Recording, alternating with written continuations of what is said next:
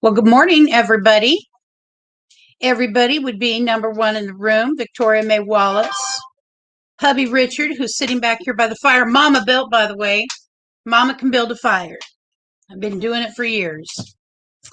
Scott, thank you for coming. Pete Rossi, thank you for coming over or coming in. Wherever you came for, thank you for coming. And good morning, good afternoon, good evening. Not sure where everybody's from. I know where most of you are from. Just TGIF, Fantastic Travels. Thank you so much for coming over, popping in. Bama Rush, thank you so much. 30 and Wake Up, that's the man of the hour today. Maggie 2263, Catherine Cook. Wow, thank you guys for coming. We're going to have a good show today, I believe. That would be my estimation. And we're going to be having Kevin from 30 and Wake Up today to chat. So after I say a few more hellos, I'll bring you up. Just want to try to get as many in. Jonnies Journey, Wandering Gypsy Vanner, thank you for coming. Mew Mew Coo, thank you so much. Lucky Dog Productions moderator, thank you. I built a nice fire. I love fires. There's nothing like a wood fire. I'm glad it's chilly here. That's about, let's see. I'm going to try to do this.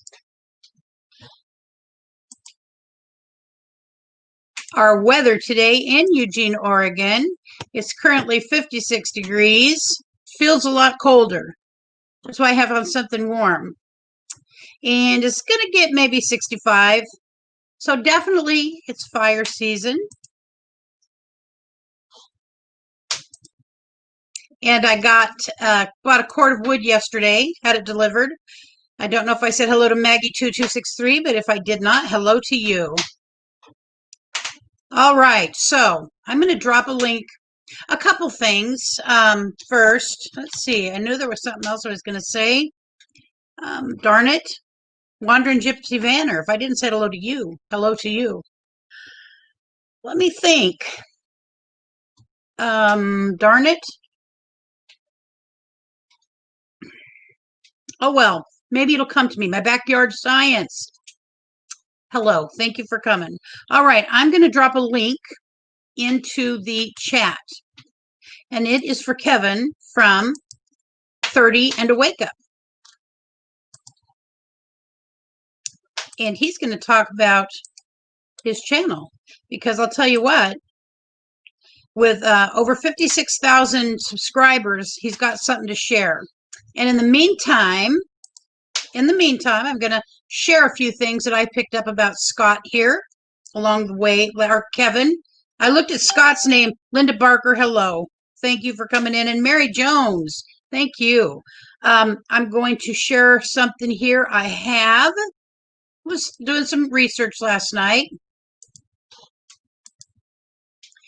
And here he's got 56.6 thousand subscribers, world traveler,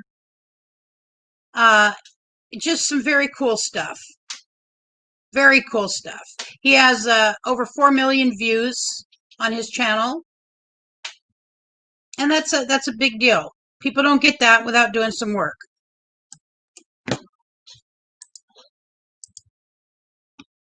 Not here yet. Sam Bam Page, thank you for coming in. And I'm going to show, I'll wait till he gets up here. I want to talk to him about something I saw. One of the things I saw. Victoria May Wallace, hello, Vicky. Thank you for coming in. My doggy's having a little choke up. All right. So, Kevin, if you want to give me a wave when you're ready. All right. There we go. Hey, everybody. How's it going today? It's going good. I actually just made this. I've been driving all day. I drove from a campground on the coast of Virginia into North Carolina. So I literally just stopped driving about 10 minutes ago. So I was able to rush, get set up, I sent you a couple things on email as well. I would have liked to have been more prepared, but for some reason I thought it was tomorrow. That's my mistake. It's not yours. It's definitely my mistake. So, well, I think it's going to be, it's pretty straightforward, and I really want you to share your experience. You've got a good channel, and I just, from your travel to how you run your channel, I want to try to be able to talk about all that. I did pick up one thing I wanted to share with the group, and I wanted to ask you about. I'm going to pull it up here from one of your travels. I loved this. You don't see this every day. 5 things you should never do in Croatia. I don't think most of us have been to Croatia. See, that to me is a very cool thing. Yeah, it's an amazing country. I recommend that could be a whole nother topic where I talk about traveling to destinations as an American, low-cost destinations where your American dollar goes really far. Croatia is one of those countries. I stayed there for a month. You can rent an apartment in that beautiful background that you see right there. You can rent an apartment right there for $300 a month. Wow. See, that I find very beautiful. I love the old rusticness of places like that. Yeah. Okay. So, I'm going to get rid of that. So do you want to talk a little bit? First, tell people about your channel, who you are, what you do, and how you got here. Sure. So I'll try to give you the Cliff Notes version of my story. I was in the military for 20 years. I retired. I went to law school. I became a corporate lawyer. I got tired of the kind of 9-to-5 corporate grind. I was coming home every night and watching YouTube travel videos. And that was the part of the military I missed the most, was getting to travel. So I decided that I was going to actually, let me rewind a little bit. I already had a successful YouTube channel in the past on investing. So I already knew kind of how to grow a YouTube channel and the potential income from a YouTube channel. Yeah. So I already had that background. I actually had to shut that channel down when I became a corporate lawyer, because I was representing a lot of clients who I had talked about on my investment channel, and that's a big conflict when you're a lawyer. So I actually had to shut that channel down. And so I was coming home every night, working, 12, 18-hour days as a lawyer, and I was watching travel videos. I was watching van life, RV type travel videos, but I was also watching international travel videos because I lived out of the country most of my military career. And so I decided to quit my job and become a full-time YouTuber. I started my channel in 2017. I didn't quit my job until February of 2019. And I didn't start making videos full-time. Like, by full-time, I mean once a week, until probably, I think, around November timeframe of 2018. And then in February of 2019, I quit my job and I became a full-time YouTuber. And my goal was to earn enough money on YouTube to completely fund my travels. And I've been able to achieve that. I'm very blessed in that respect, lucky in some regards. Yeah, so I can tell you how I did it. I can't tell you how anybody else on YouTube became successful, but I can tell you how I did it. And maybe you can take some nuggets from this chat to help grow your channel if that's what you're interested in doing. Well, and by the way, Kevin, I was studying you last night. And I do this like I did college. I went to college as an old person. I was 50 years old when I graduated. So I learned how to study. This is what I did last night. I have some notes here about the things you talked about in how you were, very, very basic things. It does not look like there's any magic hat tricks going on. There's some real work ethical things that people need to do. So do you want to talk about that? So there's really only 2 ways to grow on YouTube. One of them is to get really lucky with your first video, which happens sometimes. There's a woman who her first van life video blew up. She got like 3 million views on it, and her channel was at 250,000 before she woke up the next morning. But wow, that is like winning the lottery. It just doesn't yes. happen. Most YouTube channels are grinds. It's people that Yes. grinded it out. Most of your favorite YouTubers that you watch, they've grinded it out. Yes. And that's the way I grew. I kind of grinded it out. I did have some videos that blew up, but they blew up from the grind, not as kind of a like one-off kind of thing. Right. So that's what I'm going to talk about, is the way to grind it out. Yes. And one thing, I emailed you a bunch of files. Hopefully you got them. Are you going to want me?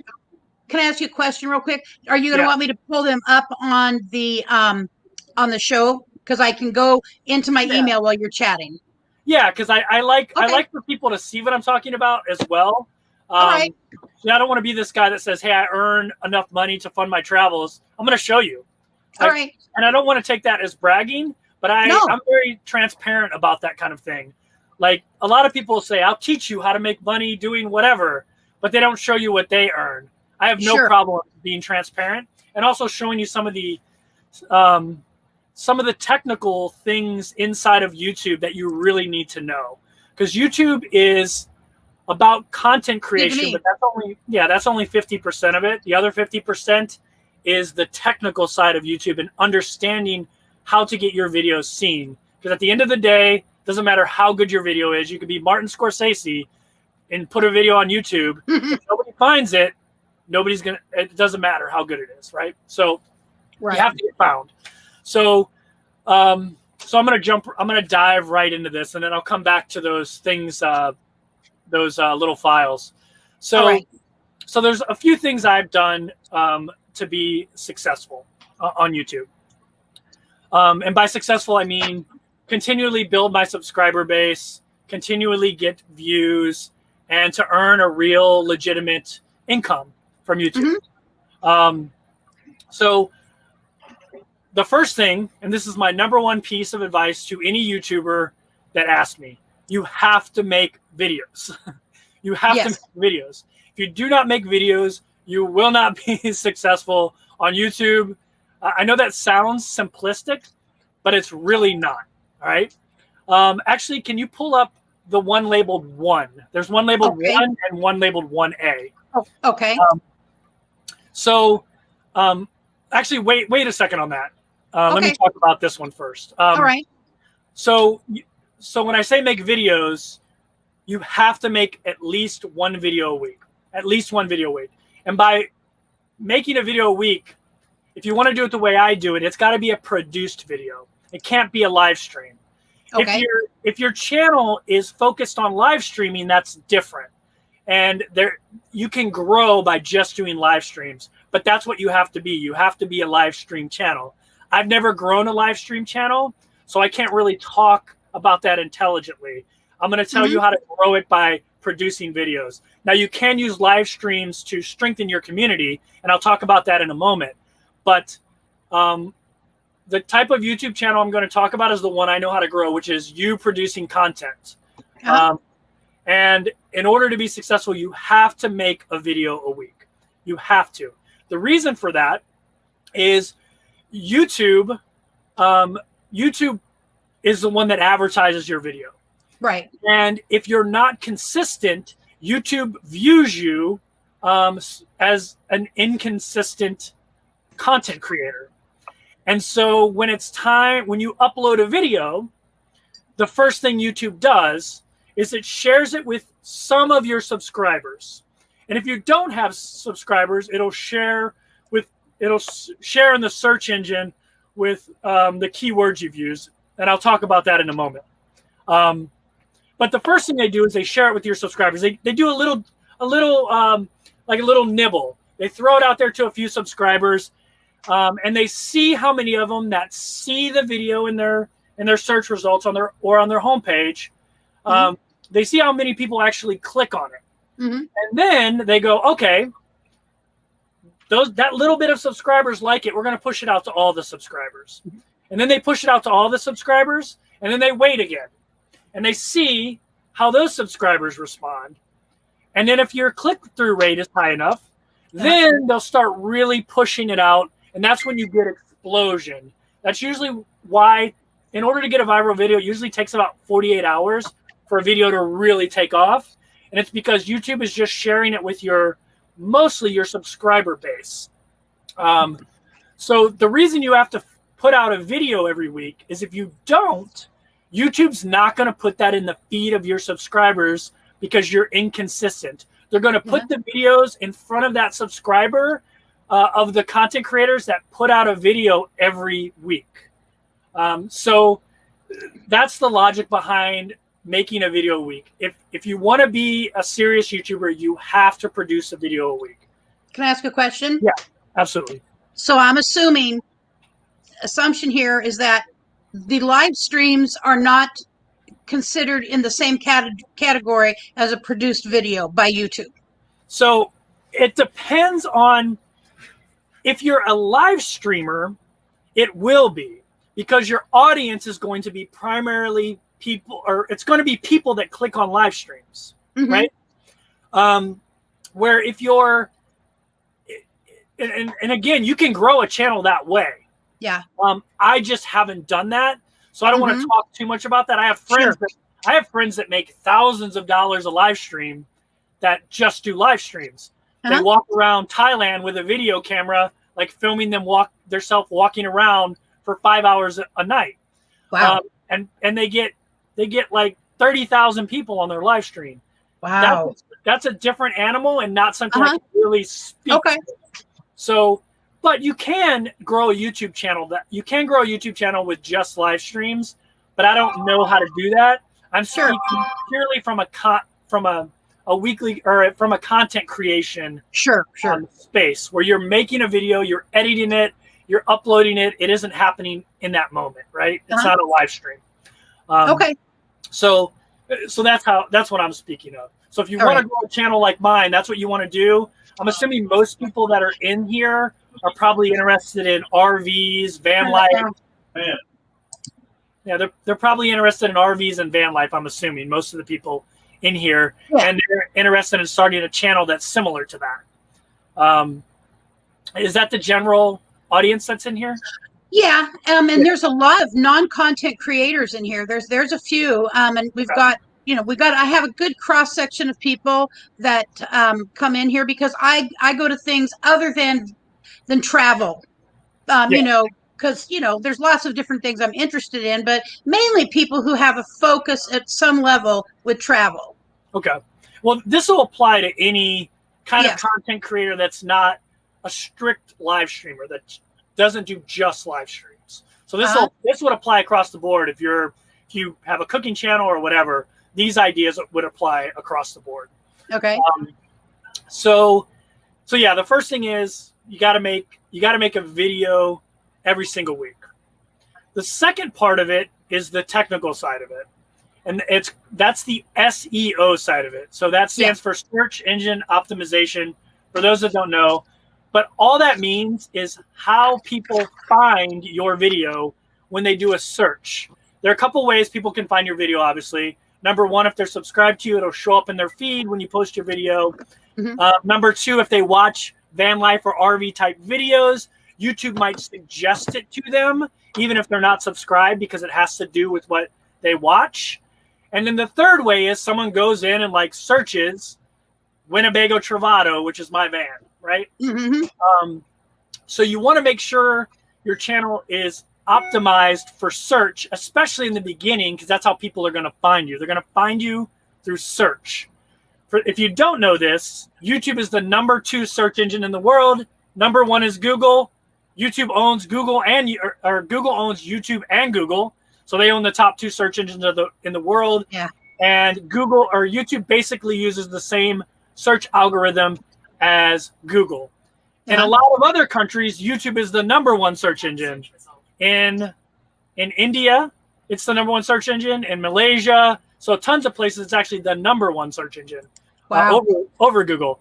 So that's why your search engine optimization is really, really super important.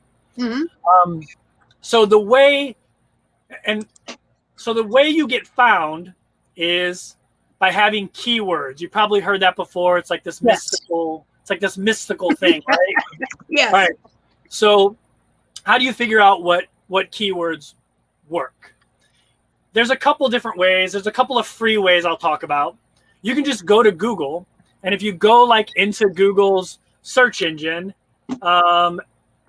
and like you just type in, let's say you're searching for like RV living. So just type in RV living, and then you'll see it'll give you recommendations of things to search, right? Mm-hmm. I don't know what your recommendations are, but mine are RV living in Georgia, RV living full time, RV living cost, RV living near me. Those are things people are searching. So those can give you an idea of titles of your videos, or of different ideas for video, like making a video. Sure.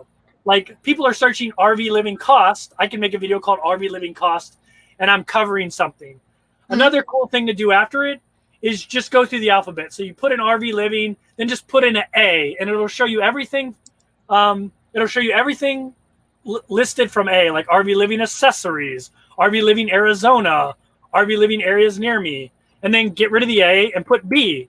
Then it'll say RV living blog, RV living budget, RV, like you can go through the whole alphabet to get ideas for search terms that people are searching in Google.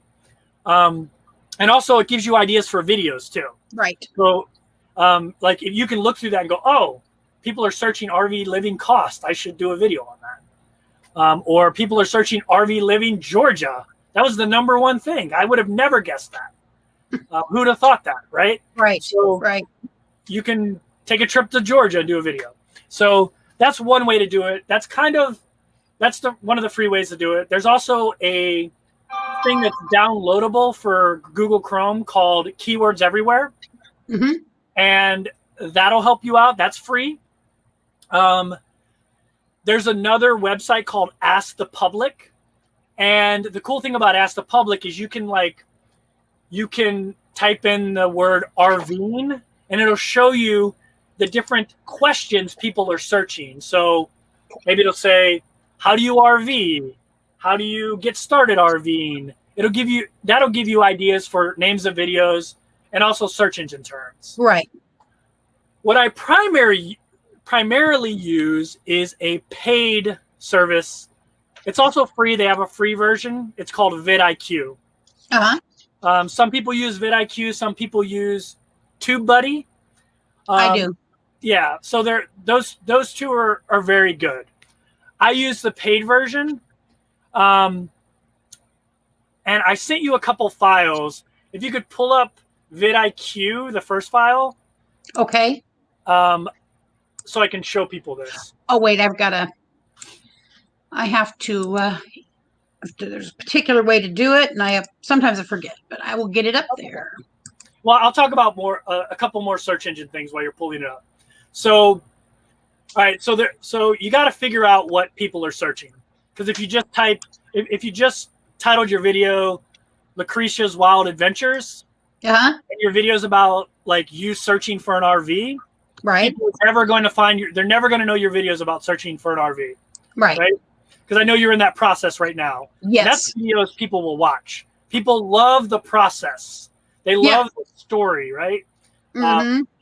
Because if they're searching that, they're probably doing the same thing. So you have to find those kind of keywords.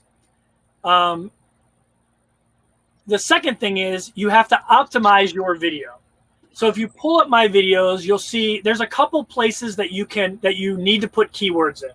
The first is the title. That's the most important thing. That's what people are going to see. If you look at my titles, you'll see it'll say RV newbie, my first time dumping my black tank, something like that. You'll see RV living, how long can I run my AC in the desert, right? So I have a couple keywords in there. I have RV newbie, it's searched a lot. RV by itself is searched a lot. Dumping black tank is searched a lot. Black tank is searched a lot. Things like that are searched a lot. So there's a bunch of keywords in there, right? So your title is just full of little keywords that tell people what they're going to see when they open your video. Right. The second place you want to put keywords is in your write-up. If you read my write-ups, they kind of look like a third grader wrote them. And the reason behind that is because I'm filling it up with keywords. I'm making it legible, but I'm not really worried about how it reads because nobody reads them anyway.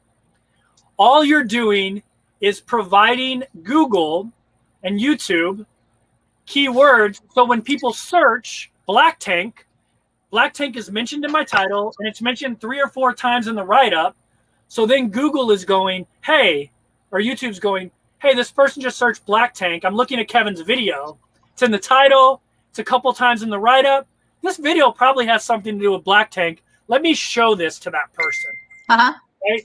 So I see a lot of, that's a mistake I see a lot of people make. They don't do anything with the write-up section. Okay. And that's just a missed opportunity. All right. These are all opportunities to capture people in search and to let YouTube know what is in your video. So when people search for it, they recommend your video. Right. Right. So the next place you got to put keywords is down there in that little keyword section, right? You're allowed 500 characters. Yes. If you're not using all 500 characters, you're missing an opportunity. Right. If your video is about van life, there's a bunch of different ways to do van life that people search. They search van and life. They search van life one word. They search hashtag van life. They search van lifer. They search van life living. They search like in a million different ways. And if you're only putting van life in there, you're missing all those other searches. Sure. If you don't put Oh, I'm sorry. Is this the one you wanted me to bring up for you? Yeah, that's the first one. Okay. So the reason I wanted to bring up this is because it kind of shows you. Can you make that full screen so people can like really see it? Yes. So the reason I had to bring this up is you can see the back end of vidIQ, right? So you're looking at van life there. Actually, you know what? That's vidIQ 2, but that's okay. We'll go back to the other one. So what I clicked on this was van tour. This is in my van tour video, and these are the keyword. This is how I did keyword research. I typed in van tour, and then when I click on van tour, then it shows me a bunch of related search terms. If you look to the right of van tour, you'll see that number 147 and 300 and something, I think. What that's telling you is that's how many times it's searched a day. Wow. So it's searched 147,000 times a day. So that's a good keyword, right? And if you look one below it, you'll see van life. That's searched 494,000 times a day, almost 500,000 times a day. It's searched. And then you'll go down and you'll see like solo female van tour, 0. You'll see some that are 0. The reason this is good is because sometimes you'll think a keyword is good. Like maybe van tour with shower, I'll think is something that people are looking for. Well, I look at it and it's searched 0 times a day. So that's probably not a good way for me to go. That may be a good title to put in a thumbnail, but it's probably not a good title to put in my video. Okay. Because it's searched 0 times a day, right? And then if you keep scrolling down, you'll see van life again, but it's one word, right? So, you'll see van life. It's searched 185,000 times a day. So for like this kind of video, I would say I would do something like van tour. I'd put something like living in I put van tour, and then I put like little dots, and then I put living in a van full time or something like that. Because then I've got the keyword van tour, and I've got that living in a van, which is searched 70,000 times a day, right? So I'm capturing a bunch of different things in there. I hope that makes sense, that I'm not getting too complicated on this. Well, it does make sense to me, and I'm sure that some of the other people that are working on this as as a potential living are learning these steps, and someone like you who understands it, it may take a few times of listening to this for me, but I get the basics of it. I mean, I really do understand that you have to get as specific as you can and look at a tool, use a tool like this if you want to get results like what you have. Yeah, you can do it without paying for this tool. Yes. This tool just makes it real easy for me to find keywords, because when I pulled up Van Tour, it pulled up all these other ones that people search when they search that. And so I can look through there and just make that one of my, add that to my keywords list, right? Because sometimes it's hard to come up with 500 characters of search stuff. So if I open this up, I can, like, you'll see the ones that are checked in blue. Those are the ones I actually picked for this video. Okay. And you can't scroll down there because I just screenshotted it, but you would see a bunch more. Now, if you can open up the one called Just vidIQ, that one's called vidIQ 2. Okay.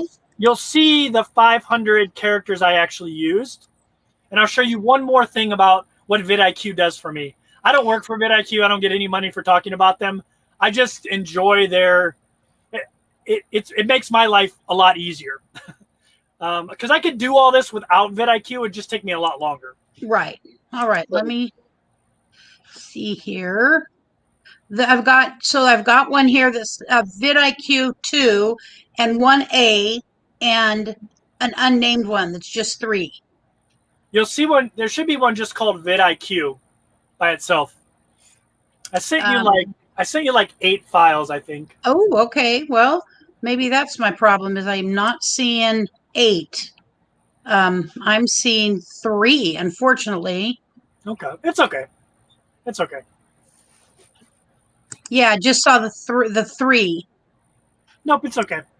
The point of that was I was going to show you my 500 characters, all the keywords I chose. And one of the keywords was van life. And even though that video that you're seeing there is like 5 months old, I'm still ranked in van life. So when people search van life, which is a very popular search term, yes, a million searches a day, I'm going to be one of their top results. So, so that creates a lot of traffic for me. All right. So the whole point of talking about search engine optimization is to make sure you're not missing places to optimize. Right. So I talked about your title. I talked about your write-up. And then I talked about the keywords. There's still another place. Every YouTube video is closed captioned. And YouTube does the work for you. They closed caption your video. Right. You can click on that closed caption and you can create your own file with all the words they've already done. So what I'll do is I'll go in there, I'll open their version, and you can edit it. I'll edit it. It's usually not in proper punctuation. There's no proper punctuation or text. So I'll go through and I'll change some of that stuff. If it's a long video, I won't do the whole thing, but I'll go through and make it my own file. And then when you save it, it's your own file. And then I delete YouTube's. So now the closed caption is my file. And so when you go in and search in YouTube, like van life, let's say I'm doing a van life video and I'm talking about van life. So inside the closed captioning is van life. So when people go to search, people search van life. YouTube is going, okay, let me find titles of van life. Okay, this video has van life. Now let me look at the write-up. Oh, look, van life is mentioned like 5 times in the write-up. Oh, let me look at the keywords. Oh, van life's in there. Oh, let me look at the closed captioning. And now YouTube's like, dude, this thing is about van life. I need to show it to this person that just searched van life because their odds of clicking on it are very high. And that's what Google and YouTube wants. Right. They want people to click on it. So my point with that is most people miss all of those opportunities to get people to see their video because they don't optimize their video correctly. They don't do all the work that's required. They don't make sure their title is keyword intensive and tells people what the video is about. Almost nobody does a write-up anymore. You have to do a write-up. And you can't just cut and paste keywords in there because actually YouTube will flag the video if you do that. You have to write it up. So what I do is I usually do my 500 keywords first, my 500 characters of keywords first, and then I'll take that because they have a little clipboard on there. Mm-hmm. I'll clipboard it. I'll paste it into my write-up, and then I'll write my write-up using those keywords. Mm-hmm. So to make sure I hit most of the important ones. Right. And you kind of got to write like a first grader. So you got to say, in today's video, I'm going to do a van life tour of my Winnebago Travado. I started van life in my Winnebago Travado 6 months ago. I love RV living in my Winnebago Travado. It's been a great experience. I've traveled in my Winnebago Travado to 5 states so far. I've met many people in van life, and van life has been a great experience, right? Mm-hmm. So it sounds a little bit childish, but don't worry, nobody reads them. All you're doing, who reads those things? Nobody, right? All you're doing is trying to help the search engine find your video. You're not doing anything nefarious. You're just trying to help your video get found. Right. So you have to take that opportunity to do. You have to use, for instance, I looked at your live stream before you put it out, and you have no keywords in this live stream. So your chances of people finding this live stream are very low because there's no keywords. Okay. So if I was you, I would have wanted that. So once you set a date for a live stream, yes, you can actually go in and edit again.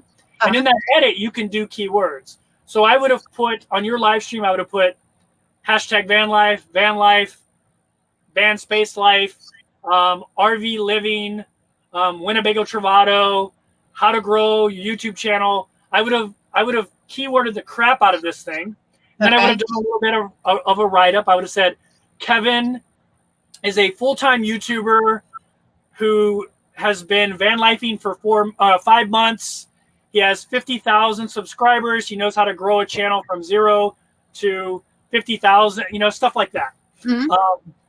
And when you put this video out and you start your live stream, more people that aren't your subscribers would see it as a recommended live stream for them because it's related to what they searched. That's how I found you. You showed up in my live stream one day, like my recommended thing, and I love going into live streams. Yeah. And so I just was like, I'm gonna go check out this channel. It's an RV channel. She's live streaming. I'm gonna check it out. I wasn't subscribed to you. But I found you because your title probably had something about, I think the first one I saw was like you talking about like you and your husband's search for an RV and like your plan. Mm-hmm. I think. And that's how I found you, because it was in your title. But the likelihood of more people finding you is greater if you have a write-up and you have tags in your video. I gain 15 to 20 subscribers every live stream I do because I'm pulling people in with those keywords. So it's an important part of it. And I don't mean to like beat up on you, Lucretia. No, please do. I used to do it too. I used to never do anything with my live streams. And then my live streamer buddy's like, why aren't you optimizing your live streams? Mm-hmm. Like nobody's going to find you outside of your subscriber base. So anyway, that's the search engine optimization part of it. So I talked about, you have to make a video. I talked about search engine optimization. So I want to take a little pause here and see if anybody's got any questions about that stuff. Cause I know I like data dumped a bunch of stuff on people. Yeah. So I actually appreciate critiquing. It's one of the things that I learned in college, and going to school late in life, I think was very helpful to me, because by then I'm pretty self-assured. I don't, I want to learn this. I do not know it. And to me, this is like going to school. And someone like you really is someone, I think it was Kaylee mentioned, you're like an instructor. And the knowledge you have and experience you have is like talking to an instructor. So if anybody's got any questions, please post them. I know there was one back here from Bama Rush, I believe. I'm going to just quickly go back and see if we can't find that. I think people are catching on to what you're saying as far as, well, here, Bama Rush said this. Yes, I'm not an RVer, but using this info to help grow and maybe become a full-time YouTuber. So there's two separate pieces to this, is that you are a van lifer, and separate from that is your business of YouTube. Yeah. Well, and I tell everybody to start a YouTube channel because everybody can do something that other people can learn from. I use this as an example all the time. There is a YouTube channel. I think it's called Abuela's Kitchen. Oh yeah. And some lady just started filming her grandmother cooking. And last year her channel made $21 million. Jiminy God Almighty. Yeah, she just started filming her grandmother cooking, and people loved it. And she was filming with her iPhone. Now it's a very high quality production, but it started with her filming her with an iPhone and uploading it onto YouTube because her grandmother was older and she wanted to like preserve all these recipes and all this knowledge her grandmother had. Her grandmother doesn't speak English, I don't think. She's always translating for her. And it just became a huge hit. So no matter what you do, the top earning YouTube channel last year was a kid that reviews toys. Yes. Right? Yeah, and that started off with just a kid that filmed with mom filming the kid with an iPhone reviewing toys that he got, and now it's like, he made like 32 million last year, something like that. So, so whatever it is, everyone's an expert in something. Yes. Like, and everyone enjoys doing something. So if you enjoy doing it and you like the idea of earning a little side income from it, it may not be $21 million a year, but it could be $500 a month, $2,000 a month. It just, it can be as big as you want. I mean, how many channels are there on YouTube of people that just open stuff and review it? Yeah. Like a bazillion. Everybody gets Amazon packages now.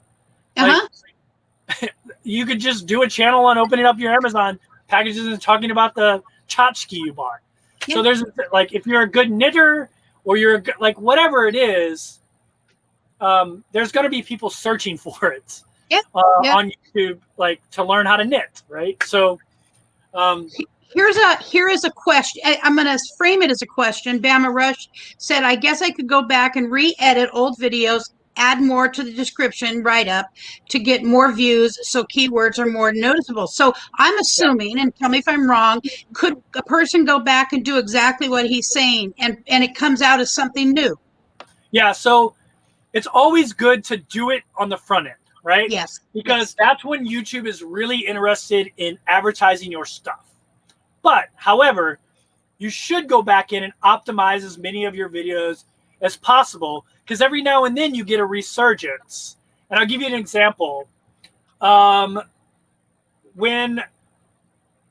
Iran was in the news, when Trump first took office, this guy wrote a video. This guy did a video like 4 years ago about what a war between Iran and the U.S. would look like. And so when tensions were raised, people started searching that. Yes. And his video went from like 2,000 views to like 4 million views overnight. So, and a 4 million view video off US views is probably going to earn $30,000 to $40,000. So that guy overnight earned $30,000 or $40,000 because his video was optimized correctly for people to find it if that topic becomes relevant again or people start searching your videos again. People who do RV videos, I'm sure, have seen this since COVID happened. RV searches and video views have went through the roof. Right. And so old RV videos are resurging. So my advice for you would be to go back and re-optimize your video. And I still have another section to talk about on that, which is one of the most important things, I think, and that's the thumbnail. And I didn't talk about this earlier, but when you name your thumbnail, the name of your thumbnail should be the title of your video too, because that's another thing. That's another thing that Google will see that's searchable. So your thumbnail should be the title of your video, whatever that is. Your optimized search engine title. Your thumbnail name should be that as well. Not your name, not the writing in your thumbnail, but the name of the file should be, RV Tour, Winnebago Travato RV Tour. If that's the title of my video, that should be the file name of my file. because that's another thing that YouTube will see. It's part of the metadata that goes into search. One more thing on that search: when you save a video, usually you have the option in your video editor to have tags in your videos. Yes. That's called metadata. Also, it's good to put stuff in there as well. All that stuff helps you get found. In a minute, we'll talk about like what to put on, like things to put on your thumbnail, because thumbnail is one of the most important things, because that's what people see. Nobody reads the title until they look at the thumbnail first, and that decides whether or not they're going to click normally. So your thumbnails are super, super, super, super important. But let me go back to the questions, and we'll talk about that in a minute. Okay. So when you do the thumbnail, can I bring up my thumbnail for this show, and you can critique it and tell me where I went wrong? I don't care about where I went right. I only care about where I went wrong. Okay. So some thumbnails work for. I tell people this all the time. How to grow your channel from 0 to 1,000 is different than how to grow your channel from 1,000 to 10,000. It's different on how to grow your channel from 10,000 to 100,000, because the bigger you are, the easier it is to get found. Right. So all this stuff I'm talking about is stuff that any new YouTuber should be doing. You're going to see your favorite YouTuber that has 9 million subscribers. You're going to see them never do anything with their thumbnails. Their titles suck. But that's because they have 9 million viewers, and when they drop a video, they instantly get 1 million views without any, because people just watch their videos. Like me, I instantly, when I drop a video, the first day I get somewhere between 5,000 and 10,000 views now. So I have a built-in audience that watches my videos no matter what. And so my videos are going to be pushed up the rankings strictly because of the size of my channel. So don't use the example of your favorite YouTuber, because they've already grinded it out and made it, and they don't really have to do those things if they don't want to anymore. So don't go, well, I watch We're the Russos. Well, that's actually, We're the Russos actually does do that. I watch, I don't know, some famous YouTuber that has, what's that guy's name that does all their like really cool videos? No, I can't remember his name, but he never does thumbnails. He never does good titles. His titles are always like, you don't know what he's talking about. Right. But he has a built-in audience, and so that pushes him up the algorithm without needing that stuff. But you as a new YouTuber, you need that stuff. So here's a question. How important, Bama Russia wants, how important is a custom thumbnail? Probably big time important. I would say it's the most important thing other than making a video once a week. Okay. The thumbnail is when you're, think about how you do it. When you're scrolling through your feed, you see a thumbnail that like might be something you're interested in, and that's what gets you. Like, I don't know, if your favorite musician is Elvis, and someone has a video about Elvis and they don't have Elvis in the thumbnail, you might scroll right by it. But if Elvis is in the thumbnail, it automatically makes you stop and decide whether or not you want to click on it. So they grab your attention, and then they decide whether you click on it or not. One of the key, probably your most important statistic is click-through rate, CTR. So when you go in your Google Analytics, you're going to see CTR, and that's what CTR is when Google shows the thumbnail. That's how important a thumbnail is. That's what they show people. When Google shows your thumbnail, what percentage of people click on your thumbnail?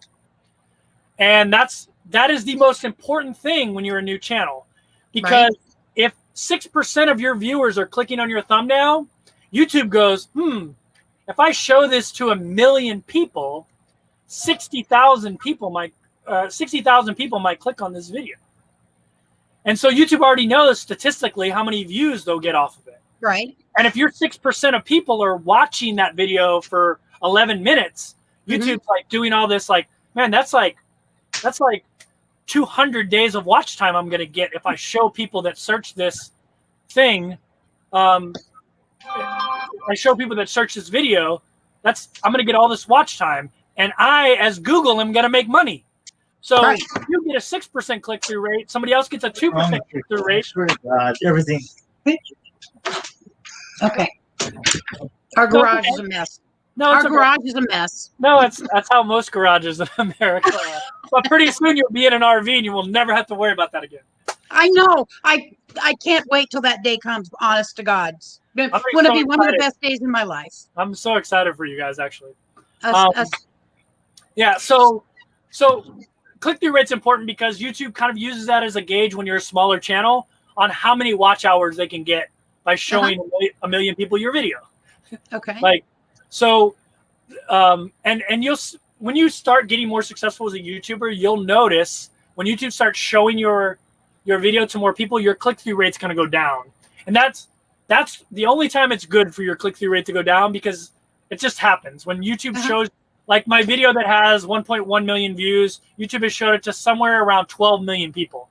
The more people that they show it to, the less your click-through rate's going to be. It's going to come down. But your initial click-through rate from your subscribers is what's going to make YouTube decide whether or not they want to share it and pick between you and somebody else.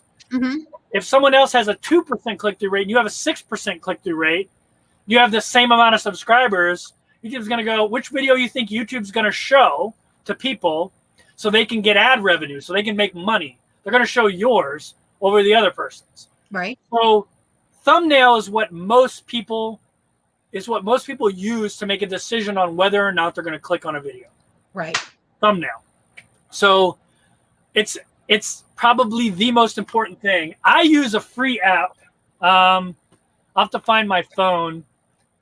My phone's like way in front of my van because I was using it as my GPS. Hold on. Okay. I use a thumbnail creator. It's called Thumbnail Maker. It's really good. It's like $4, and I just switched to it. I used to use Canva. Canva's really good too. www.canva.com. That's a really good one too. I just found it much simpler to do it on my phone than to do everything I had to do to go through Canva. Now Canva's starting to do like little pricing things, and here I'll show you. Like, let's see. I don't know. I made this one a few nights ago for my live stream, right? Oh yeah. Like, so here's some more advice on thumbnails.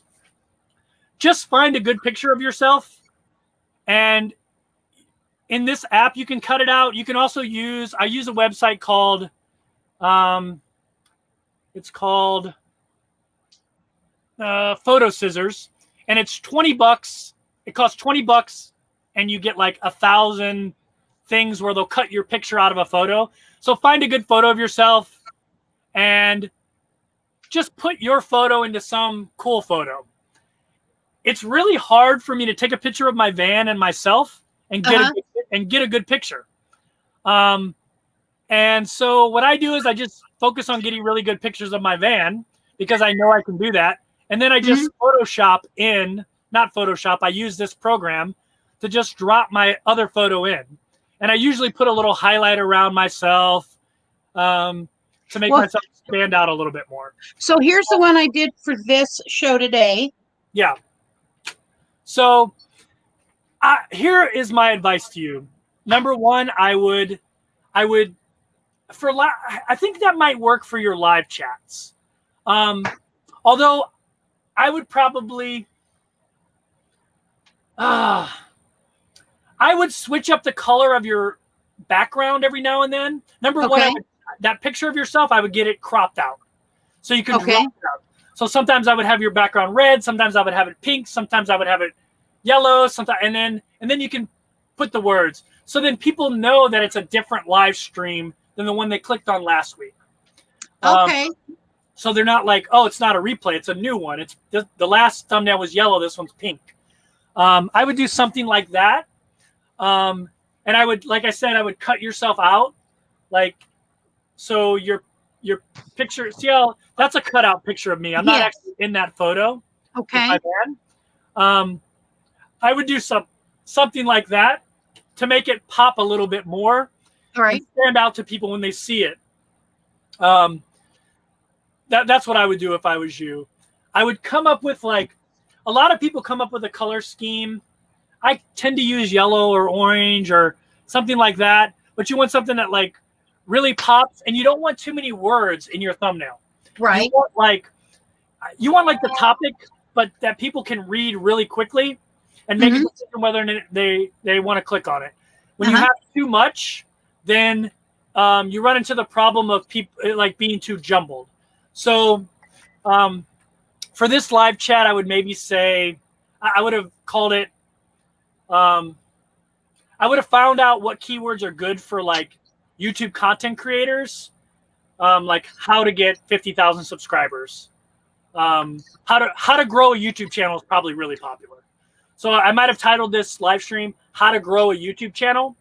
And then in the thumbnail, maybe I would have put grow your YouTube channel fast, or how to grow, something like that. I would have had how to, like little words, and then grow your YouTube channel a little bit bigger, or grow YouTube, something like that. Because you started this in February, correct? I didn't start my YouTube channel in February. Well, I did. I started traveling full time February 2019. So almost 2 years. Okay, but it took you you have a big number, obviously over 56,000 people appreciate what you're doing. Yeah. And how long do you think it took you to get from, what you were doing kind of on a regular basis to that number? I can tell you exactly. Okay. So, because I keep track of this, I'm really like a stats nerd. Because stats tell you the story, right? Yes. So on January 1st, 2019, I had 320 subscribers. Okay. On 1 year later, I had 9,500. So January of 2020, the beginning of this year, I had 9,500.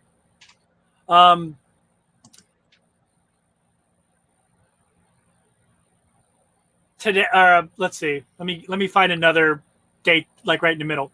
May 1st, I had 12,910. Wow. August 1st, I had 36,000. September 1st, I had 45,000. October 1st, I had 53,000. Right now, I have a little bit over 56,000. So my growth is kind of like steamrolled a little bit. And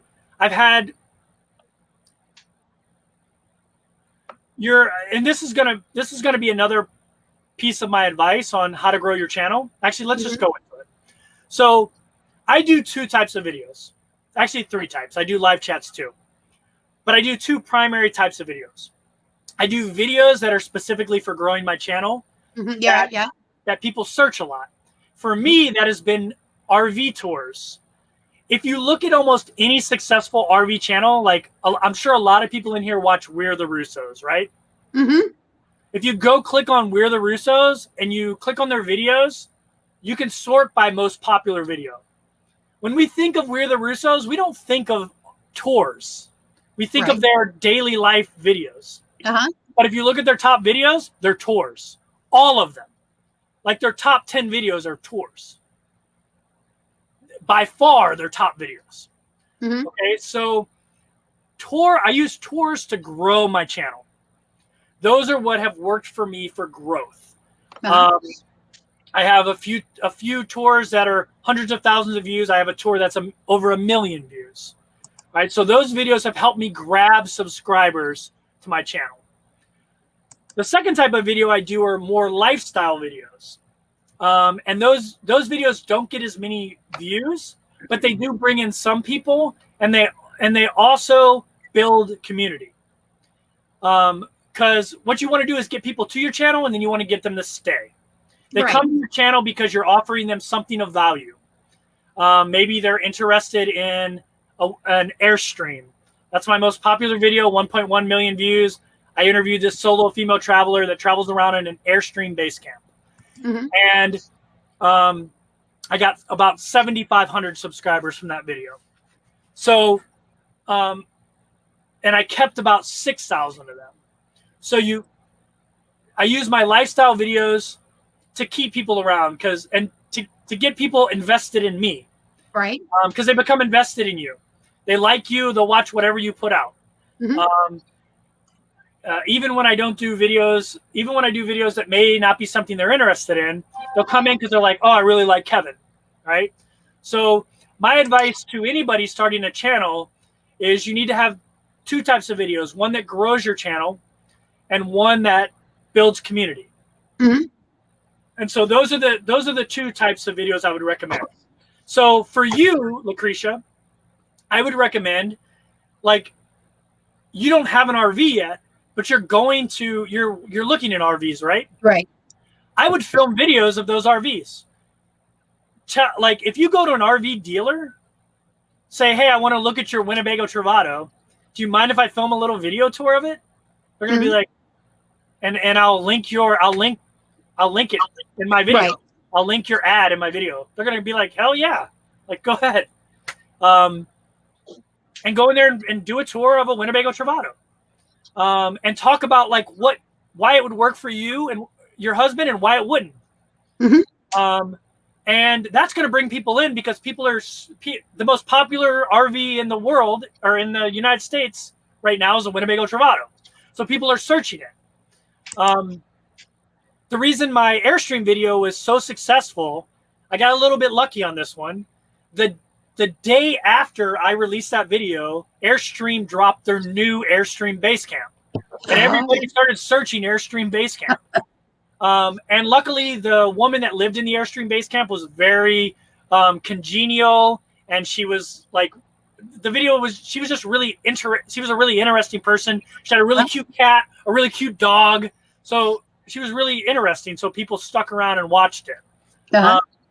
But that's how you grow your channel, is with, let's say you're a mechanic, and your hobby is like rebuilding vintage cars. Well, you should do a video on how to change the oil in a 1956 Chevrolet, because that's something people are going to search. That's called evergreen content. It's content that works now and 3 years from now. And so that's how you grow your channel. And then you make lifestyle videos because maybe that's what you like doing more anyway. Like I do a lot of hiking videos because I love hiking. They don't get the views that my other videos get. They're starting to now because my audience is growing, but they build community. Same thing with the live streams. The live streams build community. And so those are my two community builders, my lifestyle videos and my live streams. I still grow my channel with those, but I have other videos that really grow my channel. Like if I do, like, I did a video called RV Newbie First 48 Hours, how to my first black tank dump, and everybody figured I was gonna spill poop on me or something. So people watch to see if I spill poop on me, right? So, so yeah, that's my advice, is to figure out what videos help grow your channel, and then figure out what videos help keep your subscribers around. So, you know, I'll tell you, and just in all honesty, I have not fallen in love with the process of editing a video. I have so much stuff on this camera right now. I probably have 20 videos waiting for me. And I put realist, and I understand there's a separation from, you know, the fun of doing YouTube from the business of doing YouTube. There are two different animals. And so Corey from Northwoods RV Life said at one time, basically, I'm not going to quote him, but basically you're going to, whatever you put into it is what you're going to get out of it. And I'll just talk about me and Richard. If we don't look at this as a business, if we want the payoff of a business that works, then we have to do the steps that take it a business that works, not just a fun sideline. Because I love doing live streams. It's my preference. I like to talk. I like to listen. I like to meet new people, and I like helping get information out to others. And I'm really struggling with that transition into, I also have to be, and I've done a lot of videos, and I think they're decent. I definitely have a lot to learn. We just bought a new camera, spent almost $400 on a new camera that we couldn't, realistically, we need that money to go towards our rig. But I haven't really even done anything with it. Yeah. And it can be used to do videos. It can, it's a nice Canon. Yeah. And I want to, it's not that I don't want to, but I don't find I don't get inside me the same feeling I get as when I'm sitting here chatting with you. Yeah. I Well, wish I did. I mean, and then maybe that's an indication to you that you should become a live streamer and just do live stream like interviews like this. Like you don't have to be the person that does the tour. You can bring somebody on to a live stream and have them do a tour of their rig, and that could be a way to do tours. Or you can do like if you look at my tours, I'm not even in the videos. When I do a tour of somebody else's rig, I do the intro and the outro, but I just focus on them and I film them the whole time. And then at the end, I do an interview of them, and those are really easy to edit.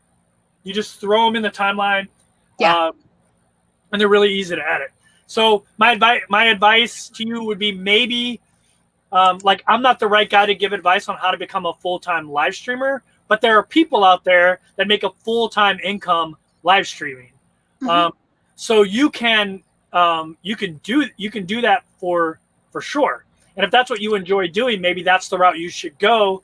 But at the same time, editing is intimidating, but you get better at it with practice. Right. Anybody who watches like Van City Van Life shoots just with his iPhone and edits on his iPhone. So if you can find like a really easy editor to use as well, it might be like I tell people all the time, your videos don't have to be fancy to get viewers. You just have to be likable and someone that people identify with. Right. They don't have to be like when I first started travel vlogging, I tried to be like that really cinematic. I tried to do all that stuff, and I just was not good at it. I was terrible at it, and I didn't enjoy it at all. I also don't enjoy. I'm very much an introvert, even though maybe I don't seem like it on my YouTube channel. I'm very much an introvert. I don't like being out in public with a camera. I just don't like doing it. And at first that's what I had to do because I was trying to copy other people. And then I just kind of found my own like way of doing it. And I'm almost always alone in my videos. And it worked for me. So my advice to you is just find what works for you. Maybe it's doing live streams like this and you grow your channel that way, and you find the live streamers that have built a successful business and talk to them on how they've done it. Because in the live streaming world, you do make money off replays, but you make most of your money during the videos through like super chats and like things like that. Right. I mean, I have a buddy that, like I told you, just films himself walking around the street in Thailand that makes thousands of dollars every time he does a live stream off those super chats and things like that. Sure. He's built himself like an audience and a niche, and so you could do that, Lucretia, to be honest with you, if you don't enjoy that other side. Another thing is, I mean, I don't know like how tech savvy your husband is, but a lot of the couples that are out there traveling, they basically divide the workload. Like one person is the editor and the other person is the filmer, or vice versa. Sure. That's another way too. Like kick your husband in the butt and say, learn how to edit videos. Well, we had originally, when we decided to do this, and we decided in February, he had been injured. His back, he was injured, and it's taken over a year to get the actual surgery. So this is one of the things that he will learn to do is editing, because he's an artist. He has sold art. He's an excellent artist. And I'm not saying that as a wife. I was the very first, for instance, just as an aside note here, the very first watercolor he ever did was of a water wheel. And I did not like, I'm not a big fan of watercolors. It is beautiful. And it's just a natural. So I believe once he's able to sit, and right now he can't even hardly sit down for very long because he had his surgery last week and blah, blah, blah. He's getting better, but it's going to take time. And but his being artistic, I believe he could learn how to do editing and he would be great at it. And so, yes, it is one of the ways we're going to eventually divide up the workload, because I'm not an artist. I do okay, with my videos. Here's a question. Kevin, do you think YouTubers should number their videos? Is it helpful for quick reference?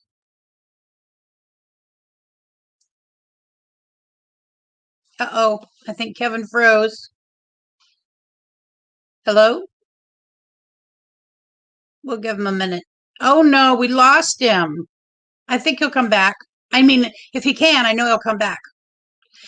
So that my head is so full of like information now. Although last night, like I showed, I'm going to drop the link again in case I need to. I'm not sure if I'm going to need to do that, but I will drop the link again in case he can't come back up and he comes back into the chat, because I don't know that we're done with him. I don't know that he's done, that he feels done, because he is one of those people that knows how to do this successfully. But I did last night. I went through, and the points that he talked about today. Number one, consistency. Do a video every week. I don't do that. I've tried to compensate with live streaming. 2, focus more on keywords, on SEO, search engine optimization, and then anywhere. Number 2, ask the public is another one. vidIQ, similar to TubeBuddy. I use TubeBuddy, and when I do at the end, when I'm doing my thumbnail for what I've just completed, I go through TubeBuddy. How to garden, welcome.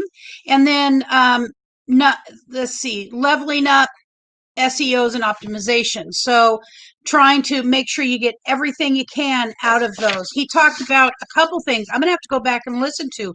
I hadn't even heard of from anybody else. Spending more time on thumbnails. See, that's what I mean. Like, I feel like I need to quickly write everything down, but I don't. It's on a video. He uses Canva. I use a program called PicMonkey, and there is a free version. I'm now using the paid version. I get a little more out of it. Yes, Kevin, come back, please. And then in his case, it's through travel, so he does the travel videos. He mentioned doing videos of different rigs we look at, and we were going to do that this weekend, but we didn't. We get halfway there, find out it's got dry rot, and we put the brakes on and went and ate lunch and came home, because right now we cannot do any kind of work like that.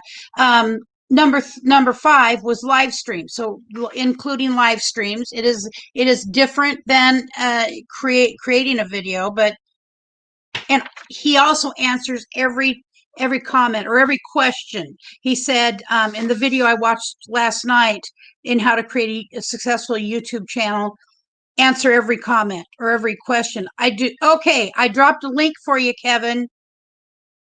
If you see it, I'll drop another one.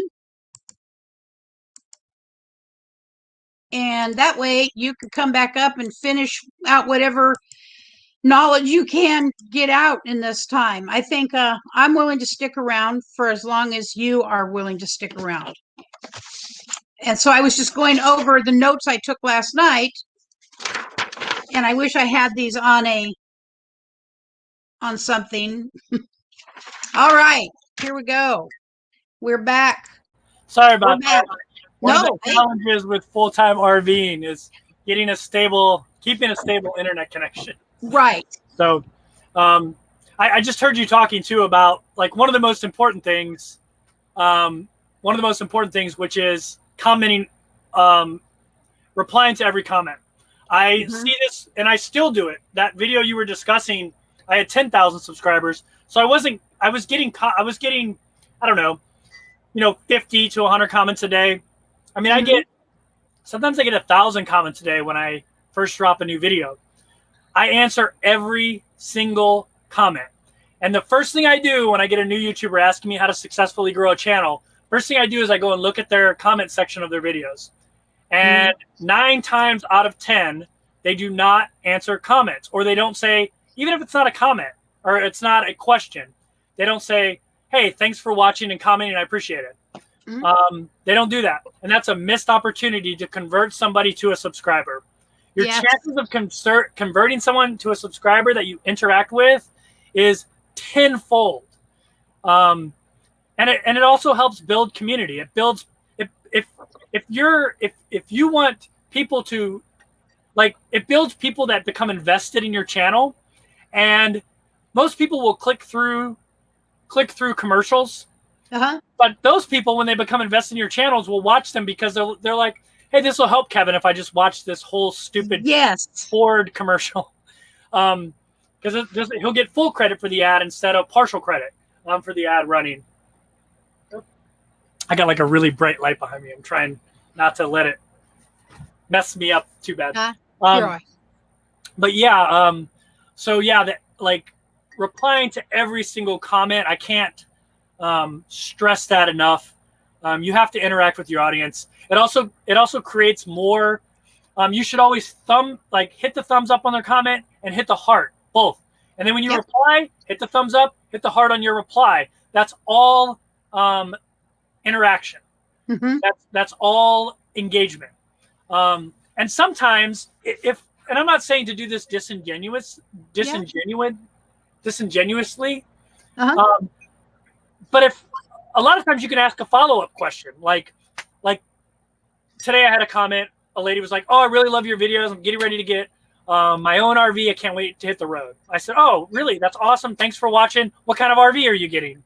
She replied back, "I'm getting a Class C Winnebago View." And I was like, "Oh, that's really cool. I really like the views. I toured a couple of them. Almost won one of them. Like, awesome. Hopefully you have a great time. Let me know when you hit the road." And number one, that creates more engagement.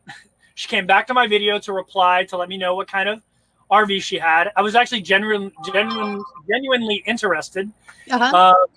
And it creates more interaction on your channel and signals to YouTube that people are returning to your video as well.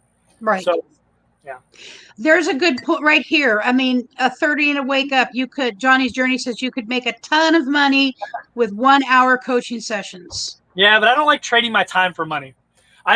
That's another thing about YouTube. Actually, let's bring up some of the financial stuff, because, and this, please don't take this as like any form of bragging, but one channel I really like is a channel called Kara and Nate. They used to be just international travel vloggers. That's how I found them. But now they're actually in a van because of COVID, just like me. It kind of forced them to travel that way. And they have always published their monthly income reports since they first started their channel on their blog. Up until recently, they started making like $90,000 to $100,000 a month, and they were kind of like, ugh, I don't want it. Like it's getting to the point now where we probably shouldn't talk about this stuff too much. Yeah. But I believe in that kind of transparency. Sure. So people know, like, okay, this guy's not just.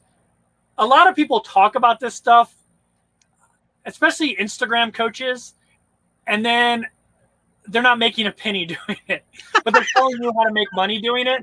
And it's a little bit like, I get that it's okay to have conceptual knowledge, but I think there's more value to it if you see people that are actually doing it. And that's why I don't mind sharing this, because I think it's important that people see that, like, I was actually able to create some money out of this.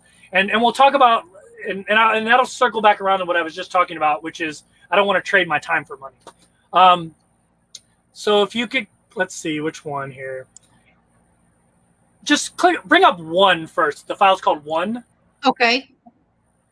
I'm good. Actually, I might even be able to do that too. I think I might be able to share my screen. I didn't know if I could do that or not.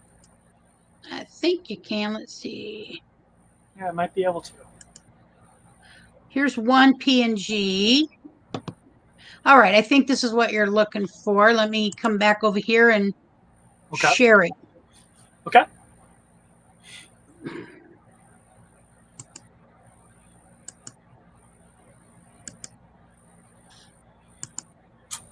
Oh, no, that's that's probably 1A.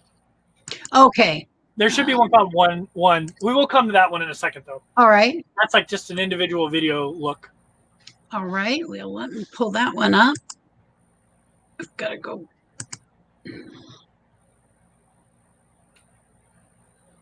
So let me open this. You know what? I think I can do this. I think I've got it now. Okay. I think I've got it now. I should have a bunch of files. It should be 1 through 6. If you want, I can pull these up. I can share my screen. If you want. Is it this one right here? No, but that's oh, one. Wow. That is what I'm going to show. Let's see. Would you want me to take this one down for now? Yeah. Okay. We'll come back to that one. All right. As you can see, that was a very profitable video. Yes, it was. I'm not able to see your other ones for some reason. It's those 3. Let me see if I can share my screen here.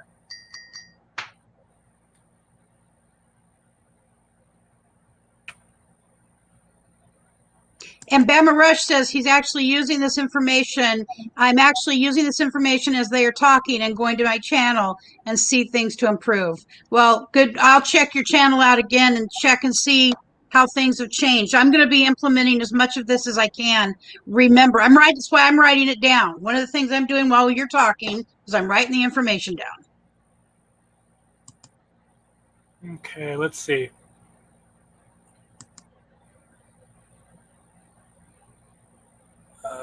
Come on.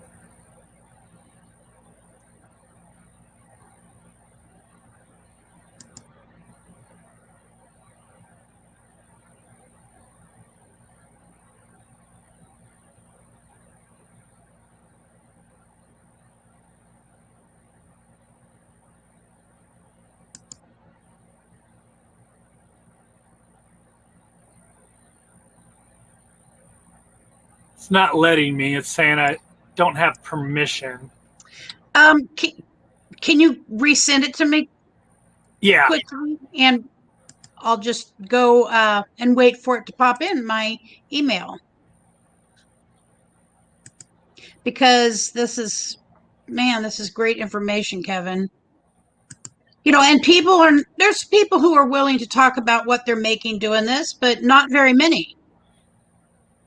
All right, so I'm going to send you them one at a time so you have them. So this email is called 1. All right. I'm just recycling my email, waiting for it to come up.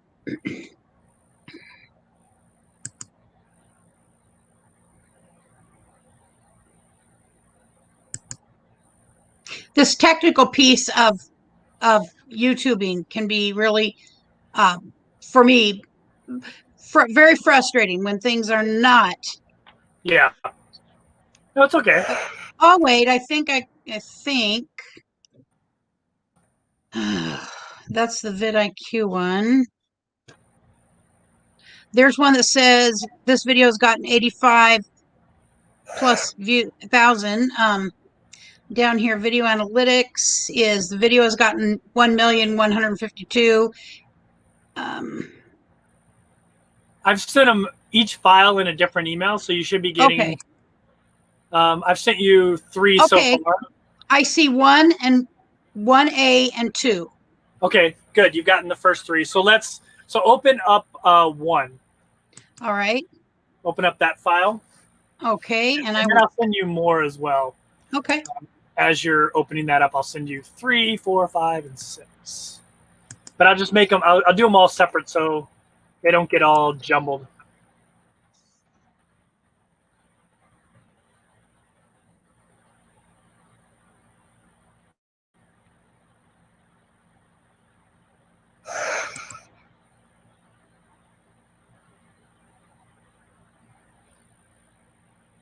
Okay, so let's look at this, right? This is what Kevin has made in the last couple months. So my income was actually higher in March, but when COVID hit, I was in the United States and I was only doing live streams. So between March and May, I actually didn't make very much money because of COVID mostly. Sure. And then when I started making videos again, my revenue went up. But you can see here, so in June I made, and I've talked about this on your live stream before. I make money in multiple different ways on YouTube. That's another thing that you need to do. This is just one of the ways. This is my ad revenue. So this is the money that YouTube pays me when they run ads. They give me 70% of the ad revenue, right? And then I'll talk about the other ways in a moment because I actually make more money than this. This is purely from YouTube ad revenue, but I make more from my YouTube channel than just this. I have other ways I make income off YouTube. So in June, that's when I first started traveling again and making videos. I made $2,200, which was great. And then in July, I made almost $4,600 off YouTube ad revenue. In August, I had a really good month. I made $8,100. In September, I had a decent month. I made $4,400 off ad revenue. And this month of October, I've made so far $3,180 or almost $3,200. And I still have the 25th through the 31st to post. Even though today's the 26th, your YouTube ad revenue is 1 day behind. So I still have, 6 more days left in the month. I'm averaging this month somewhere around $150 a day. So unless I have a killer day, hopefully I will. Hopefully I'll kill it. I'll average about I'll probably get another $1,000. So I'll be somewhere around $4,200 for this month. So just on ad revenue. Just on ad revenue. Wow. Just on ad revenue. So that's why I like to show. I like to show this stuff. I like to show you what I got paid off ad revenue. And if you've never got paid by YouTube, what they do is they just deposit the amount of money into your account for me it's usually the 23rd of the month, 22nd or 23rd of the month. You'll get the previous month's pay. So whenever October ends right now, whenever the month of October ends, I will get that on November. I'll get that amount of money on November 22nd or 23rd. On October 23rd, I got $44.49 deposited into my account. So that's pre-tax. So you got to pay taxes on that stuff. So just be aware of that. Once you start making money, you should definitely file your tax. You should definitely prepay your taxes every 3 months, or you'll get hit with a penalty at the end of the year. Just that's a little insider knowledge. Once you start making significant money, when you start making over $1,000 a month, I would start reporting. I'll start reporting that, so you can prepay your taxes. Because if not, they're going to hit you with a 10% penalty at the end of the year. Let's see. I imagine it's a good idea to start talking to tax professionals when you really start making money. Like you saying over $1,000 a month. Just consult with a professional and see what the best route to do that is. Yeah, absolutely. And also because you're going to be able to take a lot of tax deductions. Like I deduct my gas that I pay. I deduct campground fees because this is part of my business. So there's a certain percentage of that stuff that I can deduct. You can deduct so many things as a travel vlogger or any other kind of vlogger. If you're like a Blayless Kitchen, I bet you she deducts the cost of food off her taxes. So there's so many things that you can deduct once you start moving up income wise. All right, you open up 1A so I can kind of show. Sure. I can show like not a video that killed it, but a pretty decent video. And then I'll show some others. Then I'll talk about how you really make long-term income on YouTube. Sometimes you're going to have videos that do amazing and you're going to make a lot of money in a month. Like you saw that month I made $8,800. Right. This is a video I put out a couple weeks ago called Van Life Realities. It's more of a lifestyle video, but it's also a little bit evergreen as well. It's got 85,000 views. You can look at the stats here. So it got 85,000 views, got me 7,000 hours of watch time, got me 1,500 subscribers, and made me $470. So for a few hours work, that video did pretty good. And you can see the line there's a line in there, and the line goes up obviously a lot at first because the video first comes out, you get more views. But as you can see, it's steadily going up. Yeah. It's on my revenue, so it's consistently making me money, even though I put that video out on September 10th was when I put that video out. So it's continually making me money, and it'll make me, it'll continue to make me money. Oh, please don't leave.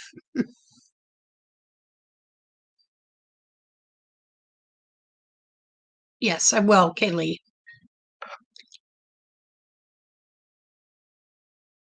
Let's just hope it doesn't drop him.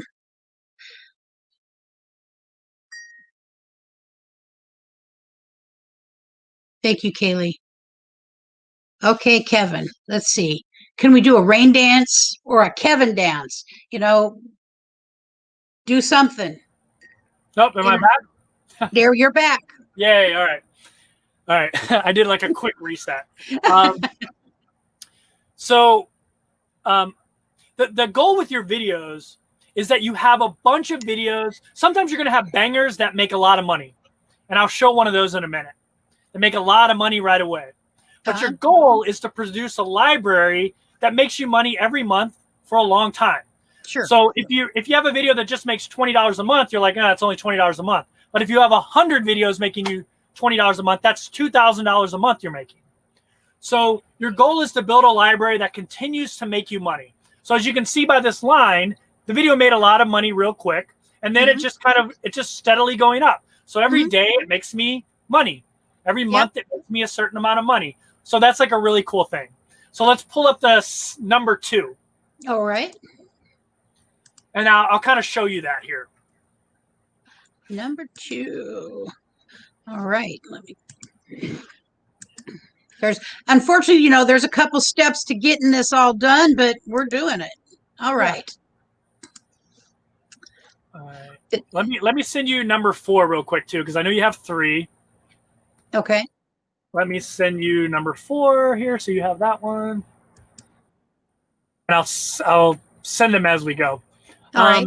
All right. So this one shows you in the last 28 days. These are my top earning videos. I could have done a bigger file that shows you every video I've ever done and how much it makes. And I thought about doing that, but it gets really small and you can barely see. So that RV tour video, it made me $900 last month. I put that video out almost 3 months ago now, and it's still making me almost $1,000 a month, right? The RV newbie video I put out this month, so that's basically showing you what it made me. The fourth one, the van tour, I put that was one of my first van life videos, so that was definitely in probably June. That video consistently makes me $50 a week. Every week, it gets the same amount of views. It's just steady as she goes with that video. Okay. Same with the why I chose my van. I made that video before I got on the road. It was right when I bought my van. And that video consistently makes me $100 to $200 a month. And it's 4 months old. So that's the goal. That's the goal of this is to sometimes have home runs, make a bunch of money right away, but to build a library that consistently performs for you. So you get to a point where you're not trading too much of your time for money.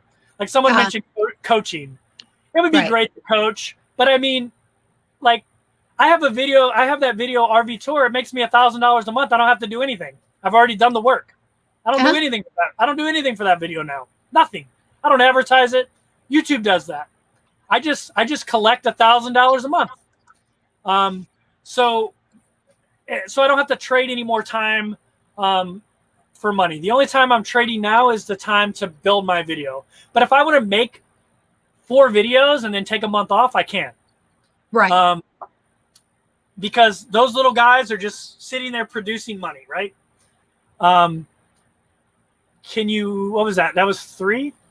No, that was 2. 2. All right, so I'll show you like an extreme example of what a video can do. If you open up 3, and I'll send you 5. Yeah, I'll send you 5 while you're doing that. All right.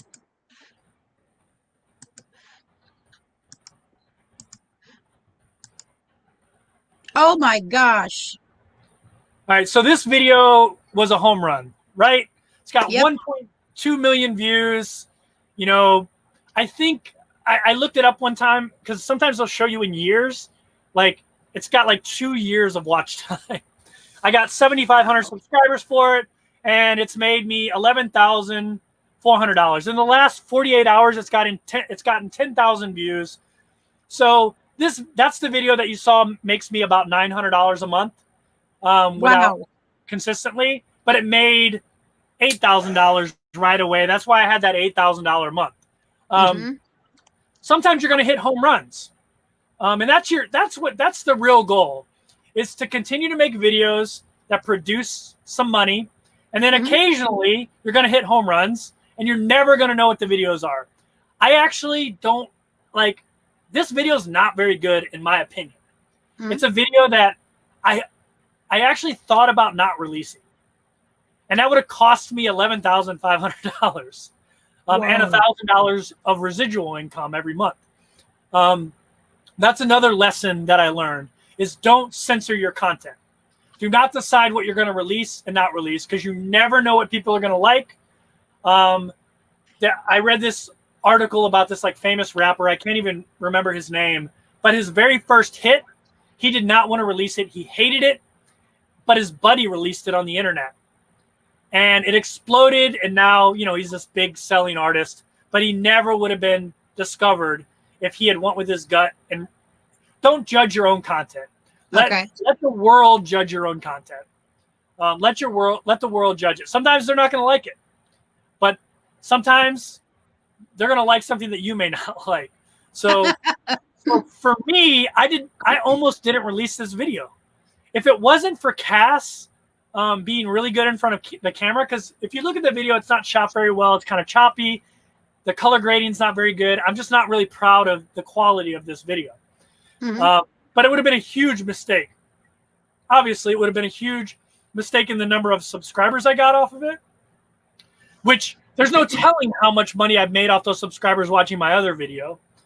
But also the amount of money this video made by itself, right? Yeah. This video was about 10 hours of work. It made me almost made me $12,000, right? So, but I want people to see the potential that there is. And I think when I made this video, I had somewhere around 12,000 subscribers. So you don't have to be huge to have a huge video, right? So Kaylee wants me to re-ask the question about numbering. In some way, put a number on the video, on every video. Is that, do you think a number for every video is useful? So I know there's YouTubers that do that. Here's my take on that. You only have a certain amount of characters for your title. YouTube only gives you a certain amount of characters for your title. Nobody's searching video number 12. Nobody's searching that. Right. So if you're wasting characters on that, you're wasting the ability of your video to be found, or you're missing an opportunity. Video 01 could be the word van life, which is searched 500,000 times a day. So I would not personally do that unless my channel was really huge and I was doing a video series and I wanted to make sure my audience could like sort it. But let's make a playlist that's in chronological order, and your audience will find that, if that's your worry, that they won't be able to watch your videos in order. So my take on that is it's a waste of space, or it's a waste of an opportunity. I'm not telling you not to do it. If you can still do all the other SEO stuff and make it work, and it's something maybe that is working for you, I'm not going to tell you not to do it. But if your channel's small and you're not growing, you're kind of wasting an opportunity for a keyword there. Right. So that would be my advice. I mean, if you want to put it in the bottom left-hand corner of your thumbnail, vlog 8, vlog 9, vlog 10, like put it there. Then you're not wasting that keyword space. You're still giving your audience the same the same benefit that you are getting from putting it in your title. That's another thing. Never put anything in the right-hand corner of your video. Right. Because that's where the timestamp goes. And if you have writing there, the timestamp's going to cover it. So never put anything in that right-hand corner as you're looking at it. I'm kind of backwards here. Yeah, no, I hear you. But never put anything in the right-hand corner of a thumbnail. I forgot to mention that earlier. Because that's where the little timestamp goes, and it'll mess up your wording. Let's see, what else? Oh, let's go to I think 4. Okay. We don't have to go to 4. That's just another video. That's another video that I recently did that's made like $600. But we've already talked about that. Okay. Actually, I got a bunch of those. Actually, I sent you, I think. Let me see what 6 is here. Okay. So that's like, I just wanted to give people a snapshot that videos make money, right? And I was going to show a couple more so you can see that like not every video is going to make you $10,000, but some videos are going to make you $1,000, $1,400, $600, things like that. But it can be a money maker at a steadier level over time. Yeah. You're gonna have your home runs, hopefully, that make you good money, but you don't have to have those home runs. Like I mentioned, if you have 100, I have 150 videos now after doing this for a year and a half, and I produce 1 video a week plus some live streams. And if those videos probably average $15 to $20 a piece. So I have this like solid base of like videos. Even like some videos I made a long time ago still make $10 or $15 a month. So I like consider them like little soldiers. So I know when I get to 1,000 videos, if I have them making $20 $15 to $20, then I'm making $15,000 to $20,000 a month off those videos. So think of it that way. Like every video is like a little soldier you're sending out, a little worker you're sending out. And even though you have to put work on the front end to like create it, it's going to continue to work for you if you do all the things we talked about, like making it where people can find it, making it where it's viewed, putting it in playlist. I didn't talk about playlists, but playlists are important as well. Right. Because people will watch your playlists of whatever. Like I have a playlist called Van Tours. Yeah. And it's my most popular playlist. People go there and they watch all my van tours. So like doing things like that, that'll get that old video found and make it continue to produce for you. Let me introduce someone really quickly. Living Life with Letty Tippins.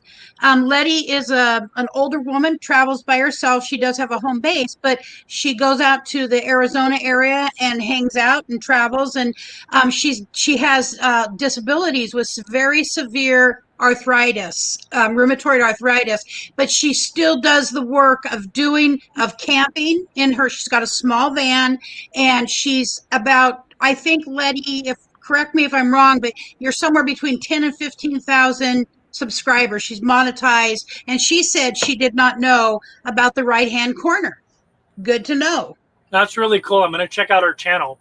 She's a great lady. Yeah, the story you just explained, that's the kind of stuff I like to watch. I'm more interested in like the story. That's what I tell everybody. They say, "Oh, well, me living in a van is kind of boring." It's not. Like her story is fascinating. The fact that she has arthritis and that she's still out doing it, like that's the kind of stuff people want to like. People want to see those kind of stories. They want to hear the stories. It motivates people that may have the same condition to do it. Like that's the kind of stuff that will make your viewers come back and be invested in you. As a content creator, and obviously she's doing pretty well. If she's went from 10, or she's at 10 to 15,000 subscribers. So I mean, I'm probably preaching to the choir to her, but like to everybody else, you may think you have a boring story, but there's probably people out there that want to hear it. So. Oh yeah, it brings tears to my eyes because Letty has been inspirational for me. I have disabilities with walking. I can walk, but I can't walk distances. I have severe nerve damage I've had 12 back surgeries and both knees replaced. And I have a lot of nerve damage. And so I'm starting to use I'm starting to have to use my walker. And I'm sorry for tearing up, but No, it's okay. It's embarrassing. I'm only 59 years old, but I don't want to be stuck. I'm not a stuck person in my mind. I want to travel. I want to see things, and because I've watched people like Letty, it gives me the opportunity to rethink how I want what I want to do with my giant ass ego. You know, am I going to sit at home for the rest of my life when I'm basically healthy otherwise, or am I just going to use my walker, Yeah. put aside the look good, and go see things? And Yeah. so she helped me get to that point where I was willing to start using my walker a little bit in order to be able to walk and do, you know, view more things. So it was really nice to see Letty come in here today. Yeah. And And so it's really cool that you shared that. I mean, the fact that the fact that she influenced you to do it, now you can influence other people that may have a similar struggle that you have to do that type of thing. Like, I mean, we're sitting here talking about like how to earn money, but the real thing is like, it's really about like going out and living your life, right? that's right. So, Right. And this like YouTube thing is like kind of superficial, but it's a way to help like finance it or whatever. But the real thing is like getting out there and actually doing it. So I'm going to step away for a second. If there's something you want to talk about, just feel free. I'm going to put you. can you pull up 6 real quick? Let me go to 6. Yeah, I'll just talk about like some other. I'll Okay. talk about the other revenue ways to generate revenue off Okay. YouTube. I just had it up here. All right, I will go to 6 Yeah. and share the screen. Chrome window. All right, I believe that's what you're wanting. Okay. Can you put me in the screen Yes, as well? absolutely. Because I'm going to talk to stuff beyond this, but Nope. Sorry about that. nope, that's There you okay. go. I'll be right back. Yep, no problem, Lucretia. All right, so when you have a small channel and you're not monetized yet, there's still ways to make income off your channel that you can grow. So I make income off my channel a couple different ways. I obviously add revenue, which I showed you. I also make revenue from Amazon products that I link to in my description. If you go down into my description of my channel, you'll see the stuff I use in my RV mostly. I don't know. Let's see. Is there anything near me that I use here? I don't think it's linked, but I'll use this as an example. So I have this like collapsible trash can. It's really cool for van life, and I use it. And sometimes people ask me, "Hey, where did you get that trash can?" And you can create an Amazon account where they give you a link, and if people click on your link and buy the product, then YouTube will give you a percentage of the profits, usually 3 to 6%. And it's a great way to just earn money that you like. It's free money. It doesn't cost them any more to buy the product from Amazon.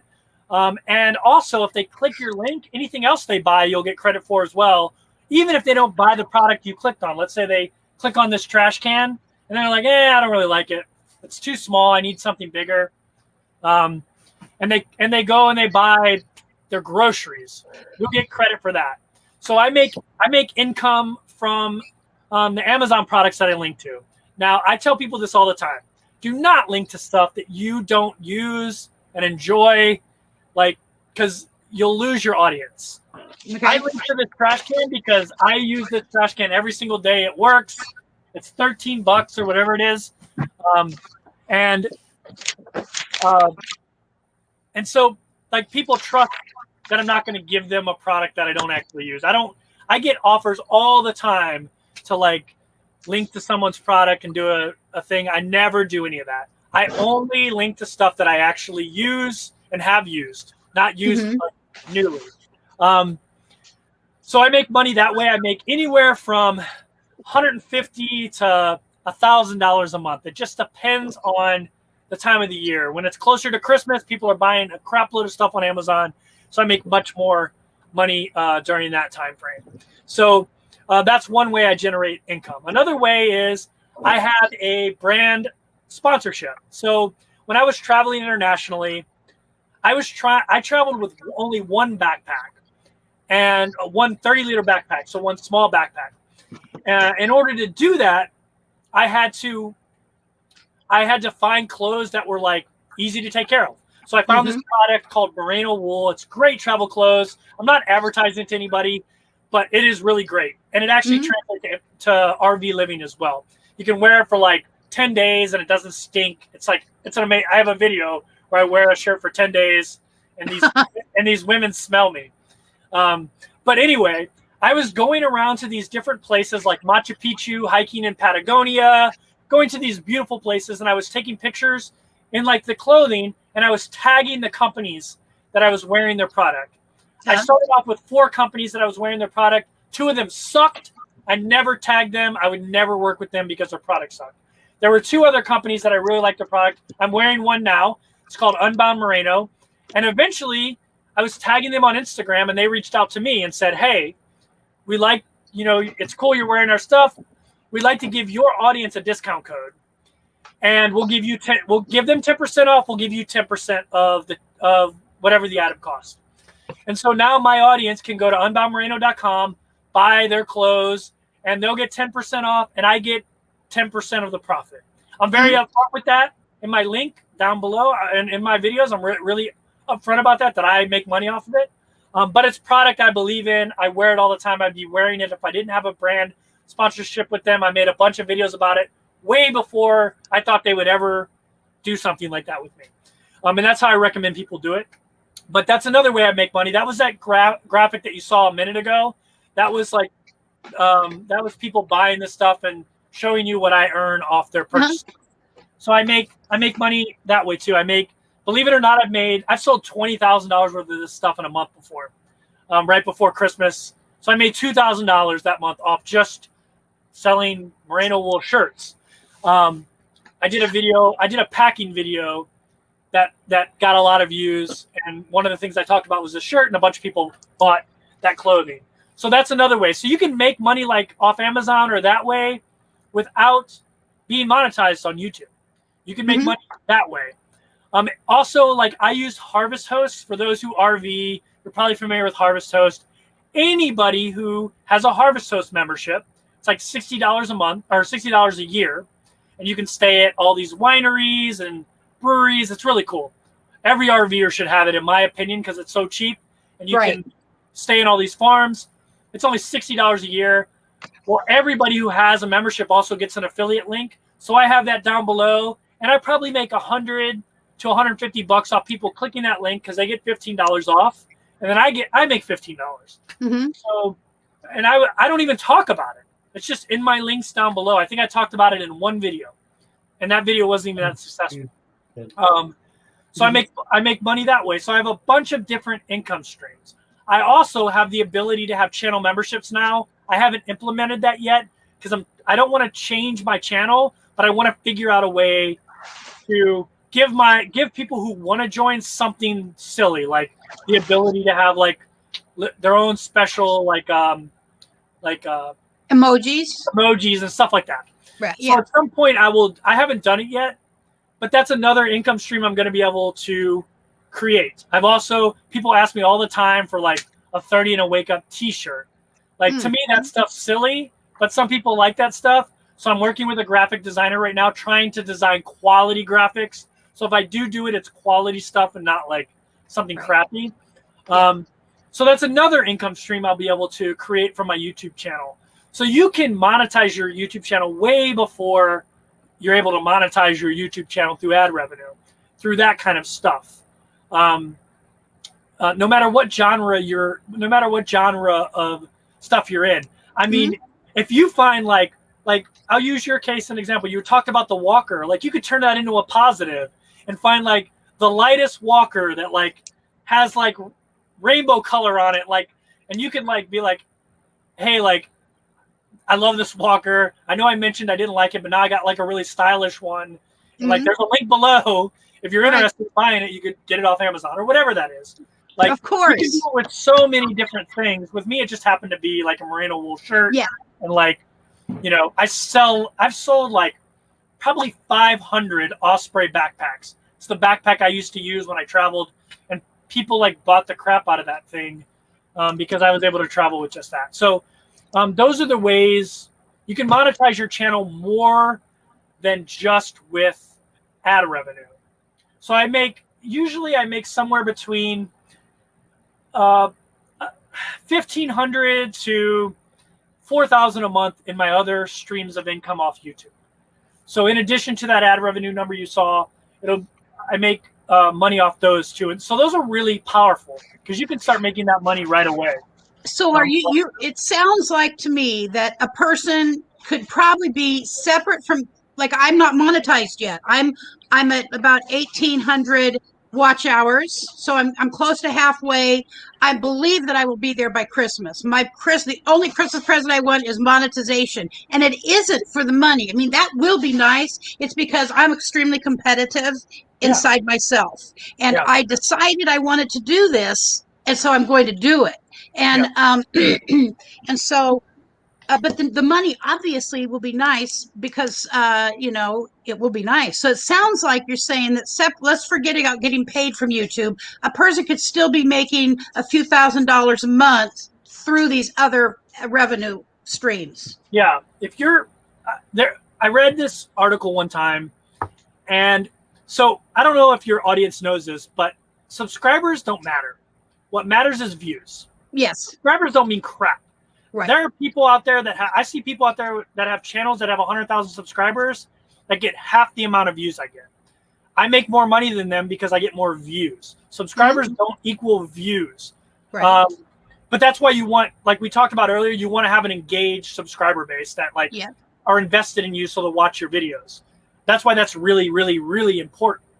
But I saw a YouTube channel the other day. I clicked on it and I was like, oh, they've got 102,000 subscribers. Let me click on it. Their videos had like 75 views. They're making pennies on their YouTube channel with over 100,000 subscribers. And I did a little research to figure out why. And they quit making videos for a big period of time. And so they're not getting recommended anymore. Okay. But so don't get too caught up on that subscriber number. It's more about views. If you have 500 subscribers and you're getting 400 views, that's pretty dang good. That's a really good, that means your channel is like, you're doing the right things, just keep chugging along. Mm-hmm. If you have 500 subscribers and you're getting 5 views, that means you have a bunch of subscribers that don't watch your channel. Okay. That's actually a thing I talk about a lot too. Like, I see this so many times. People come on my channel, I can tell right away they're a YouTube channel, RV YouTube channel, and they'll say some kind of like, I really like your video. You should check out my channel, like type of thing. And that's fine. I'll go and check out their channel sometimes, but that's a poor way to grow your channel. And never, ever do subscribe for subscribe. Right. I mentioned this earlier. YouTube basically throws your video out to a couple of your subscribers and sees what their reaction is. Yeah. And then it throws them to more and sees what their reaction is before they push it out to other people. If you have a bunch of non-engaged subscribers, all your videos are dead before you even release it, because your subscribers don't watch your channel. It's a bunch of subscribe people because they think subscribers matter. Subscribers don't matter. Views matter. Subscribers that watch your videos matter, obviously. But subscribers for subscribers' sake, terrible, terrible, terrible, terrible strategy. It'll kill your channel. Do not do that. It's the worst mistake that YouTubers make. It's by far the worst, is to have subscribers that don't watch your channel, because YouTube uses your subscribers to decide whether or not they're going to push your video out. Mm-hmm. And if your subscribers are not watching or engaged, it's the worst it doesn't matter how good your videos are. So do not do that. It may take a little bit longer to get subscribers, but it'll be worth it in the long run because you have subscribers that watch your videos. Here's a question for me, actually. And so it says SNS and RV Cats. I'm going to say goodbye for now. Hopefully I can rewatch. It's hard to hear and I don't see any captions. So can you explain that to me, the captions, what I could be doing differently here? Well, yeah, YouTube's going to do captions for this video after you get done. Okay. Yeah, videos, they can't do it live, All right. We'll caption this video after you're done. But for SEO purposes, you want to go in and make that file your own file. So you hit edit, you change it a little bit, and then you save it, and it'll be your own file. And then you can go in and delete YouTube's version. And then your file will be the one that runs, which is what you want. And you also want to have, you probably already have this open because I think it's automatically open. But you also want other people to be able to go in and do closed captioning for you, because sometimes you'll get foreign speakers that'll just do it for you. I have a bunch of videos that I did in South America, and some of them have Spanish captions. I didn't do it. Some of my Spanish subscribers did it. So you also want to do that too.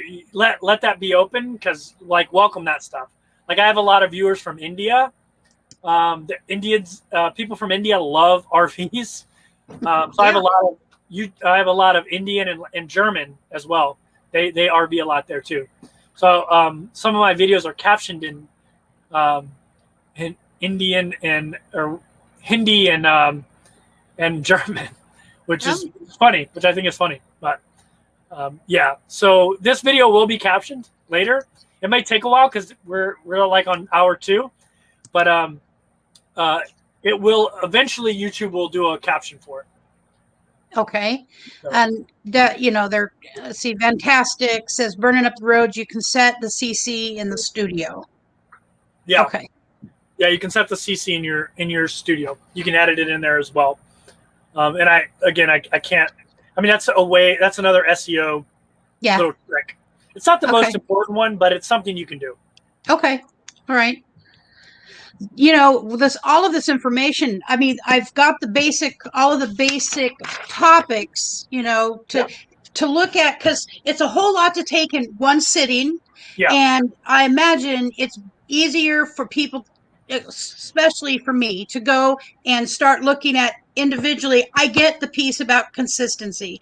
Every week a video, focusing more on those keywords. That's literally just sitting down at the computer and doing some handwork, you know, some step work, and using those free programs when possible. The free words everywhere. I didn't know about that one, and Ask the Public. So I'll be checking those 2 out, because I'm going to start the process today of a video. I already used TubeBuddy, and I think many people know about TubeBuddy, and you use vidIQ. Yeah. Leveling up SEO and key optimization. Yeah. That was one of your points. And focusing on, you know, like you have your travel videos, live streams, answering all comments. And it's a matter of implementing all these little pieces into one successful video. And it's not just the shooting of a video. It's how you get it seen. Yeah. Well, that's another thing too. Never directly upload your video to go live. You need to upload it, and then you need to upload it and set it as private, and then go in and do all that stuff we talked about. Don't do it after you upload. Don't do it after you release it to the public. You can still do it. You can still go in and correct all that stuff, but you want to have all that stuff ready to go before you launch it. Because as soon as you make it public, then the YouTube algorithm starts working. And if you upload your video just straight up, like never do that. Always upload it private. Go in, do all your steps. Also, the file that you name your video should also be the same as your title, by the way. Like the thumbnail and the title of the video should be the same name as your title. But go in there and do all that stuff before you release it to the public. Never, ever, ever just upload a video. That's because that front end is where you really need all of that work to go into for success. Yeah. And I'm going to be honest with you. I'm going to be honest with your audience. At first, it's going to seem like it was a waste of time. It really is. And that's why I always tell people, like, you don't need a good camera. You don't need to do anything. You just need to start making videos, because odds are nobody's going to see your first ones anyway, no matter how good your SEO is. But you need to get in the habit of doing that stuff, because you might be that girl that gets 3 or 4 million views straight up. But you might end up getting 25 views when you would have got 7 views. Mhm. And you end up getting 4 subscribers out of that video instead of 1 subscriber out of that video. And then it just takes some time to start building up, but it'll come. Like if you like, YouTube is a long game. If you stick with it, you'll be successful. Most people don't stick with it because they don't get immediate gratification. I mean, I have so many videos. If you go back and look at some of my old videos, they're very cinematic. I spent lots of time on them.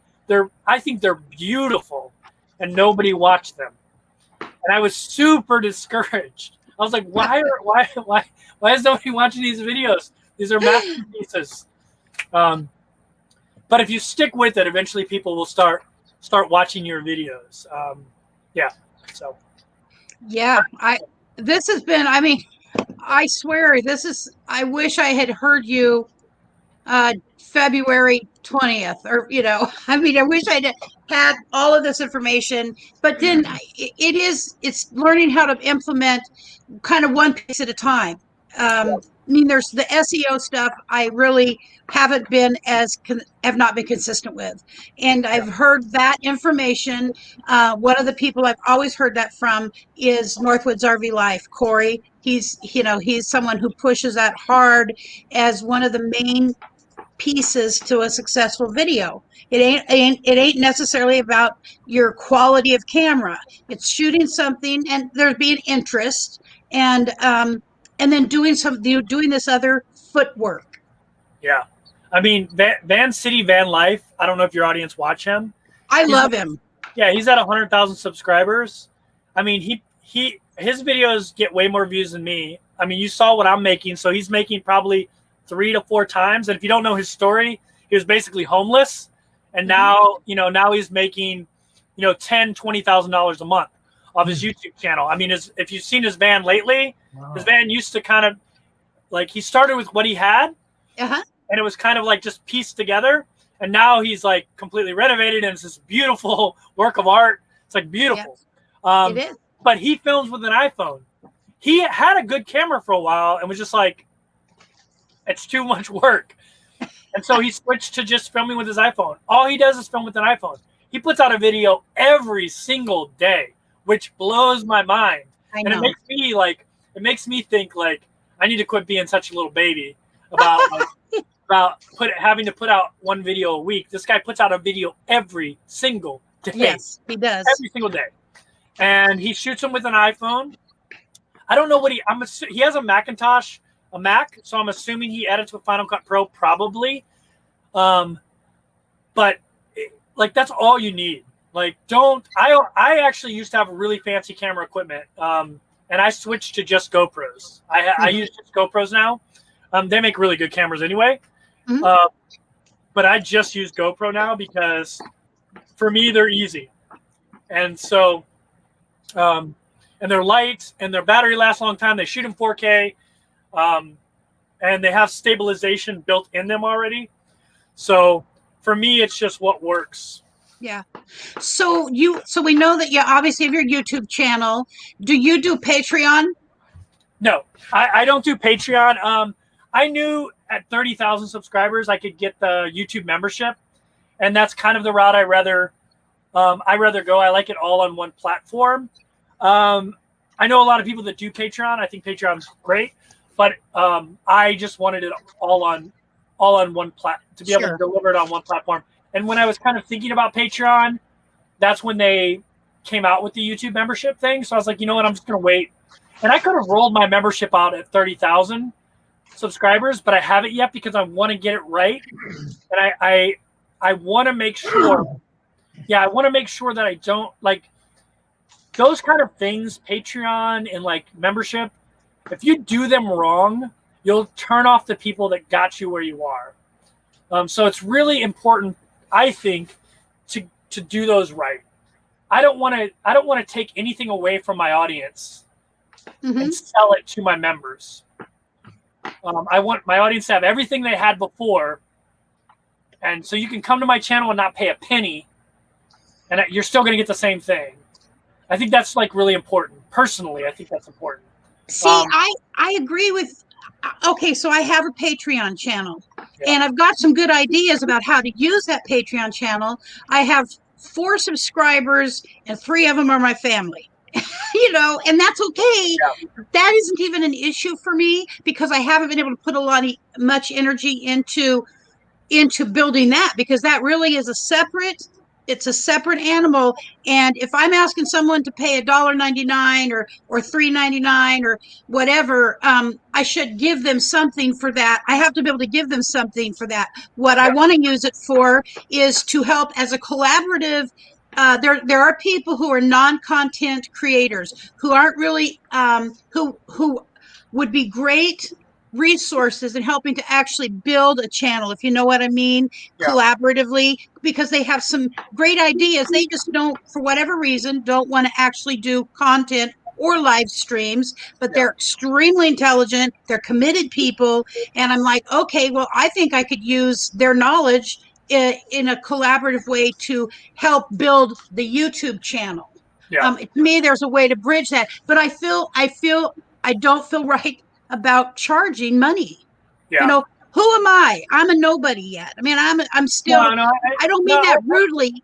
I don't mean that rudely about myself. I'm not trying to put myself down, but the fact of the matter is I'm asking people to trade off some money for what from me? You know what I'm saying? And it feels, I get, just talking about it, very uncomfortable feeling. Yeah.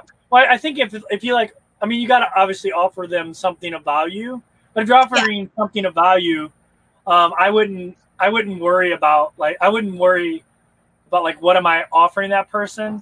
You just have to come up with something of value. The reason I like the YouTube version of this is because I can offer something that's kind of superficial to just the people that want it. Like if you want your own emojis to like put up in the live chat, they also get a badge next to their name that that shows how long they've been a member. Like that's really superficial stuff to me, and it doesn't take away from my regular viewers. Like my regular viewers still get everything that I gave before, but my members, I don't have members yet, but when I do launch that, it's going to be, they're getting something extra, but it's really superficial. And it's only you don't have to pay a dime to get everything that I give. But if you want an emoji of my bald head and my van, that's fine. If that's what you want to do. And I do the same thing in my live chats, because when I do a live chat, I make anywhere from $100 and $150 in a live chat from stickers and from super chats. And I tell people all the time, I'll until it's not physically possible, because I have so many live chatters, right now, anywhere from 150 to 300. But so it's physically possible for me to answer every question. So mine are usually Q&A type things. And I tell people, you don't have to give any money. I will answer your question. Yeah. Don't give me money to ask a question. Right. People still do, and that's fine, but I still will answer every single question. I think that's important. I always have gotten turned off by YouTubers that have gotten Patreon and then quit doing live streams because they only do live streams for their Patreons now. Oh yeah. Or for the join, they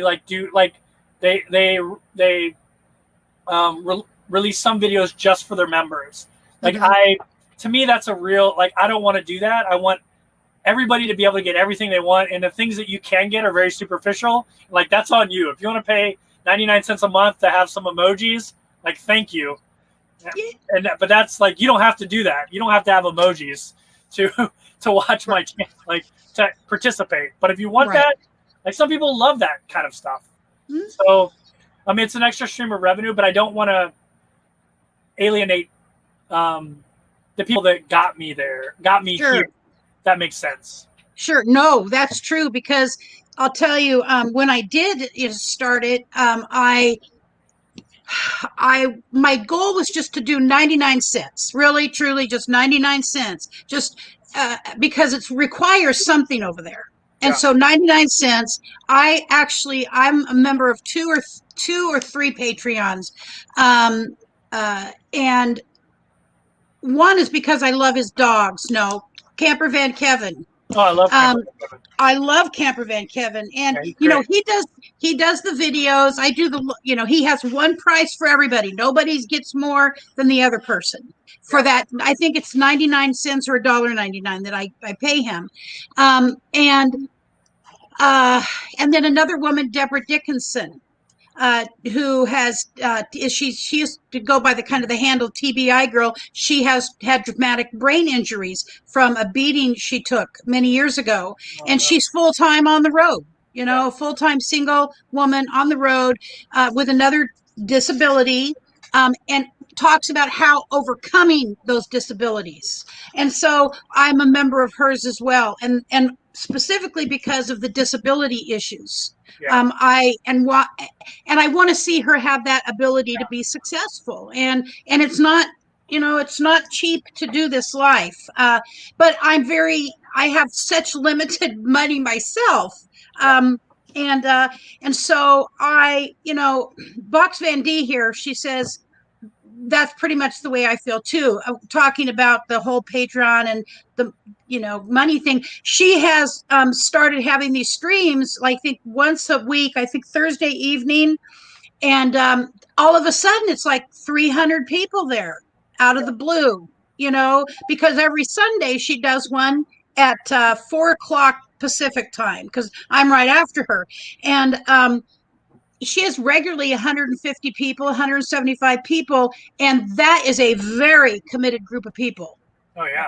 People love Box Van D, Yeah. and so she's one of those people. My clock is set for Box Van D, even before I went after her, she's another inspirational person, and so that I connected at inspirational level with her. Yeah. And then it's just, it can be really hard talking about the money piece of this, but most of us are on here, and ideally we will make something off of it. And we need people like you who are willing to say, here's the revenue streams you possibly can use to bring some income in before you're monetized even. I didn't realize that at one point. I'm like, oh man, I'm going to do all this work and get nothing out of it. And that's just crap. I don't feel that way anymore because I've connected with people as people, not Yeah. as a way to make money off of them. And that's what I never want to feel. I come from a history, just to share one little piece, and most of all my people here know this already. I'm a recovering alcoholic. I've been sober 25 years. I did that. My sobriety is based on giving to you. And I don't mean you individually. I say giving what I need to give to other people in a responsible way. And not because, in that lifestyle, I took enough. I'll never be able to fully repay. And Yeah. so one of the ways I make amends is through living life in a better way and helping people. And so it's uncomfortable, because when I went to a meeting where I talk with other people about staying sober, I put $1 in the basket or $5 in the basket or $2 or nothing, because I didn't have nothing to give, but that was okay.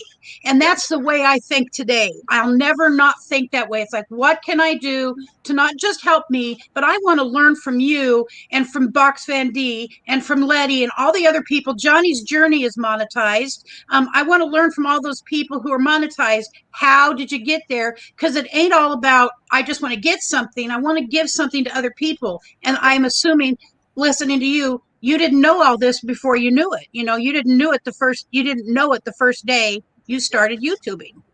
Yeah. I mean, it's funny you mentioned that. That's why. So when I first started out, I had a couple YouTubers that really helped me out.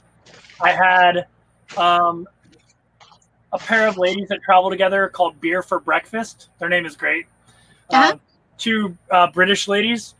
And then I had, some of your viewers probably know Story Chasing. She has a YouTube channel, Amber. She was super helpful to me. She actually interviewed me, and I got 400 subscribers in one day because she interviewed me right before I started my travel journey. Mm-hmm.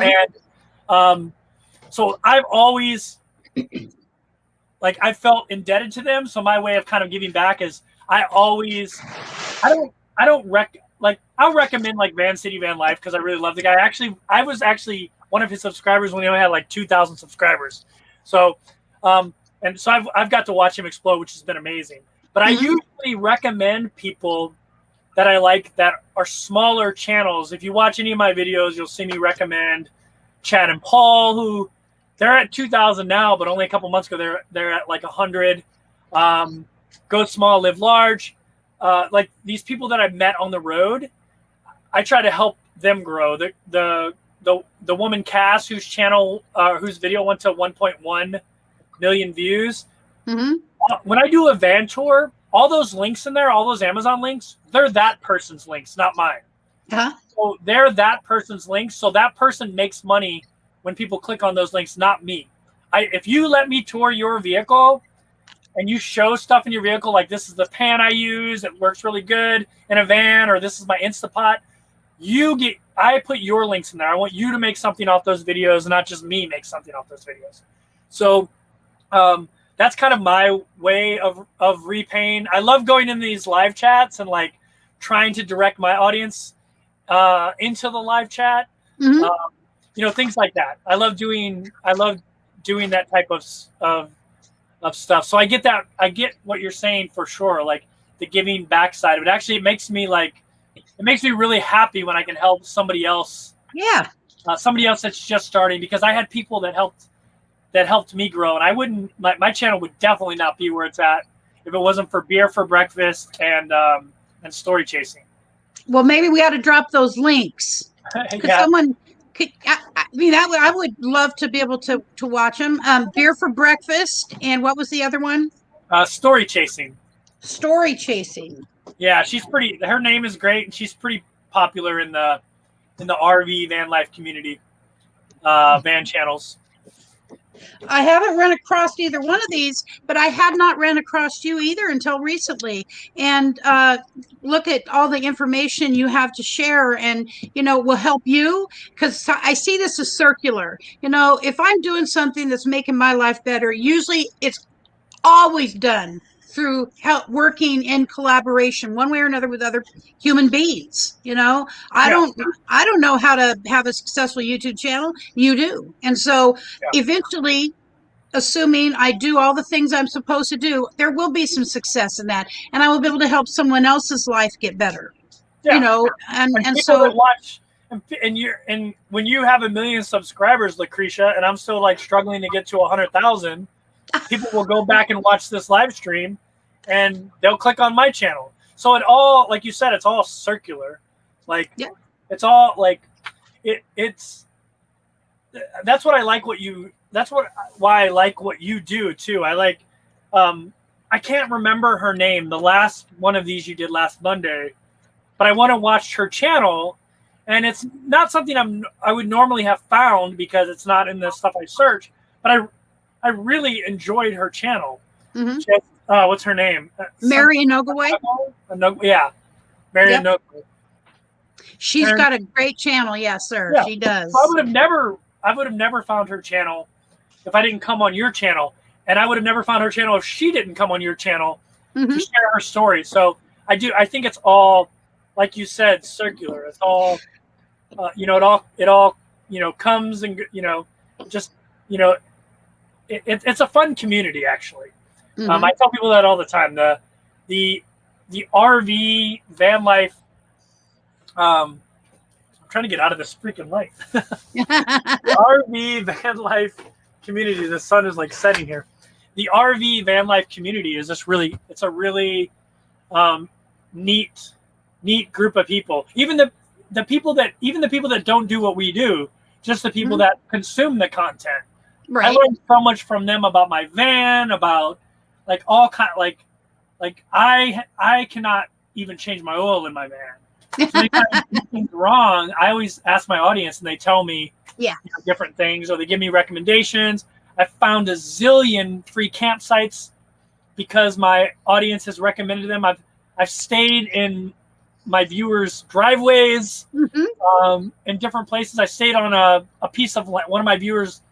They have land in Colorado with a hookup and everything that they stay in, and they weren't there, and they were like, "Hey, just go there and stay." Wow! Like, it's like an amazing. It's amazing. It's really cool.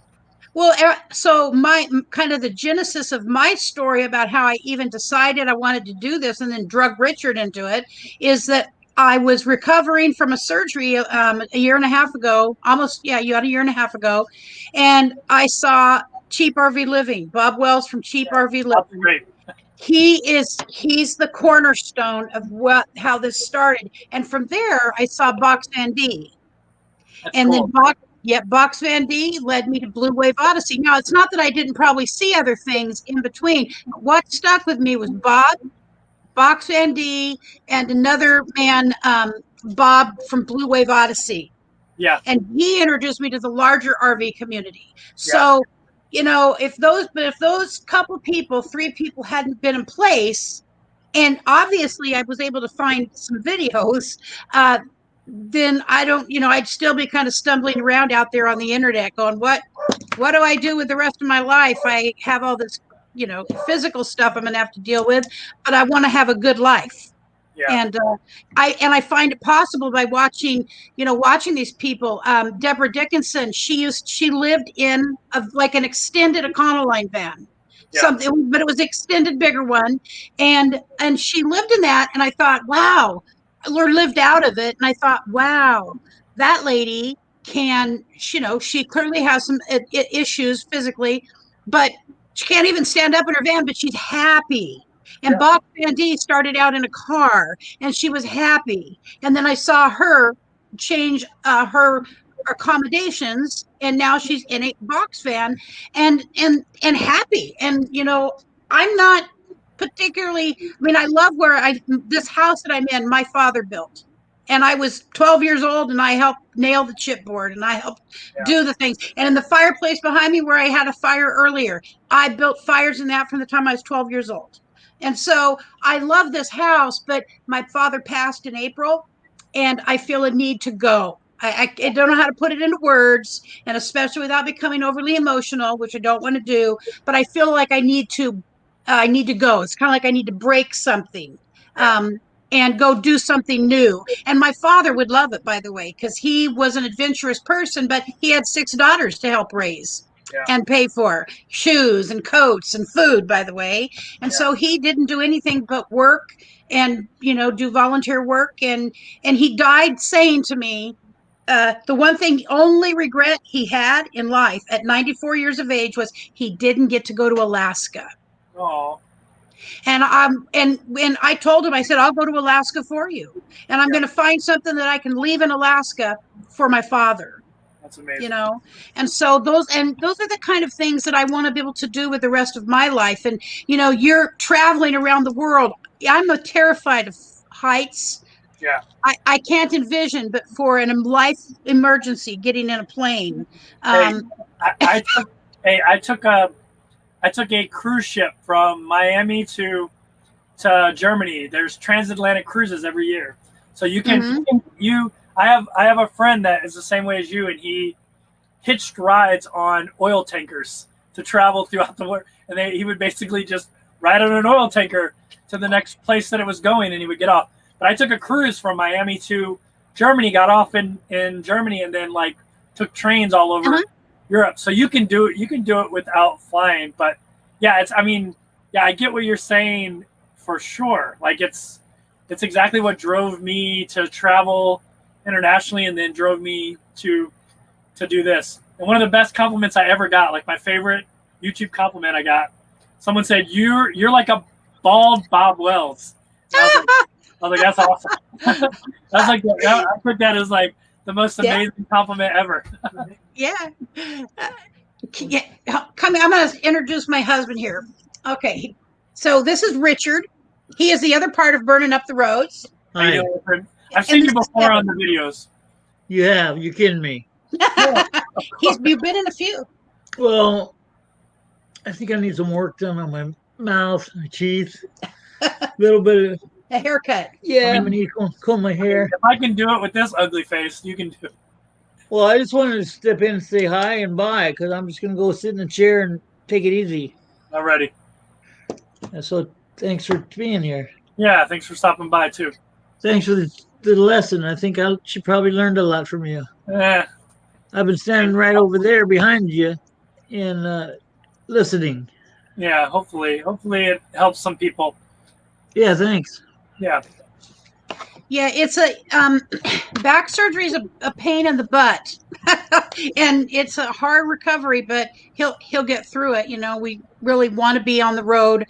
I'm thinking I'd love to be on the road like December 27th. You Yeah. know, I'd love to be down in Quartzsite by New Year's Eve. That'd be amazing. Yeah. Hey, we've got a person here who Jonnies Journey. She said she had a great story. Where did it go here?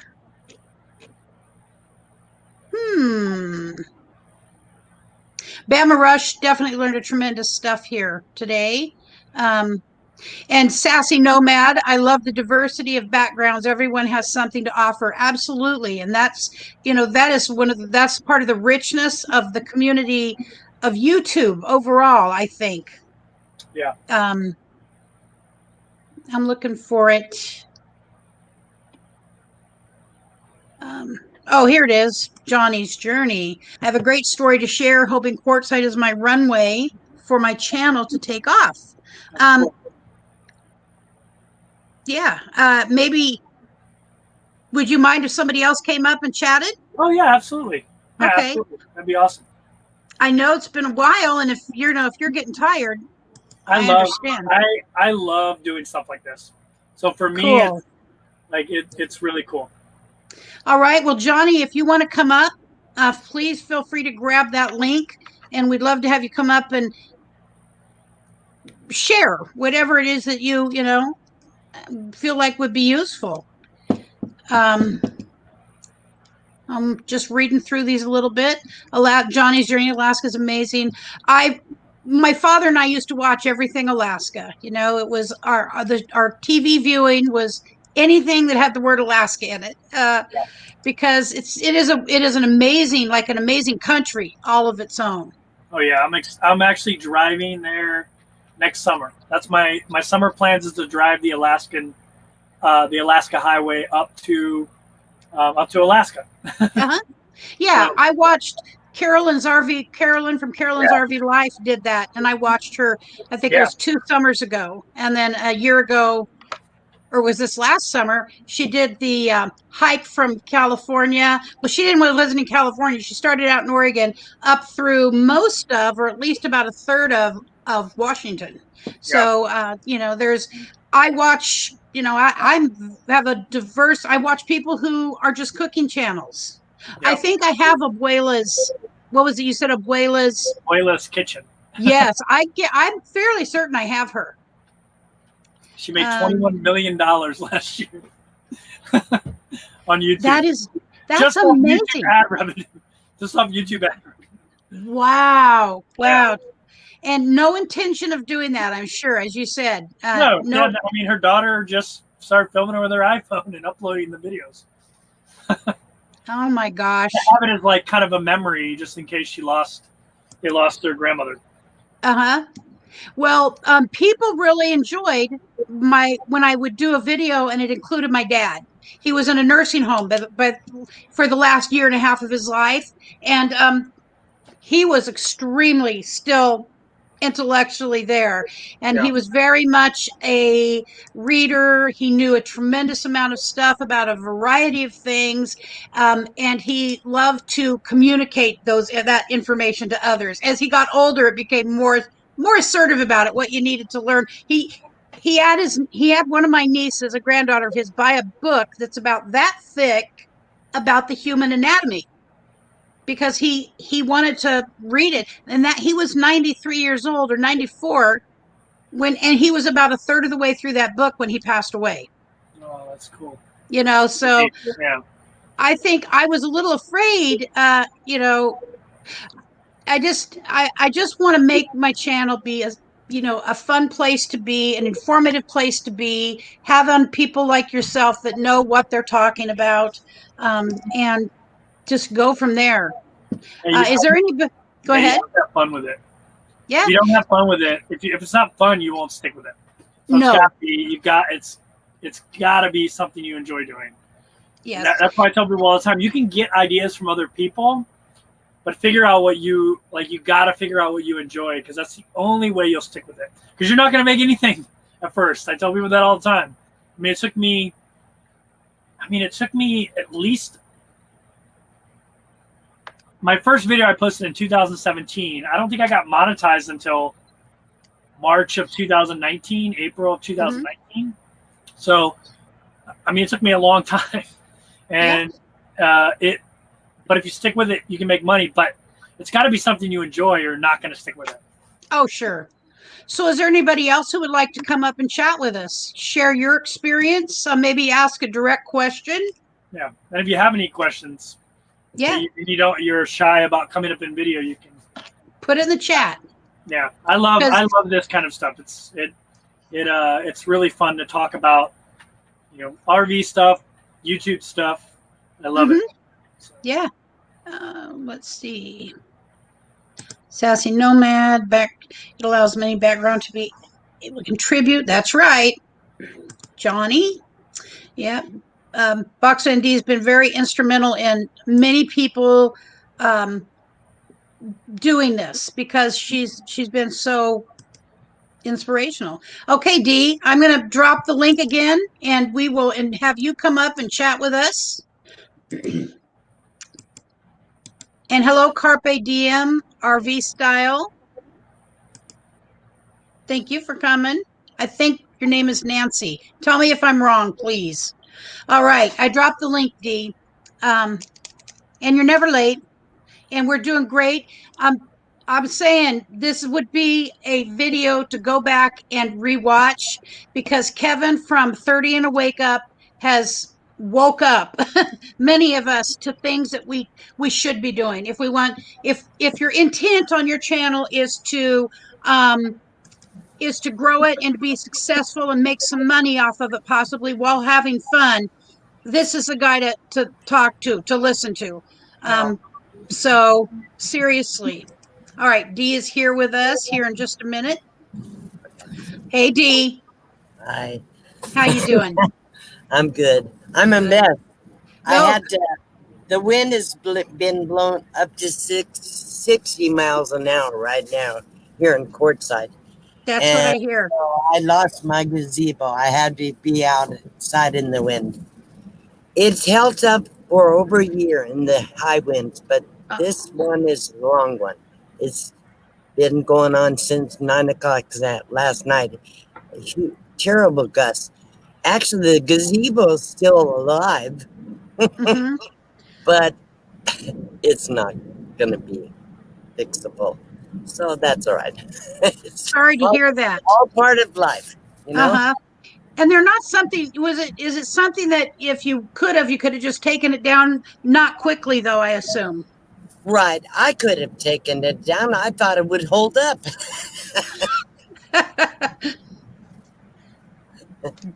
Do a commercial for them. Yeah, exactly. No, it's a good gazebo. It's a little gazelle, like the clam. Not quite the same brand, but it's held up through 50 mile an hour winds. But when you get up to 58 miles an hour, constant for a lot of hours, it was fine all night. I kept waking up and checking. It was fine. Then I woke up. Actually, Buckeye Kitty told me that it was down. Around, I don't know, 6:30 or 7 o'clock this morning. It finally went down. It didn't go completely down. Anyhow, I didn't get up here to talk about me. I got up to here to talk to 30 and a Wake Up. I'm glad to meet you. We're going to bring one more person up, Johnny from Jonnies Journey. How you doing, Johnny? I'm good. Thanks for bringing me up. Johnny. Hi, Dee. So, both of you are monetized. So got some success behind your belt, some experience, And is there any questions? I mean, Kevin shared a lot of stuff, and it looks like Johnny has her hand up. Any questions? Well, Dee was up I first. just want to say, go first. Johnny sent me a text message. She said, you got to watch this. this guy is smart. So I said, okay, I'm going to get over here. So I got on the live stream with you because I wanted to see what she's talking about. I do like to learn from people. So that's why I'm here. And I missed the first part. I'll have to go back and watch it. Go ahead, John. Yeah, no, as soon as I like what you guys were all talking about, I was like, oh my gosh, because Dee's channel, I mean, you guys do so good, and this guy, like everything that I was hearing, I'm like, are you kidding me? So one of my questions is that whenever I was tagging all my videos, I thought you couldn't put spaces in tags. Is that correct? Is that not correct?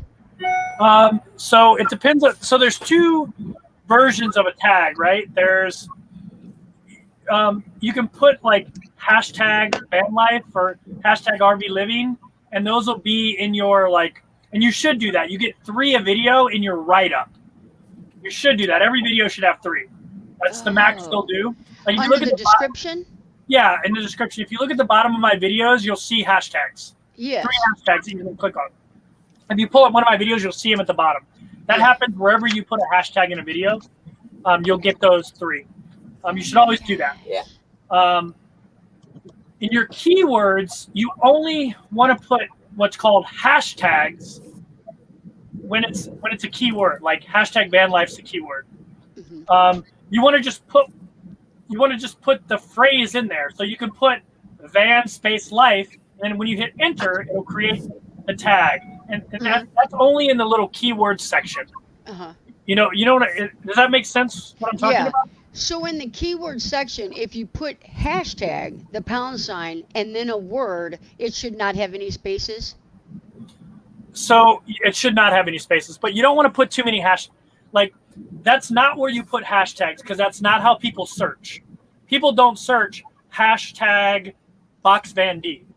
People search box van D if they're looking for box van D, or they're looking for box van. They don't search hashtag box van when think about how you search when you go up into YouTube and type in there. You don't search hashtag box van. Right. You search box van. So in your keywords, that's what it should be. Exactly what people are searching. You search box space van, and then when you hit enter, it'll create one tag. And then when you go to, because people get that confused sometimes, the word hashtag and the word tags. Because YouTube's kind of weird about that. YouTube has that little section where you can put up to 500 characters. Yeah. And those are search. Really, what that should be called is search term section. But I think it's called tags or something like that. Yeah. But it shouldn't be hashtags unless the hashtag is what people are searching. Like hashtag van life, people do search that, but they search van space life way more. I'm trying to pull this up because I feel like every single one of my videos are wrong. You still have to put a hashtag in front of it. No. You don't. You shouldn't do that. I thought you had to do that. In the description section, I'm talking about the tag section. No, you don't want to do that. Oh. You want to put it in there the way people are searching it. So you put, say, box van, comma, right? No, I wouldn't put a comma. Oh, no, you can if you're so you can use commas if you're typing them out into Word and then transferring them over. But if you're just typing them directly into there, you'll put box van and then hit enter, and then it'll have that keyword, and then you can start the next one. Oh, okay. That's good information. Let me ask more specific. The only place you want to use hashtag is in your description, because you get 3 of them. Okay. You can put 4 in there, but they're not going to show up at the bottom of your video. Right. YouTube won't display 3 of them. Wow, that would have been good information. Yeah, I didn't know that. Yeah, and I was just looking at one of your videos. I was going to say, I just saw one of your videos that has 54,000 views. Right. And that you put out 1 week ago, and you have 9,900 subscribers, something like that. That's like a super successful video. Anytime you have a video that, to me, a successful video is as many views as you have subscribers. That's a successful video. When you have a video like yours, that video that has 5 times your subscribers, that's a video that YouTube is pushing out. Wow. And you actually did that without having the keywords right, because I looked down in there and I saw that you did them all hashtag. Right. And that was gonna be something I said to you. I'm like, so that video can actually be even more successful. Oh my Your gosh. video is being Wow. successful because YouTube is recommending it to people, but nobody's going to be able to find that in search because Okay. nobody's searching hashtag box van. Okay, and that's why I noticed. Crazy. That's why I noticed in the analytics, not that many people are finding my channel through the keywords or tags. Yeah, This is- they're not going to find them from Okay, because that's nobody. good. You Wow. have to think the way you have to think about Very- that section is if you're going to go and look for your video, how would you find it? Right, What would you search? you're right. If I would Oh my just gosh. search box van or box van build or Yeah, whatever. you would never type in hashtag box van, right? No, never. I don't know how I ever, like, this is like every single 100 videos, every single one of them Yeah, on my keywords, they're all hashtag because yeah. I thought that's how it was supposed to be done. Well, and I that's thought, what how is it? Everybody that thinks they know something, that's what they tell you. Exactly. Well, I've plus got 4 plus van that word- builds. Yeah, that word hashtag is used interchangeably. That And is it so means- crazy. Sometimes it means different things depending on what you're doing. Because like sometimes I'll refer to those as hashtags. Sometimes I'll refer to those as hashtags just out of habit.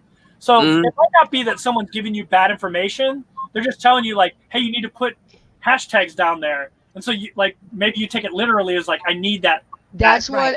that's Exactly. exactly. Yeah. I did 4 van builds and I thought van builds are just so popular. How is it that I'm getting like, 200 Right. views, 300 views, and there's people that get 20,000 views in their very first video. I've got like a ton of van builds and I'm like, how is my videos not getting out there? And I've got 2 videos that, that do have like in the thousands that YouTube Exactly. suggests.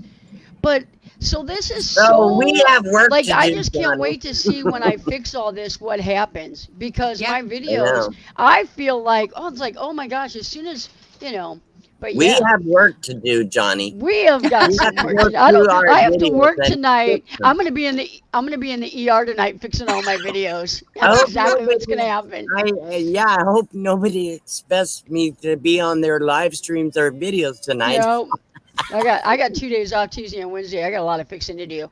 So I want to Well, cancel thank you. life for the next week.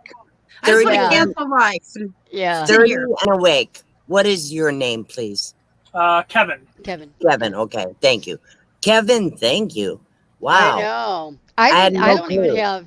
I don't Had have no any clue. hashtags in my descriptions. Me You know, neither. here I'm doing really good, but at the same time, I have so much to learn. I can learn Yeah. a lot from you. That's why I called. Yeah, I That's mean- why I messaged you. Thank you, I mean, it was Johnny. the same with me. I learned from other Right. people on how to. I mean, I would have thought the same thing. Actually, I used to not put anything in that block.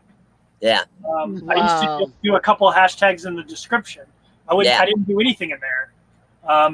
And So especially- did you say, correct me if I'm wrong, did you say only put 3 in the description? you can put as many as you want in the description, but With YouTube's only gonna to add the first 3 to the bottom of your video. And to be completely honest with you, they're not that important. They are important. They are important because they're an opportunity, but they're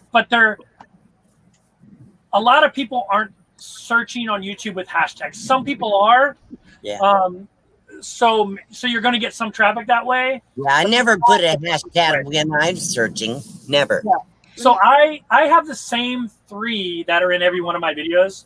So I don't know if you know this, but you can go in the settings section and set up your videos to automatically have stuff in it. And so mine are just, these are what mine are. Hashtag Travado, which is what I have. Hashtag RV Living, because RV Living is a super popular search term. Right. And hashtag Van Life. Those are my 3. And sometimes I'll change it. Like if I did a tour of an Airstream, I put hashtag Airstream. I took one of them out. I think I took the Travado one out, put that in there. So mine are usually the same. So that one's just kind of automatic. It doesn't really So that's one you really don't have to think too hard about. Yeah. The 500 characters you have in the other space, that is the most important piece of real estate, other than probably the title. Okay. So, see, here's the advice I was given early on. I never really did all of it, but I still try. I was told it's very important that your description is in the title is in the description, and the title is in the keywords. Yeah. Yeah. And the reason for that, it's not that your title's in the keywords. It's so your title needs to be keyworded. That's number one. What do you mean by that? So you need to have things in your title that people are searching. Okay. So in your case, box van tour, like so right there you're gonna get a lot of even though that's one phrase, there's actually a ton of keywords there. Van tour by itself is one, box van is one, box van tour is one, tour is one. There's actually like 5 things that you can show when someone search just from those words, right? You don't put hashtags in front of the title. Only if you're doing a title that a hashtag is a searchable thing. Like hashtag van life is a searchable thing. Like that's a really popular thing. Right. So you could actually do hashtag van life, but I would not do hashtag box van. I would definitely not do that. Because nobody's searching that. But like box van tour, and then if you put like solo female living in a van, like one of my secrets that I've been really one of the reasons I've been successful is the phrase living in a van. Yeah. Yeah. That is searched so much on YouTube. Okay. So it's in a lot of you'll notice when you see my titles, like I dominate a couple different categories. I dominate RV living. If you search RV living, you're going to find my videos. Right. And that's where Bob Wells hangs out. So, so I'm kind of capturing some of Bob Wells' audience with that, because people just search the crap out of cheap RV living. Right. Mm-hmm. So RV living. So it's not disingenuous me using RV living because it's what I do, but I capture a lot of people from that. I also dominate living in a van, and I do pretty well in van life, which is a very competitive search term. Yeah. But living in it's the ones that are like van life is a huge search term, but living in a van is, I think it's searched 1 or 100,000 times a day. So it's not like searched a lot, but that's 100,000 eyeballs. And I have in the top 20, I have like 8 videos. Right. So wow. Those 100,000 searches of living in a van, they're getting my videos. They're seeing my face. And I know when I type in box van in the search, I'm coming up in the top 10 usually, 10 or 20.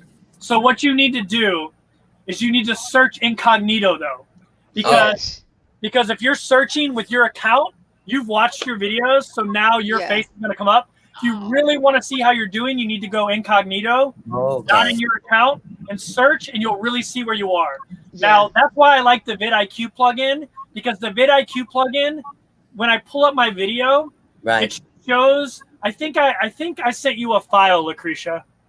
Well, I have vidIQ, but I don't have the paid version. I don't know if this free one has it or not because I can't remember. But in there, it shows me. I can look at my keyword box of any of my videos, and I know exactly the number I'm ranking in that keyword. The one I showed Lucretia earlier was my van tour video. For a while, I was ranked number 1 or 2 in van tour and van life in that video. The video is kind of old now, but I'm still ranked number 22 in van life with that video, which is huge because that is searched 1.5 million times a day. So even though I'm way down at 22, that's still a good ranking for that video. Right. Yeah. Right. That being that old, I'm still getting a lot of click-throughs for that. Right. Okay, Johnny apparently, Johnny, you've got a question for. Well, if I could just ask to clarify something on the description where you put the 3 hashtags. Yeah. Do those need to be before you even start typing your description, or should those be at the bottom, or does not matter? Mine are at the bottom. It doesn't matter. Okay. Mine are at the bottom of my like whole write-up because they're going to show up at the bottom anyway. Okay. They're going to show up as like little blue links at the bottom. Whatever your first 3 are what YouTube's going to advertise. So if you do 10, the first 3 are the ones that YouTube's going to show. Okay. So I only have those 3, and they're just at the bottom. Cool. Yeah. Okay, that's good. Wow. Lucretia, I don't like this has been like a plethora of information. I know. And I thank you for sending Yeah. me the links this morning on my Instagram Oh, because I miss so many shows at this time of day just because of me getting ready for work. This has Right. been phenomenal information. I can't believe Kevin, I can't yeah. believe Kevin's doing this for free. Kevin, I do you know. have an email address on your About page or not? I think it's on there, but it's Kevin at 30 and a wake up, 30andawakeup.com. Okay. Like anybody can email me there. I have no. Kevin, 30 and a wake up or Kevin? Kevin at 30andawakeup.com. I'm Kevin at 30 And a wake up. and Yeah, the number 30. I'll have to go back and I'm and not watch 30. this and get all the information. but Kevin Keeley. man. Yeah, Keeley was asking about the tags, and you're saying you can put a max of 10, but only 3 of them show up. That's correct. No, Is not that- a max of 10. You can put a million, okay, in the there you go. description. but only 3 are going to show up at the bottom of the video. Gotcha. In the description. The first yeah. 3. Yeah, the first Gotcha. 3 in the description. Yeah. And again, those are like you should do it because it's a missed opportunity if you don't. But to be honest with you, Yeah. one of the least important things, because people just don't find videos that way normally. Maybe some people will click on. Have you ever clicked on one of those hyperlinked? Never. Never. I haven't either. I've never. No. I mean, I do it because I know some people do, but Right. it's not. That's not the way. That's not the normal way you're going to be found. So do it, but don't like stress out about it too much. That's why mine are the same every video for the most part. I'll change what if I'm doing a video outside of my vehicle. I'll maybe change something like if it's like solo female van life. I'll do like solo female or something as a hashtag or something like that if I'm interviewing that kind of person. In your tags, do you use all 500 characters? Always. I mean, my advice is always if you don't, you're missing an opportunity. Okay. So I explained this earlier. So here's what YouTube does. YouTube is the second biggest search engine in the world next to Google. And Google owns it, so it's the same algorithm. Right. So what happens is someone searches RV tool. Oh, my phone is talking to me because it's hearing the word Google, and it's like, yeah. I have a Google phone. The way it works is someone types in van tour, and then Google goes, okay, let me look around for something to show them. It looks at titles of videos, and it finds a video that says van tour, and then it looks in the description, and it says van tour 5 times in your description.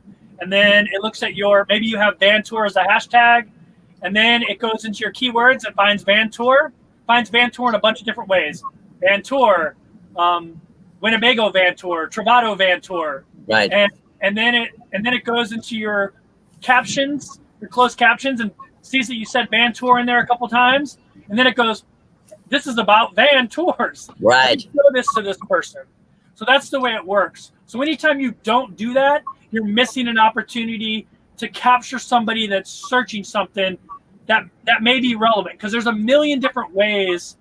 Like your video, your box van tour video has so much stuff in there, right? It's a box van tour. It's a van tour. It's an RV tour. It's a full-time RV. Solo woman. Yeah. Full-time RV living. Solo female RVer. Right. Solo female traveler. RVer. Like there's a million things you can put in there that people will find you and search. And so if you're not using all 500 characters, you're missing an opportunity for someone to find you. Okay. Right?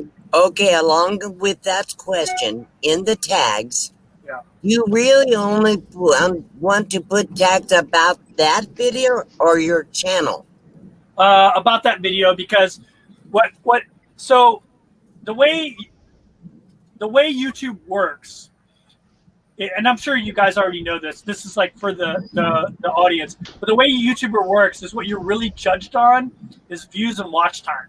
Mhm. Yeah. So if your video, Yeah. like if my video is about an Airstream and I've tagged Winnebago Travato and somebody Yeah. finds me in Winnebago Travato search and clicks on it and then realizes it's an Airstream and clicks off, I just got like 3 seconds of watch time, and it's bringing my watch time. Right. Like, most people watch that video for Analytics 11 10. minutes. That person watched it for 3 seconds, and now my watch time is plummeting, and YouTube is going to go, oh, like something's not right with this video. So in other words, you need to have different tags for every video. Is that correct?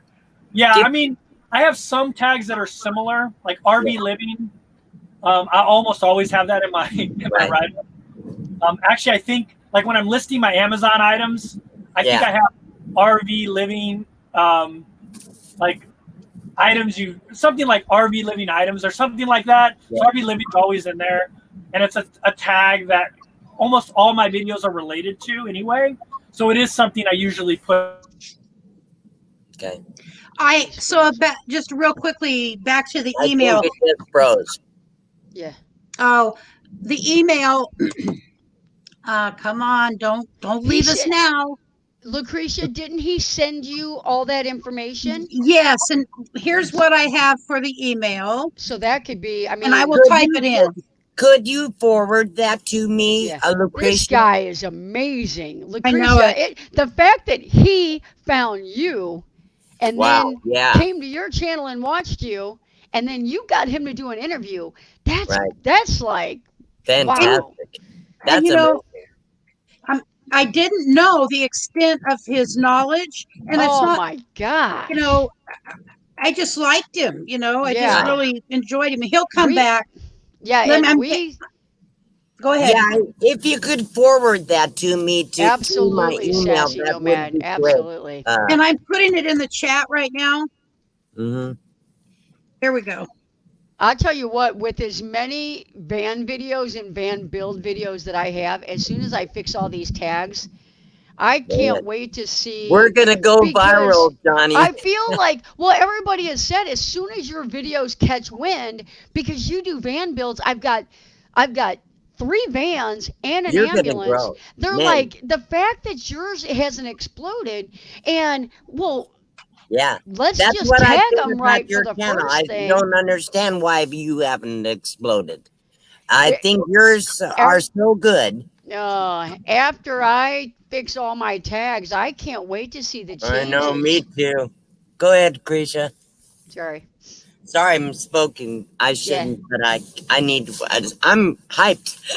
Yeah, I know. I'm like, I don't even want to go to work. I have to smoke a cigarette.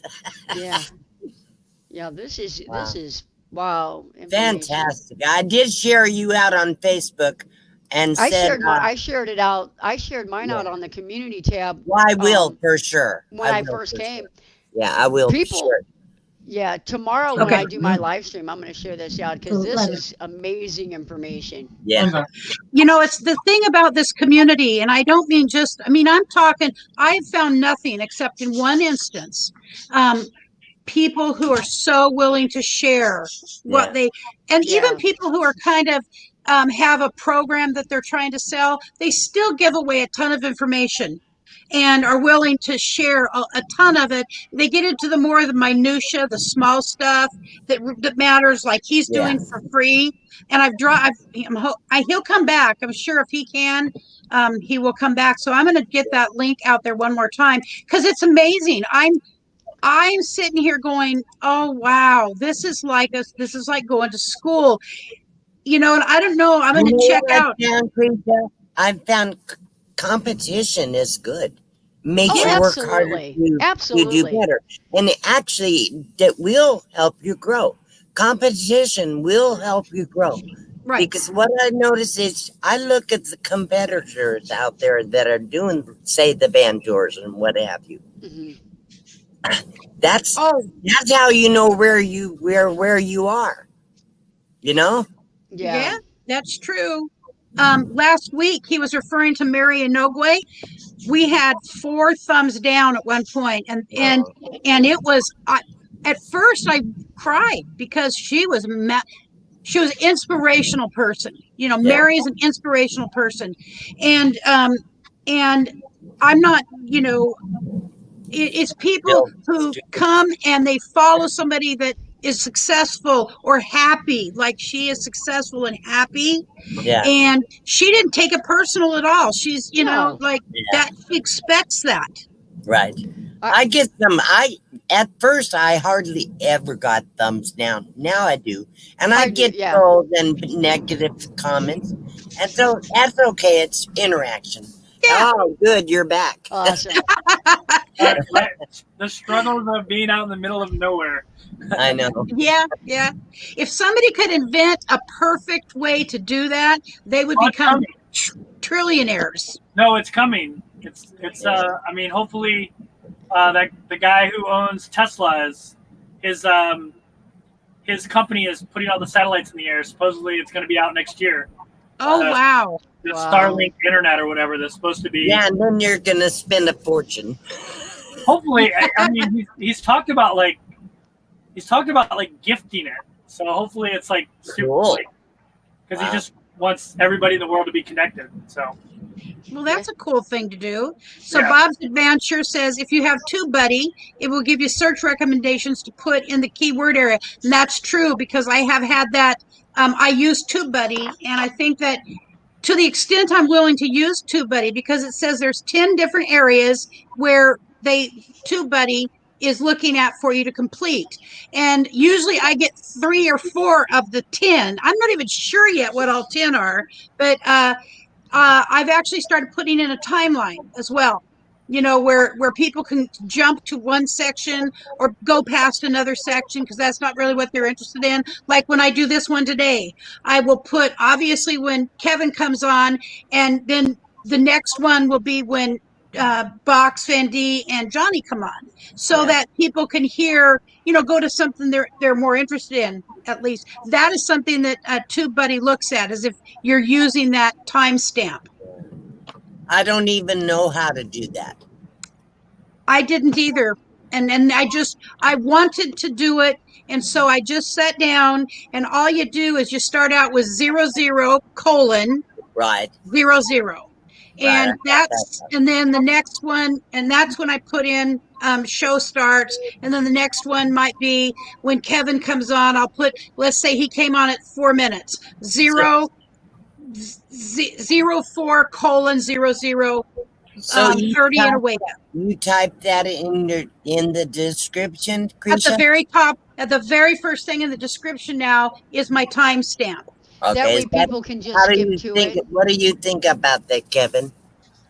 I have used timestamps before, especially when I do like a Q&A. Yeah. I'll do like timestamps so people can jump to questions. I don't know if I would do it in every video because, like I said earlier, what matters is watch time. Yeah. So Right. like that's one of the things that I mean, when you're looking at it from purely a business standpoint, from YouTube's perspective, and from it's how long can you keep them on your platform, Right. right? And so if people are skipping over big portions of the video, that could hurt you. I think it helps in like a Q&A kind of thing because Yeah. it gets people to the question they want to get to, and maybe it makes them less frustrated. So I think More like bullets. More like bullets. yeah, I think it just depends on how you deploy that actually. Right. And another thing I forgot to mention earlier that I tell new YouTubers all the time. It doesn't really apply to the people in the screen because we've all kind of built an audience already. But when you're first starting off, I still do it actually. People are hesitant to share their videos on their own social media, like their Facebook page or those are going to be your initial views. Like my mom watches every one of my videos. Right. Like I can count on one view and one person that's going to watch my complete video. I So wish you I could say that. You should put your videos on. You should share your videos on your social media in the beginning, at least, to help yourself grow. You were speaking about checklists, so I'm kind of looking at a little checklist I do because that's one of the things that's on there. There's also YouTube gives you all these little things that you can use, and some people don't do them. And the reason YouTube is giving you them is because it helps them make money. So the reason you have end screens is because it helps YouTube make money. Right. If you click on another video, Right. so if you're not using those things, you're losing out on watch time. Right. Right. You should use end screens. You should use, you get 5 of those little things in your video, like when I do an RV tour video, within the first minute of my RV tour video, I put up the little link to my playlist of all my RV tours. Cards. Let me Yeah. ask you a quick question on that card. Yeah. On the card, though, do you think, like, if someone clicks on that card, you're hoping that they're going to come back and watch that video? If not, they just exited out of your video after 1 minute, and then it runs your analytics on that video. Right. So, what do you think about that? Is that So, not right? yeah, I had that kind of same sense as you. But what I've noticed in my analytics is what ends up happening is people see the card, and you know how you can click on the card and then see all the cards? If they're interested in that video, they'll still stay on that video, and then they'll go back to the RV tour, tour videos. You want to get that kind of stuff in front of people early on. And I'll talk about like something else too that YouTubers are scared to do, which is ask people to give the video a thumbs up and ask them to subscribe. You should not do that at the end of the video.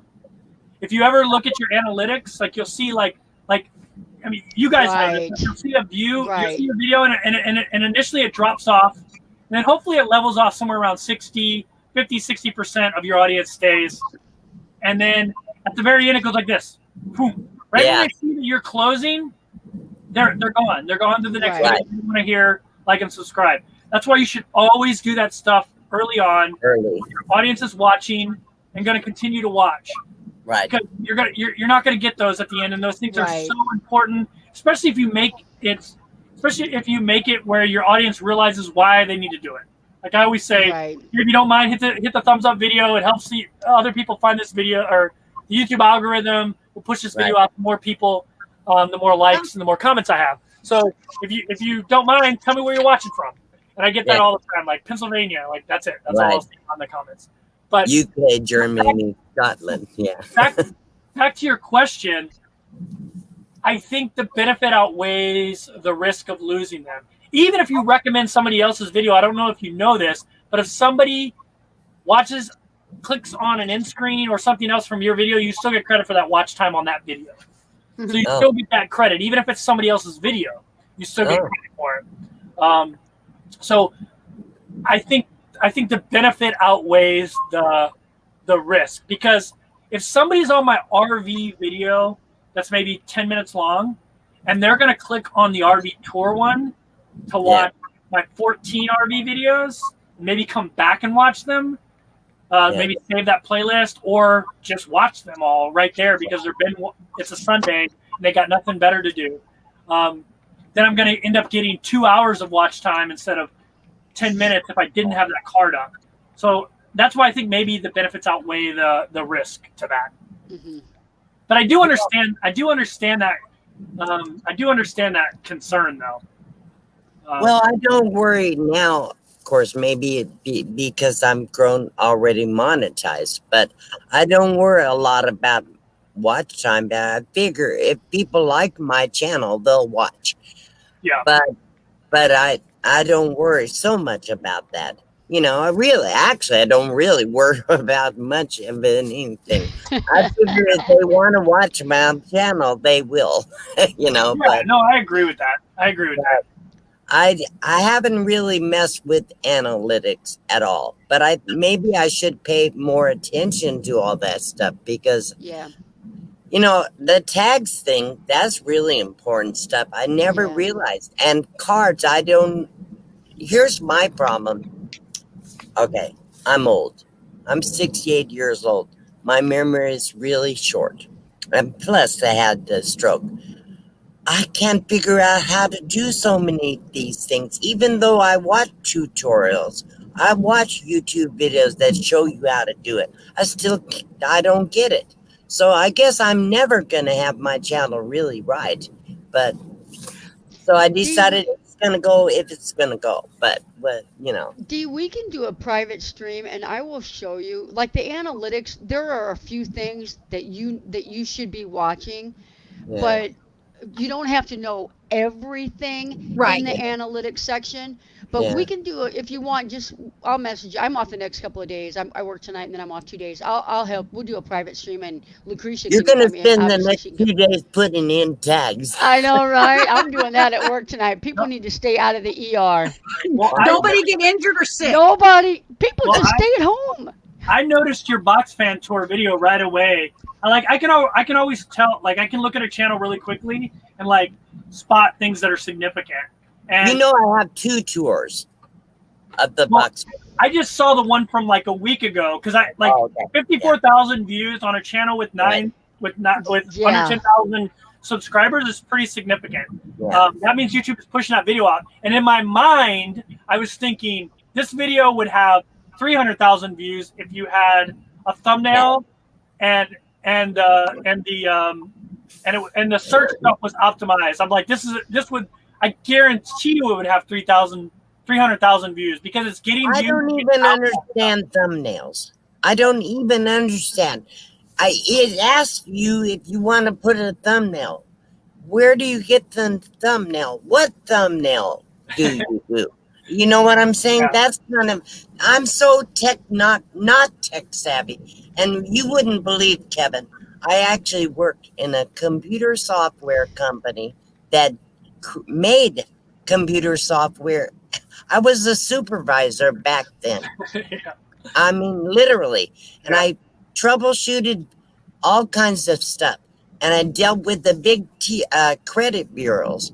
But I lost all that. I'm so sick because I just lost everything I ever had in here. Yeah.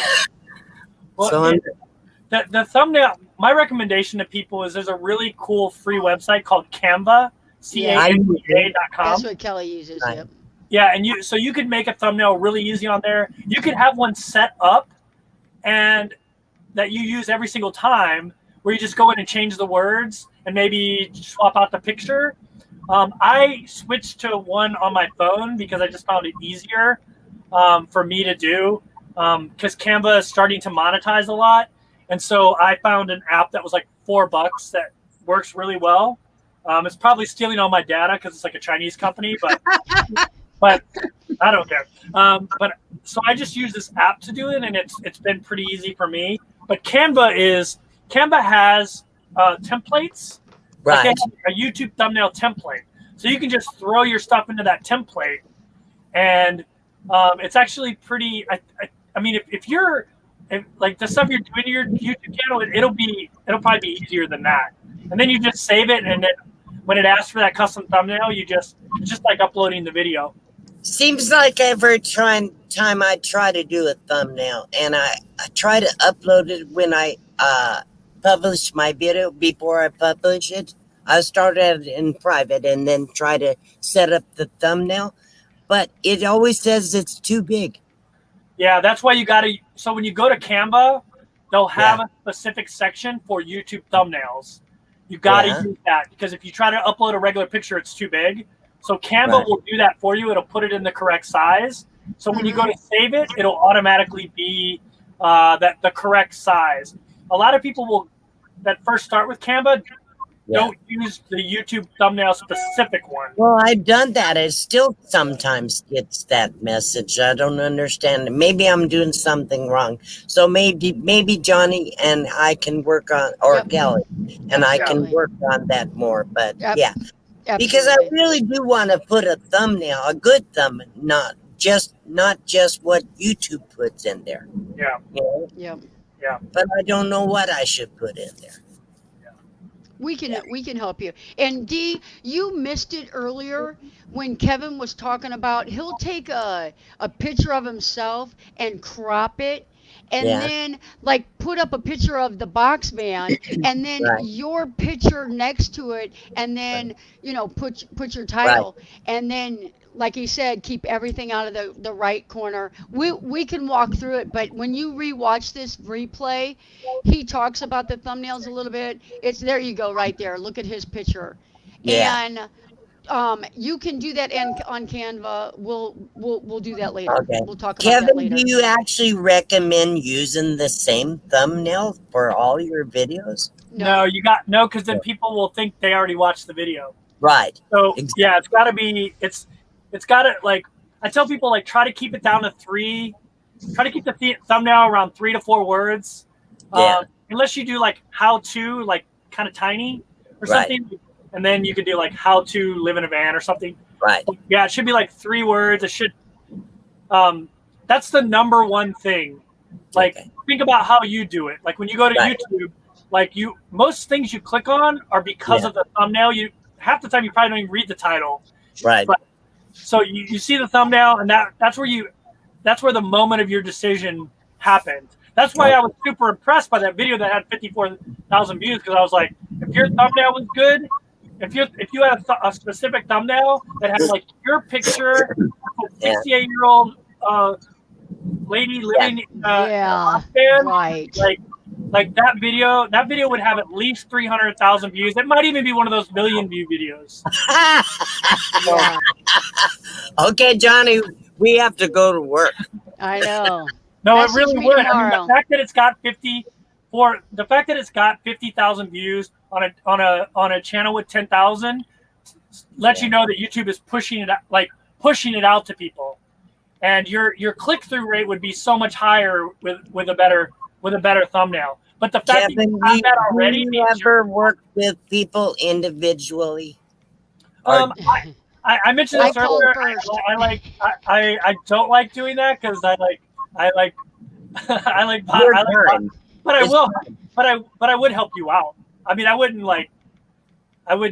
do it because I just want to do it. So Right. I could definitely help you out for sure. But I don't want to like go into that business. Yeah, I understand. Lucretia, I see a Who has video time? 2 live stream coming. Oh, yes. Edition 2. Edition 2. Yes. No, You know, it's it's like fun. I love talking about it. You know, do you have on your, and I feel embarrassed asking, and I should know this, do you have a section on your channel that's about how to, like, breaking this information down into kind of the way you did it earlier, into like, I think it's 5 or 7 points, whatever it is, and just taking, a half hour or an hour with that particular piece of it and talking in depth about it? I think I got a video. I got 2 videos. I got one where I said how I got to 100 subscribers. Yeah. That's some of this info in it. Obviously not a very legitimate video because it was only for 100 subscribers. But then I have one how I got to 10,000 subscribers. Yep, I It saw has that. a lot of this stuff in it. I mean, I know more now than I know then, but a lot of it is very similar. Actually, I think it was a live stream, as a matter of fact. And I should probably do another live stream like that. Or I'll just come on your channel and like talk about the individual pieces. Because I like doing this kind of stuff. I mean, I love talking about this kind of stuff. So. That would be great. Like if we could do like whatever worked for you, but once a week or once a month or whatever, just to have one in-depth conversation about each piece that you have used in order to have the success that you have. Yeah, I mean, I would be more than willing to do that for sure. So Okay. cool. And anybody who emails me individually, like I'm more than welcome, or I'll definitely help you out. I mean, I love talking about this stuff. Okay. Lucretia, Well, maybe I in your know I have a lot description when to it's do to over, you could put fine-tune. his email address. Yeah, I know I have a lot to do to fine tune my channel, and it's not about money for me, but it is about people seeing the videos because I want to help people. Exactly. I mean, yeah, you make a little bit of money from YouTube for views and whatever, but it's not that much, really, at least for me. No, you got to go back and rewatch this video. Yeah. Please Yeah. be, because I'm just He going to shared say numbers. he's financially very successful at this. Yeah. Just Oh, really? with, it's not a big giant puzzle. I mean, it's a puzzle, but if you know what the formula is, and for me, that's writing it down, you know, Yeah. Right. bullet point, Right. writing it down. If we implement those things, and there's, you know, like your video that already has 50-some thousand views, I believe Kevin's right. You would have a viral video. Wow. Yep. Well, Not one of my videos are tagged definitely right. go back and watch this. I am definitely going to take notes, and I'm going to try to implement what I'm capable. I don't know how much I'm capable of, but I can use some help. So whatever help anybody wants to give me, I would appreciate that. But I mean, know your what? channel's already like super Hey, put that in the successful. microwave for me. So like even just with that little tweak of, I mean, you're already putting in the keywords anyway. You just take the hashtags out, you're going to be fine. right, Like, That's what. your channel's already doing well. Like you can probably be one of those people that don't that's going to be successful regardless. Right. I can't wait to fix my channel. I cannot wait. This has been amazing. Me too. It's Yeah. one of the tools. So Dee, I think for myself, I probably will make a formatted form that identifies some specific things I need to make sure are covered every video I put out. And that way I can kind of go down and check it off and say, that is complete. Oh, I almost forgot to do that. Let me get that Right. done. I mean, well, I know think, yeah, go ahead. I'm sorry. well, for people, for whatever reason, who might have kind of like a learning issue, whether it's from a stroke or whatever, being older, and anything that's going to help us remember to do those things right. is a good idea. Right. I do think I could. A lot of these points are in vidIQ, but it's a paid program for like $300.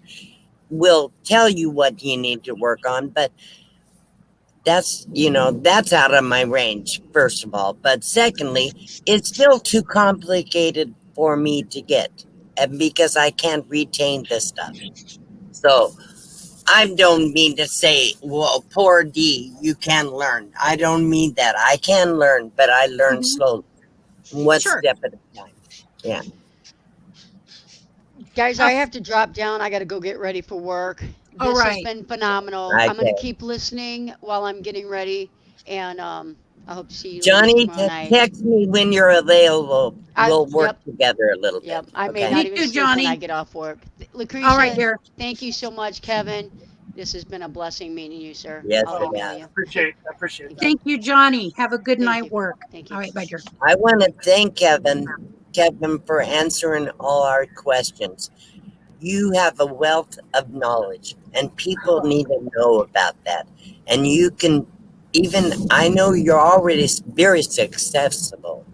Even showing people how to do things could be added a big part of what you're given. Because like this, I can't believe, I'm so grateful that Johnny sent me the text that said I need to watch this, because I'm really very impressed with your knowledge and what you're saying. The things that you're saying makes sense. Sometimes people have all kinds of ideas, but what you're saying makes sense. So I can see where it will help a lot of people. Well, I So appreciate that. keep putting yourself out there, helping. It sounds like you care about people and you do want to help people. So that, that's my goal, is to help people. And Yeah. I don't, so it sounds like you're right there. Okay. Yeah. Anyhow. I think everybody should have a YouTube channel. Personally, I think everyone has something that they enjoy doing that they should share with the world. People will watch. That's why I like doing we all have a story, right? Yeah. Yeah. Krisha, thank you for having me up here. I would like to leave you alone and let you continue on with Kevin. But thank you for bringing me up.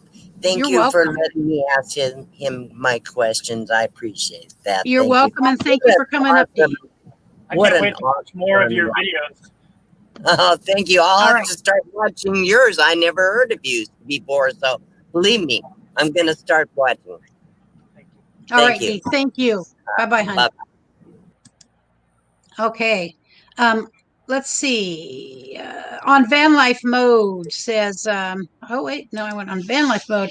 Great live stream, was watching but driving, so I couldn't say hi before. It's amazing. Kevin's channel is amazing, and he's awesome, sharing knowledge. Have a blessed day, everyone. So, yeah, I mean, but I didn't know you, and I've heard pieces of this around, but you've kind of put it in a package in a way that's like, okay, I can do that. I can do that. And here's why.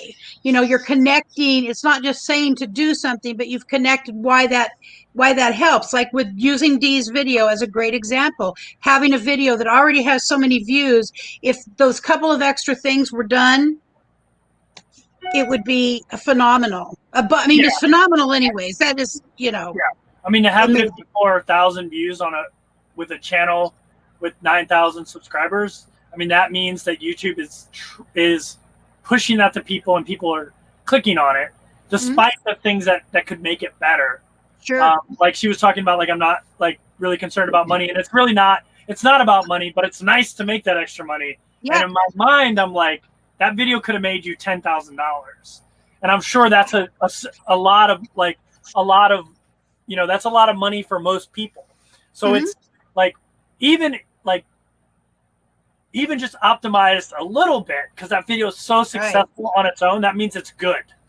That means it's a good video that people want to watch. A little bit of optimization, to a little bit of tweaking. I mean, that video is already made. Let's see. It's probably made $400 or $500 for her, but I think it could be 10, 20, 30 times that with the right optimization for it. Well, I think she's going to work on that and, work with Johnny, because Johnny has some ideas of the technical stuff and understands it. And I'm sure you'll get a message from Dee at some point. And, learning how to just implement these pieces into a way that makes sense on a regular basis. And it's that repetition, learning it over a repetitive period of implementing it. That's what I think it'll have to be for me too. But it's like anything else. Yeah, I have a checklist, by the way, that I use. It's actually vidIQ's checklist, but I like every video I do, I just know what to do, and so now it's second nature. So at some point, once you start doing it, it just becomes second nature, and it's just like bang, bang, bang, bang, bang. Like I know I got to do end screens. I know I got to do I actually hate doing those little cards. Like I hate doing those. It's the most annoying part of it for me. But I know okay, bam, bam, bam. And then once I get at the end of that checklist, I'm like, all right, this video is ready to go. And then I just set a date for it to release. And then I move on to, whatever. But it's at first, it all seems kind of complicated, like all the stuff we talked about. But once you do it, it's like anything else. Like once you learn how to change oil in a car, it doesn't become a mystery. It's not a mystery anymore. Well, and Dee cuts herself short because in that video, she does the work. Yeah. She does the physical labor of it, the mental labor of figuring out how to do it. And I think she doesn't give herself enough credit for what she's capable of. I always tell her that, you way underestimate yourself. Yeah, her channel is going to be successful. She gets more live streamers than I do. I looked at her live streams. She gets way more live streamers than I do. So her channel is going to be successful without implementing anything I talked about. There's no question in my mind. It is. So she doesn't need me, but it's just. But when I look at it, I'm like, man, that video could be like huge. Like the fact that it's got 54,000 views. Like when I put out a video, I hope it gets 54,000 views. And I have 56,000 subscribers. My last video, I think, is up to the one I put out last Thursday. I think it has, I don't know, maybe 13,000 views. So when I look at a video like that, that's not optimized and is doing so well, I'm like, that. I mean, I know that's a good video. I think I'll have a heart attack if I ever get 1,000 views. I mean, real, but I'm just saying it's so out of my rationale of thinking that rationally, I can't think of 1,000 people watching something, but I know that it happens. I know that it will probably happen. We have over 11,000 views overall now on our channel. And the first time when we hit 10,000 views, I'm like, wow, that's a gigantic number in my head. Yeah. And then Dee's amazing. Everybody here, K&R Destinations, it's another great channel. They're a great couple, and they're a fun couple, and they will eventually be viral people. Yeah. I hope that sounds right. They'll be viral people. Not get COVID, but Oh, the videos will go by. Yeah, I mean, again, it's just about sticking with it. Like I mentioned story chasing earlier. Story chasing is a perfect example of someone that grinds it out. She doesn't have any videos. She doesn't have a video that has over 300,000 views, but her channel is super successful because she has continued to grind it out. So she recently went from 1 video a week to 2 videos a week. So now she's getting 20 to 30,000 views a week, which will make you a good income. Getting 20 or 30,000 views, or I'm sorry, 20 or 30,000 views a day. So she's doing that. So that'll get you actually a good income getting those kind of views, because she has so many videos. So she doesn't have any videos that have viral, but she has a lot of videos that get 10, 20, 30,000 views, and then that continue to get views. So it's really just about like sticking with it. Everyone can be successful on YouTube. I don't care what you think about your technical skill, your ability in front of a camera. Like, go watch my first videos. They're freaking terrible. Like, I cringe when I watch them. But you'll get better at that kind of stuff. You'll get better at editing. You'll get better at all of that stuff. You just have to stick with it, and you'll be, I guarantee you, if you stick with it, you'll be successful. You'll grow an audience for a video. And at some point, you'll have a video that takes off. Well, I'm going to one last time drop the link to see if there's anybody else who wants to come up and chat and ask a question. Yeah. It's kind of sometimes much easier to just do it in person. The first time I was given an opportunity to come up on somebody's channel and just share about our channel. And it was before I'd done a live stream, and I was like, no way. I am not going there. I'm not. And I am now so much, I'm so comfortable that the other day, and I learned that anytime you get a chance to go onto YouTube and tell someone about your channel, if you choose not to, you are missing an opportunity. You're missing just recently, it was like a Saturday morning, early Saturday morning or Sunday morning, and I keep mentioning Northwoods RV Life because I love them, and Corey has helped me. He did my channel art. I found a little car, which I fell in love with, and I picked the colors, but he implemented the channel art. But anyways, he was asking if anybody wanted to come up and something about the channel, and I was sitting there in my robe, my nightgown. I had my morning hair, which, by the way, I did not wake up with it flat like this, and I looked over to my right, and one of my son's hat was sitting there, and I put that hat on my head, and I, straightened myself up, and I just got fairly much a face shot, and I went on, because it really, I missed a good opportunity with somebody, and I paid a consequence for that. We do have someone down here, Paul and Chad, who I think are, just give me a wave when you want to come up. I know Chad and Paul. Okay. They have an amazing YouTube. Hey guys. Hi. How are you? What's going on? How are you? Good. No, Doing good. it's only Paul here right now. Chad's out of our van. I'm not sure where he is. He's probably on his way back. That's pretty awesome. Thank you for coming up. Yeah. I've been watching you guys. Can I ask my question? Is that cool? Yeah, absolutely. I don't know if you answer this because I just started chiming in, but I was kind of wondering if you could kind of give some advice on like how to retain like audience retention, like after people start watching the video, like how to get them to watch to like the very end of the video. Yeah, I think you got. I actually know this channel pretty well. I watch it all the time. They put together way better videos than I do. They live in the same van as I do, and they put better videos. So if you haven't checked out, their channel is called Chad and Paul, even though it says Paul and Chad right now. Yeah. But yeah. So you guys actually have been doing this lately, I've noticed, where you kind of do a little teaser about the end of the video, right? Yeah. You kind of do a teaser of like something you're going to talk about at the end of the video. Yeah. So I think that's a good way to do it. Like I did a video about like where I answered a bunch of people's questions. I had them submit a bunch of questions. And one of the questions was about relationships. And so when you start your video, here's another thing. When you start a video, you should always say what your video is going to be about. So people know right away when they click on it. And then go into your intro if you have one, and then you go into the substance of the video. But in that beginning of that video, I said, today I'm going to answer all the questions you submitted, and yep, I'm going to tell you about my relationships.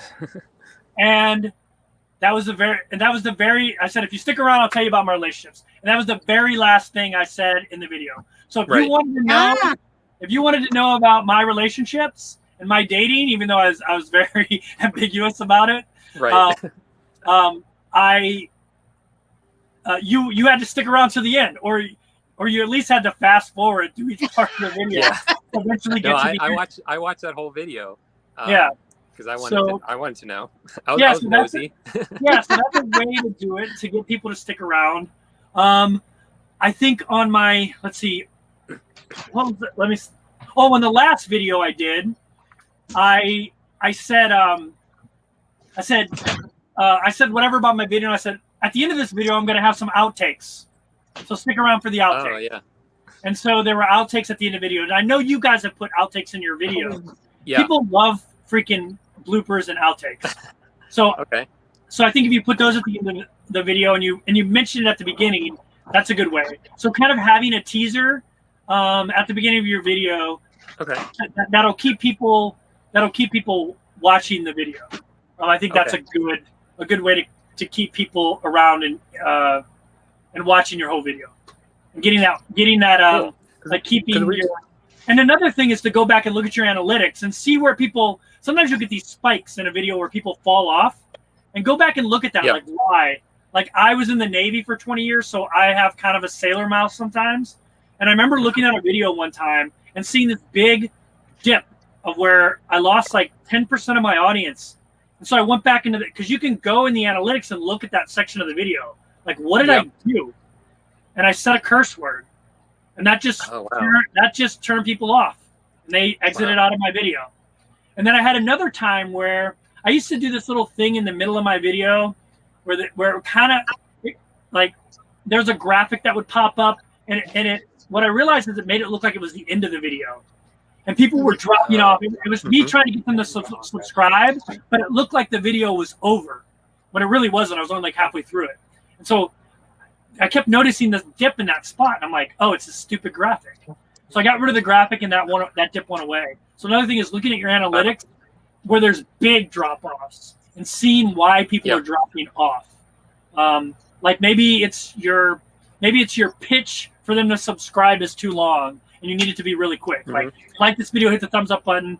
If you enjoy this type of content, subscribe. Maybe you're doing it 30 seconds, and that's why people are falling off. So that's another thing too, is to look at your analytics and see if you have videos where people noticeably drop off. And if a lot of them are dropping off in the beginning, it's most likely because your video isn't about what you're advertising it to be about. Oh. So that's gonna be my question. That's what we've noticed was a big. Actually, we have two channels. I have my own channel too, and that's my biggest drop off is in the first 8 seconds of the video. Everybody gets a big drop off. I get a big drop off. Is that drop off? How is that drop off relative to your other videos? You're gonna get a huge drop off at the beginning. It's just the nature of the beast. I think. Yeah. Usually starts off at 100. I think I usually level out somewhere around 60 to 70%, and then it just slowly goes down. That's just a natural progression. If your video doesn't go below 50%, you're doing pretty well actually, from a YouTube perspective. And then you'll see it go down like this. Like that's just normal. And then at the end of your video, you'll see it like go like that. Yeah. But if you see like major drop-offs, then you need to inspect that part of the video and see why, to figure out, like, for me, it was cursing. Like, that just turned off some of my viewers. They were like, I don't want to hear somebody cuss on a video. So they would exit out. And one time I said something a little bit political too, and I noticed that caused a huge drop-off. So you got to be careful with that kind of stuff too. Sure. So, Yeah. Did that answer your question? No, that was really, really helpful. I really appreciate it. It's great to finally kind of meet you. Yeah, it's cool that you came up. I'll see you guys down in Florida, hopefully. Yes, we're here now. So yeah, it's cool. I'm really happy you guys came up too. That's awesome. yeah. Well, thank you. Yep. All right. Thanks, Paul. Chad. We've got R Destinations here who would like to come and have a conversation. Oh, we've got Kyle. Hey, Got Kyle. I watched one of your things the other night. Did you? Yeah. That's frightening. It depends on which one you watched.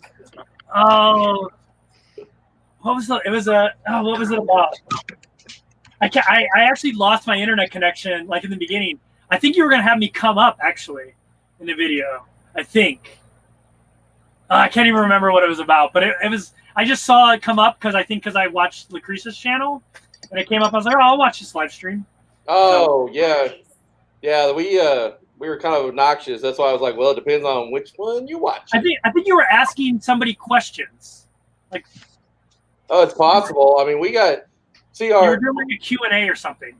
Yeah, we try to do some of that, and the reason why I popped up is because my wife does a lot of the editing and stuff, and she's learning as she's going along, and she's slowly teaching me because right now I'm on kind of medical leave, I guess. I broke a couple of ribs the other day, so we're just wanting to find out like what you look for when you do your editing.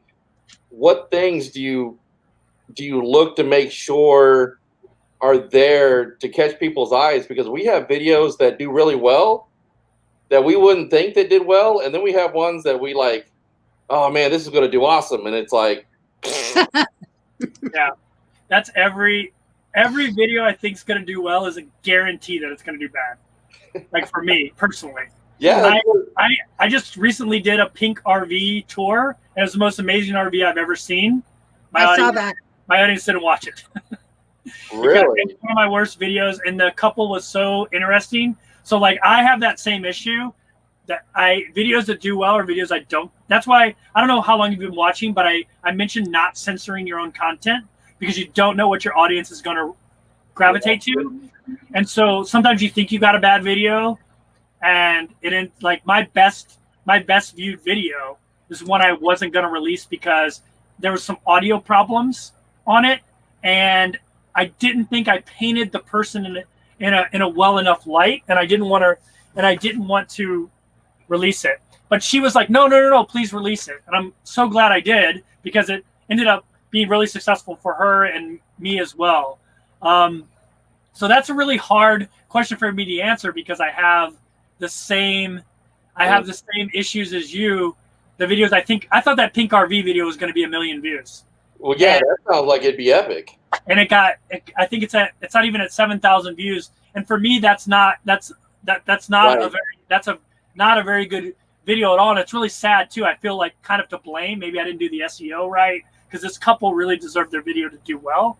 So I think part of it was probably my fault. But yeah, so how do you overcome that and try to? How do you overcome that and try to think? All right, what can I do differently? How can I bring more light to that subject that you're trying to, like in your instance with the RV, you wanted to really kind of expose them for all the greatness it was, and then it doesn't do well, and you're like, how can I do that next one better, or make sure that the next one does better? I mean, there's I guess a couple things. I mean, like I really went into the SEO of that video and seen like maybe what I could have done differently, maybe the keywords, maybe I like now that I look at that video, I think the thumbnail probably wasn't that great. I could have done a better job on the thumbnail. My click-through rate was really low, which means the thumbnail's not good.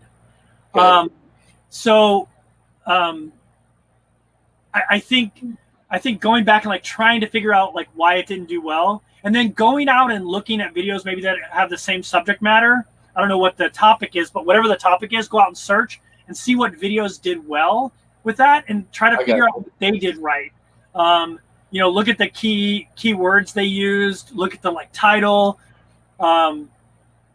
stuff like that, like trying to figure out.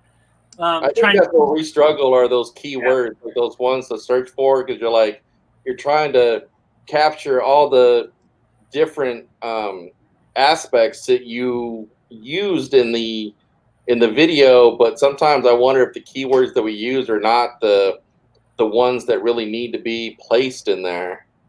Yeah, that's another. I mean, that's why I like the plugin tools out there, because you can see number one how competitive the keyword is. Like, it's hard if you're just moving to a van and you start doing a van life channel.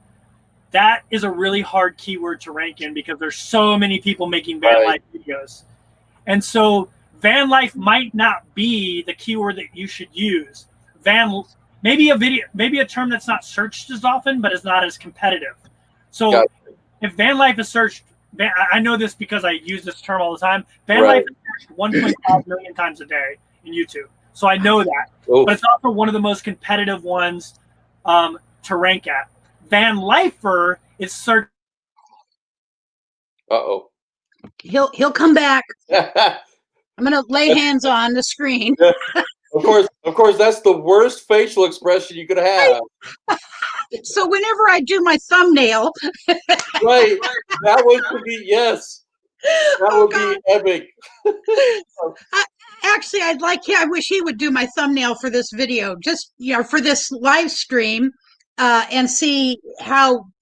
I mean, I would never do that, but it would be interesting to see the information I've learned from him today. How, if I implement that into, when I release this live stream, and if I do all the things he said, granted, it's not a content creation, but it is a live stream with great information in it from him, how well it will do. So he'll come back. I'm going to drop this link. Kyle, it's amazing. I don't know how much you got to hear, but truthfully, I'm going to listen to this again because I already had Keely. Yeah, I just kind of woke up from a nap, so I came in late. But Keely says that we need to watch it. I didn't realize you're on for 3 hours. I was looking at it like, my goodness. But we will definitely go back because there's a lot of like key things that I'm sure might change the what's the word I'm looking for? I guess the click on rate or what have you. Click through rate and and changing the thumbnails a little bit, because I think a lot of times we struggle in those sense because we try to make it eye-catching, a lot of the thumbnails, and I'm wondering, with what he's saying, it's like sometimes maybe we're overdoing it, or maybe we're not doing enough. Like, people say, "Whoa, what's going on here?" And see what that one's about as far as those go, or those keywords that people look for. So I definitely will go back and watch a lot of, in the beginning and what he was talking about. I've already got his YouTube channel brought up, so we can start watching a little bit of that too. Right. I mean, it's been like going to school in a crash. It reminds me of when I did college, 10 years ago, and I took a couple of classes that were jammed into 3 days. Oh, goodness. Oh, yes. They're not really meant to teach anything, in my opinion. But if they took those pieces that were in those 3-day classes and laid them out, like one day for this topic and one day, same thing with this, stuff that Kevin has laid out here is all stuff any of us can do. Right. And most of us are not doing all of it. And if I want to make money off of this eventually someday, it isn't that hard once you're monetized, and once you're monetized, and even before. Here he is again. He talked about things you can do beforehand, by the way.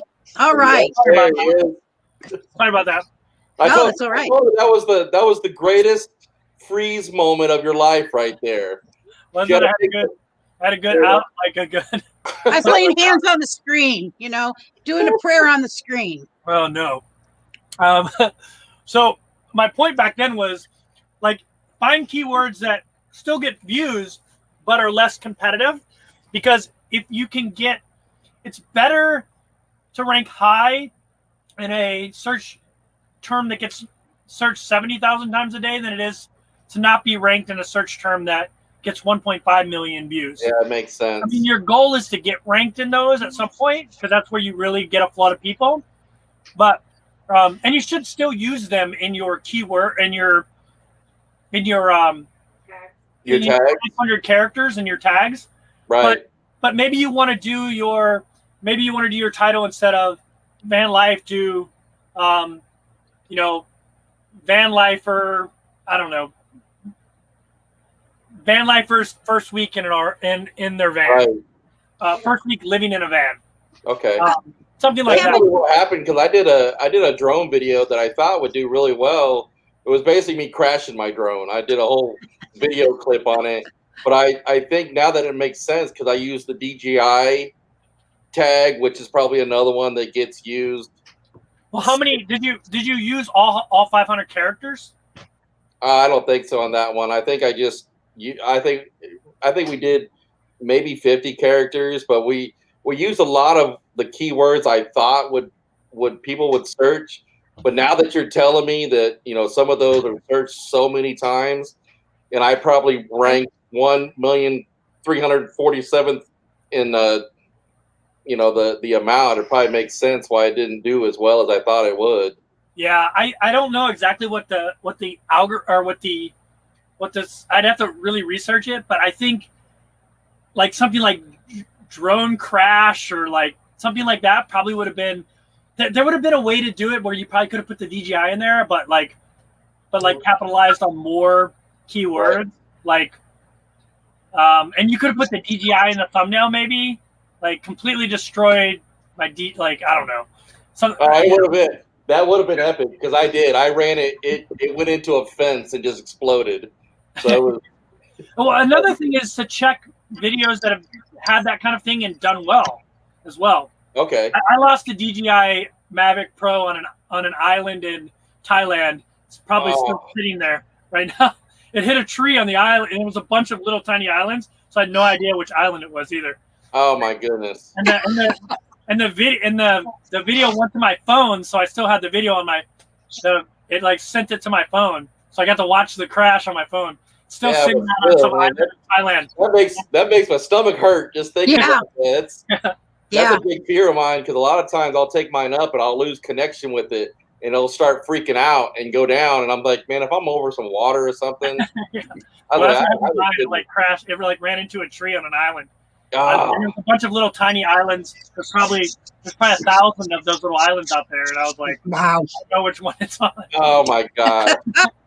How do you start a search for that? Yeah, no kidding. So and then it still was active, so it sent me the footage, because I had it set up where it automatically sends it to my phone. So I got the footage of it. I have the footage. Did you get the footage until it died finally, or just... Yeah. Oh. It survived. It was just filming, and then once it got done, it sent the stuff to my phone. Oh my god! Oh wow! Still, that was probably some epic footage. That'd be a great video. Yeah, it's in one of my videos. It's in one of my travel videos. So go ahead. You go ahead. Oh no, I was gonna say. So I mean, I just want to say thank you so much for that, because there's so much stuff that we're still trying to learn, because I mean we just kind of throw content together, and we're like, well, if they like it, they like it. If they don't, you know. But yeah, I mean that's kind of the way it is. To be honest with you, you never know what the audience is gonna like. I do think that crash video could have definitely could be successful if it's. I'd have to do research to see what other crash videos have done, but that sounds like something that I'm sure there's a whole group of people that watch drones crash. Yeah. No, because everybody that's got one can feel that pain. That's there's $700 late like you. I mean, you got. I mean, that's like a $700-800 drone laying on a friggin' island. Yeah. You're like, oh, that makes my I know heart it's still there too. I went and researched things like great football crashes. Yeah. You know, whenever people crash. Oh yeah, the impacts. Yes, and there's a bunch of those out there. I was looking for one in particular for a reason, and I had to watch a whole bunch of videos to finally find the one I was looking for. But people, there's something, or people are looking for something all the time, and you just never know what that something is. Yeah. One of us has it. Yeah, I mean, one person at least out of all the YouTubers has got what somebody in particular is looking for. Right. Yeah. So, and this is kind of a weird thing to know about YouTube, and maybe it's not the best thing to highlight, but I've also noticed when you put a little negativity in your title, videos can do well. Like if you say, draw someone's attention. Like, I guarantee you, if I put a video in I put something in my title about like my black tank like blowing all over me, blowing poop all over me, people will watch the crap out of it. I noticed I noticed that on my last video, that people on my last YouTube channel, that it was on investing, and anytime I put anything negative in there, about like don't invest in this, people would watch it. I have a whole video series called "Don't Do This in a Country," and that I found real success with that. So I would do like top 5 things not to do in Peru, top 5 things. So I can see that. Yeah, so like it makes me think that video with the drone, like, would be successful. That's the reason. So do you think it's by mistake that the video I showed just of that one page of yours, it was 5 things not to do in what country was it? Which one was that? I've done one for so many countries. It's like an Eastern Bloc country. Oh, Croatia. Yes. And I saw that. And I thought, what did he do in Croatia? Because see, it's a mysterious country to me. And so I'm like, uh-oh, what happened? And immediately that was the one I went right to. Yeah, the first one. Yeah. Yeah, those videos were like my first what I consider viral video was one of those videos, things not to do in a country, Malaysia, which is an English speaking country, but they're Muslim. So they have a lot of different cultural differences, and it's actually really minor things, like take your shoes off before you go, like you don't wear your shoes, and that's not because they're Muslim, it's because it's an Asian country, but like little things like that. And that was the first, and then I was like, oh, I got something with this. Don't do this. Don't do the. Oh yeah, well, because everybody watches it. Well, I don't want to be that guy. Yeah. Right. So that kind of stuff, like, I mean, when you told me about the drone crash, I would have thought too that video was gonna be successful because people like watching that kind of stuff. Yeah, that's what I told her, and I thought she did a really good job putting it together, because I had 3 GoPros set up, and not including the one that was actually on the drone, and watching it from different angles, and then watching it go up, and then just made a beeline straight across the field and just you can actually watch all the propellers and battery, just everything come flying off of it. And then the video that she put of me just put my head down and having to walk over there and pick up the pieces, it's just like. So what was the thumbnail, if you don't mind me asking?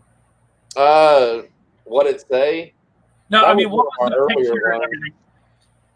And it's really I think it was just a picture of the drone in the air. Yeah, I think it really was just a one with the drone in the air. I don't think there was anything like eye-catching as far as the crash itself. So I think what I would have done for a thumbnail for that is I would have had a picture in the background of the sky. I would have had a picture of your like head down, kind of like doing something like this, or like, and like, you know how people put those little white line like things around? I would have had that, and then I would have took a picture of all the drone parts just laid out on the ground. Oh, that's and had that in the thumbnail. I think like that kind of visual, because then people can look at the thumbnail and know what the video is about. If I'm scrolling through, I probably would have saw that video and just thought it was like another drone, like 2-minute drone video that you can watch, like, pretty sights of or something. Right. I wouldn't have known that it was like some kind of disaster drone video. Maybe I think I would have done more visual. I would have because that's the star. The star of the show is the broken drone, right? Right. I think that's probably what I would have done thumbnail wise with that. And then making the broken drone the star of the show, basically. Yeah, and also your reaction, like you're like legitimate yeah. Like I think I did a video in Portugal, I think, like 5 things not to do there. And the video I found this video of like they have this trolley there, kind of like the San Francisco trolley. Right. And those things will run you over. If you're and they're in these little narrow roads, like they will run you over. So my picture was me like standing like this with my hand like this, and like right behind me, but it wasn't really right behind me. It was just another one. And like that video got a lot of views because like they're like, oh, he might get hit. Yeah, which was not even part of the video. Yeah, which was not part of the video. Like I did not get hit by one of those. But like seeing your reaction and then seeing the drone in pieces, I think might have brought people. I think the number one most important thing in for a video, besides making content, is the thumbnail. It is like 90% of the game. Do you know what your click-through rate was for your thumbnail? Because that you can see if the thumbnail was maybe the problem by looking at the click-through rate. You can see you can see how many people YouTube showed it to. That's the impressions. You can see how many people they showed it to, and then how many people click through, like what the click-through rate is. And that might tell you maybe it was the thumbnail. Also, like where you rank with the search terms. She's looking it up right now. Yeah. But that makes sense because now that I'm looking at the picture from what you're describing and what we put on there, I can see why it would have gotten passed up because really it's just a picture of us. It talks about drone crash and a picture of the drone floating in the air. So changing that thumbnail to basically looking like an explosion and all the parts everywhere definitely makes sense. Yeah. So Bob's adventure, Bob says his click-through rate is about 3%. Yeah, I mean anything.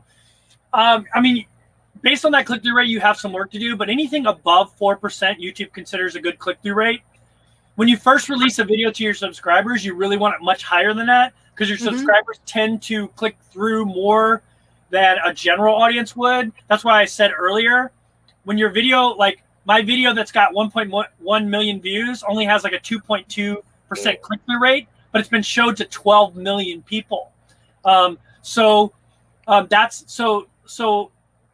more than that. I'm sorry. Like 120 million. Sorry, people. That's why that low click-through rate isn't that much of a problem because once your video starts getting shown to more people, you're going to have a lower click-through rate. But what YouTube uses to decide whether or not to show it to people outside of your subscriber base is your click-through rate with your subscribers. So you really want your click-through rate with your subscribers. You really like my latest video has even though my latest video is actually it's doing okay. It has like a 9% click-through rate with my subscribers, which is pretty good. I mean, sometimes with my subscribers, I get a 30% click-through rate, and that's like phenomenal. And I know that video is probably going to get shown to a lot of people. I didn't mention this earlier, but there's 2 periods that are important. The first 3 hours and then the first 48 hours. The first 3 hours, if you notice when you release a video, you don't get analytics until after 3 hours. 4 analytics. And so that's where you'll get your first click-through rate. And that's when YouTube decides that they're going to disseminate it to all your subscribers. And then 48 hours is like, if you're going to have a viral video, you're going to notice it takes off after 2 days. Because that's when YouTube goes, okay, it did well with their subscribers. Let's start showing it to more people and see what they do with it. Right? And YouTube is using click-through rate and watch time to decide whether or not to push it out to people. So a 3% click-through rate, like that definitely means most likely that your thumbnails could be better. Like I don't want to be mean, but that means they could be better. So you want to catch your audience with that. The packaging basically is what you're saying. You know, if the packaging is eye-catching, that makes people want to see what is inside there. Yeah. I mean, think about the way you watch videos, like the way you consume content on YouTube. Like when you're scrolling through your feed, there are tons of RV videos that I don't watch. But like, if there's a van in like this, if there's a van in the snow, I almost always click on it because I'm really fascinated with people who do cold weather camping in vans because it's like a really hard way to. It's really hard. We're moving into ours full time in 2 weeks, right? Time here in the Midwest. So, yeah, where are you at in the Midwest? You know, where's Kansas? Okay, I'm from St. Louis, so. Oh, you're right down the road. Yeah, I drive. I'm not there now. I live full time. That's where I'm from. I actually drive through. I mean, as a full time RVer, I drive through Kansas a lot to get to the west. Yeah. Man, that is a boring drive. Yeah, well, you don't have to tell me. I-70 all the way into Colorado is the most monotonous. Yeah. Yeah, I want to just fall asleep and go through all that and just be done with it. Yeah, it's terrible. It's the So worst. let me ask a question, Kevin. So when after this is all done and I start doing the work that you do after after a live stream. Now, granted, a live stream video going back out is different than a content video, and I understand that, but I still will make a new thumbnail for this video. Yeah. What are some things that I might do to elevate its potential? I think I would probably. I would think about what you would search to try to find this info. Like, what would you search? And I would go and then I would search some of that and see what other people have used. Have used. Yes. And maybe to get some ideas and look at how many views the videos have compared to how many subscribers they have. Okay. So if someone has 3,000 subscribers and they did a video about getting YouTube subscribers and it has 100,000 views, you know they optimized that video correctly, right? Sure. But if someone has 1 million subscribers and their video it sounds like a lot, has 100,000 views, I'm like, that's not a good video. They have 1 million subscribers, they only have 100,000 views. That's actually an unsuccessful video for them. Unless it's really old. Yeah, unless it's really old, then that, like, look at it, like, see how old it is. That's what I would do. And that's what I really like doing is I like finding small channels that had a really successful video. Hi. Yeah. No, that's what I like going there and seeing that because then I like steal their idea. I mean, I go, oh, this person who did a dump tank video with 3,000 subscribers got 400,000 views on the video. Like, I need to do a dump tank video. I've seen that, right? I've seen that so many times where you're clicking through and you're like, oh man, this guy had 60,000 views. You click on it and he's got like 1,200 subscribers. You're like, what? I gotta let my dog out. Yeah, that is a good way to see in your genre what videos are working. Obviously, you want to do stuff you enjoy, but if you're like really looking at doing this like a business, you have to see what people are interested in. So if people are interested in seeing black tank dumps, I do a black tank dump like every 3 or 4 days. Right. Like, film one of them and talk about it.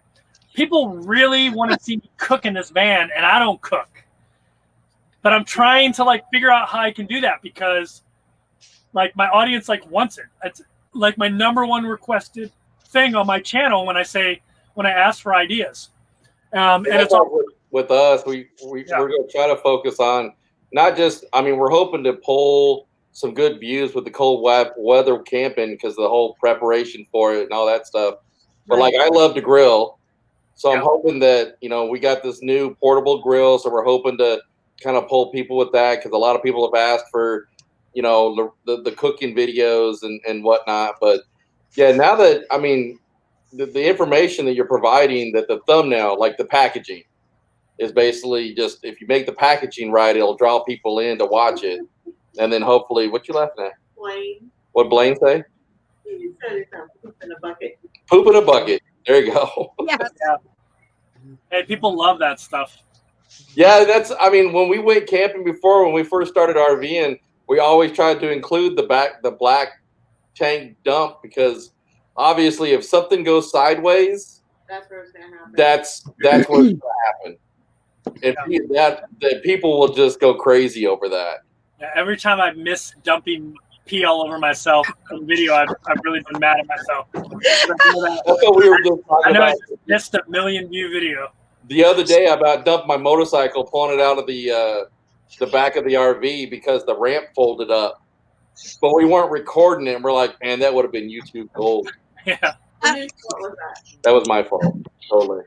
So This weekend, when we were going over to Central Oregon to look at an RV, when we were on our way back, Richard had to pee in a container because there was no place to pull over.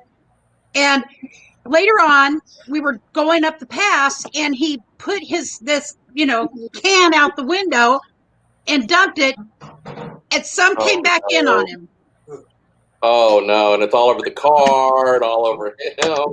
And I'm like, why would you do that? That's You're awesome. grown up. You're a grown up. You're a grown up. That would have been, again, that would have went viral for sure. That would have I been know. viral. That's YouTube gold, man. I just don't want that kind of virus, Hey, People love the well, what people really like seeing, or at least what I've noticed, is they like seeing the journey.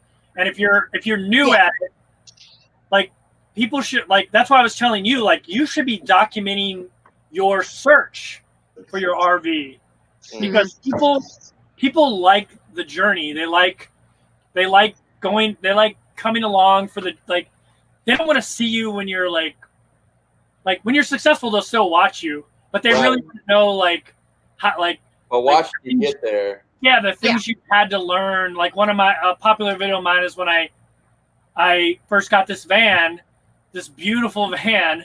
There was a basketball hoop sticking out on a street. Oh and, no!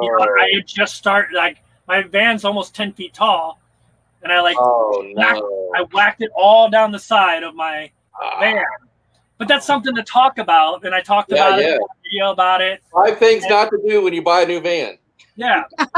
So yeah, exactly. So it's like people like that kind of stuff. Like, talking about, like, your, like, negotiations once you, like, find a vehicle you want, Lucretia.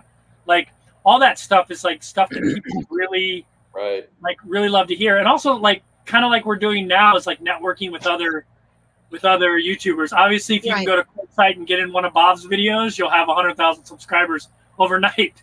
Well, that is what happened with Box Van D. He did 3 videos with her. That kind of gave her the initial boost. And Living Life with Letty, she same thing. He did a video of a tour of her van. Yeah. And when it came out the next morning, she had like 10,000 people on her doorstep, so to speak. Yeah, and other YouTubers just like that. I'm going to make this comment real quick, but Johnny made that statement that if you ever roll through St. Louis to stop and see them, we got the pleasure of meeting Johnny and Vanderella and a couple of other channels, and I'm not kidding that you will be blown away with what that woman can do with a van. Oh yes. I would love to see it. Yeah, if you have an open space, you're like, what can I do with this? You call her, and she will create something that will blow your mind. I promise you, it will. We've already told ourselves we're going to hire her when we get in there to help us freaking figure out what we're going to do with our stuff. But well, send me an email, Johnny. You got my email address. Send me an email, and I'm going to be in St. Louis soon. Actually, my mother lives south of St. Louis in DeSoto, Missouri. I don't know if you know where that is. Yes. But, I mean, I grew up in St. Louis, so I know that whole area. But yeah, send me an email, Johnny, and I'll. Yeah, you won't be disappointed, man. If there's something you want to change or do something with your van, Johnny will figure it out, and she'll have a floor plan. She'll have a floor plan put together by the time you get there. I promise you. I watched. It's just I can't even tell you. That's how I get all geeky when I hang out with her and watching her and way her mind works, man. It's mind blowing. So yeah, definitely do that. But hey, I wanted to thank you so much for the information, and I'll definitely go back and watch the beginning of this. I've already got your YouTube channel pulled up. Right after this, I'm gonna start watching some stuff and do some schooling and learn some things. Well, it was definitely schooling, that's for sure. Yeah. All right. Well, thank you very much, Kyle, for coming up, and I'm glad that it helped you. Absolutely. Thanks, guys. All right, dear. Bye-bye. Man, hopefully you get really close to your watch time with this video. Well, that would be really cool. I'm going to try so hard to do a thumbnail that really relates what people are looking for. By the way, I do know that it all ain't about me. It's about what people are looking for. And so it's not that well, there are some people that are really special. There's a couple channels I watch. They'll never watch me. They got over 100,000 people. I love a channel called Eamon and Beck.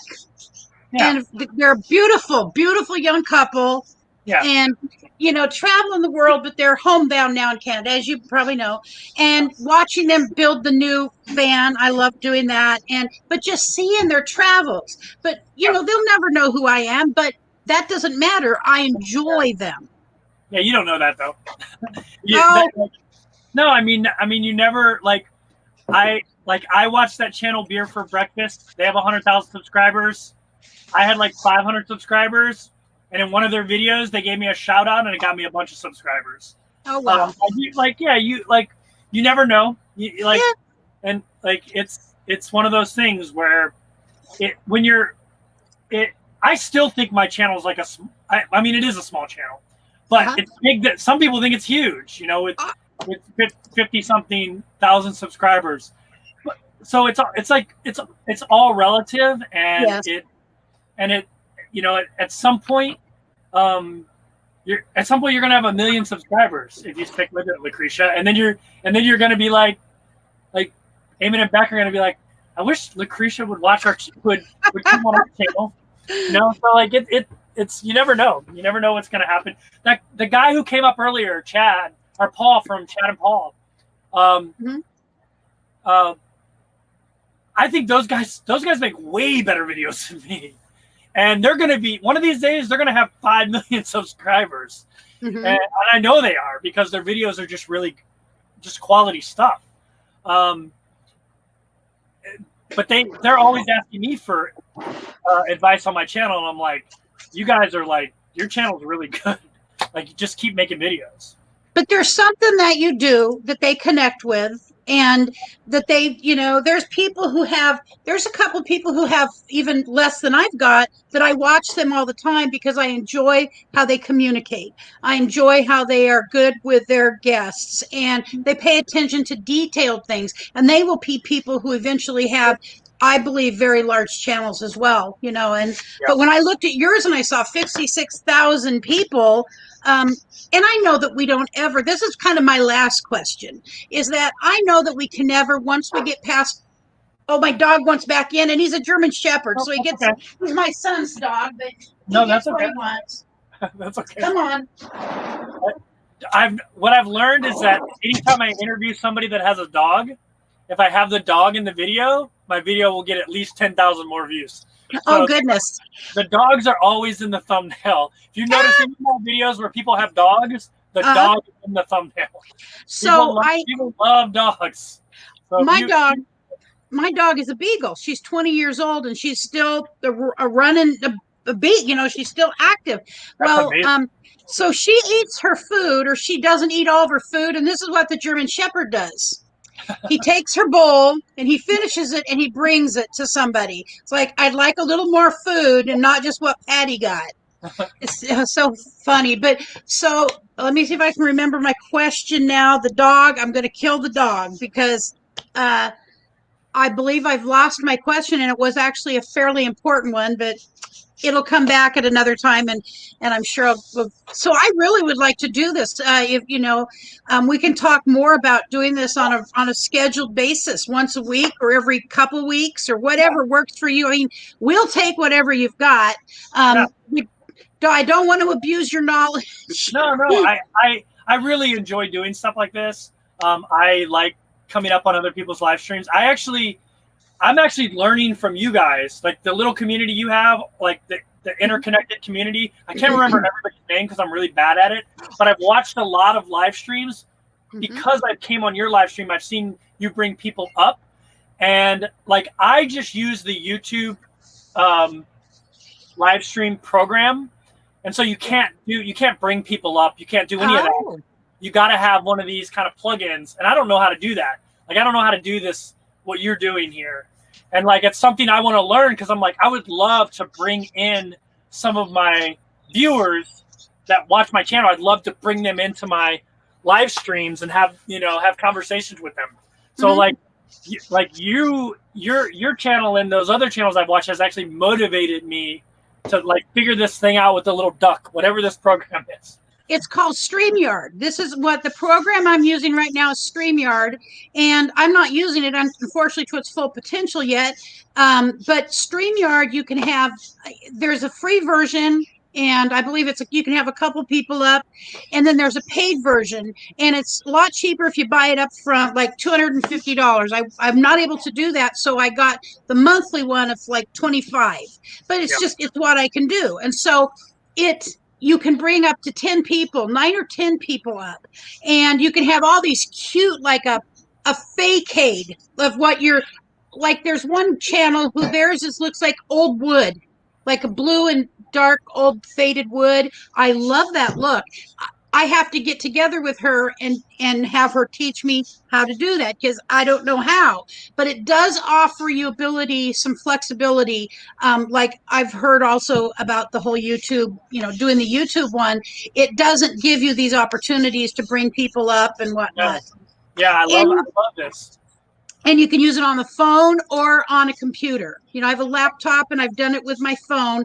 I don't know if you can bring people up if you're on your phone. I just am not sure about that because I've just always done that when I'm sitting at a desk. When I use it on my phone, I usually am doing my pop-ups out in a park or something.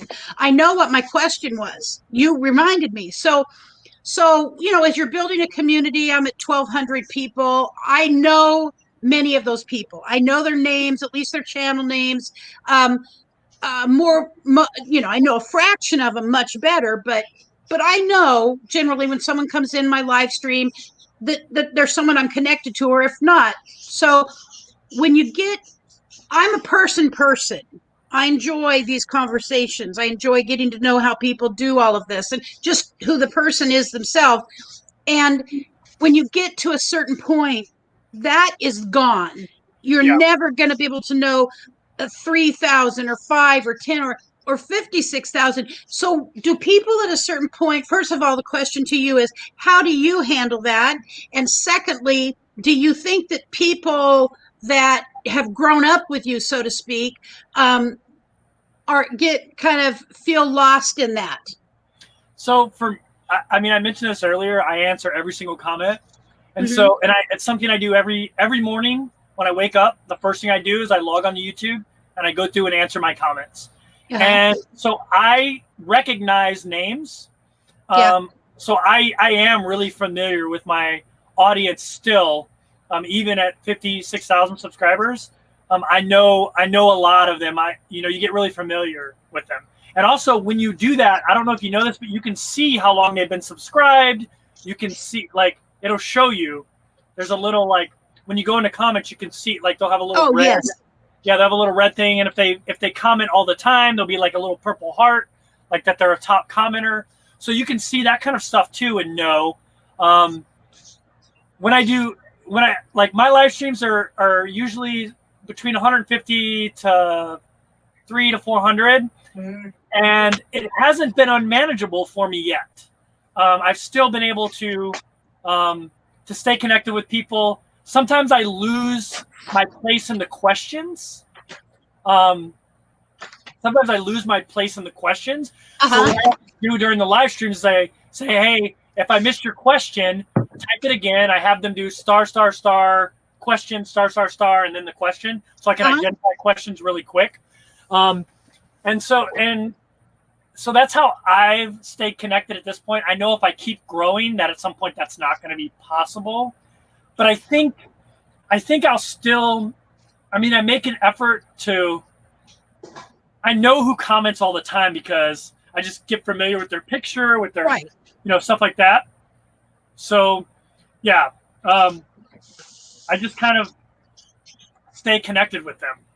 Well, one of the things that I do is I have an uncommon name, Lucretia. It is not a common name.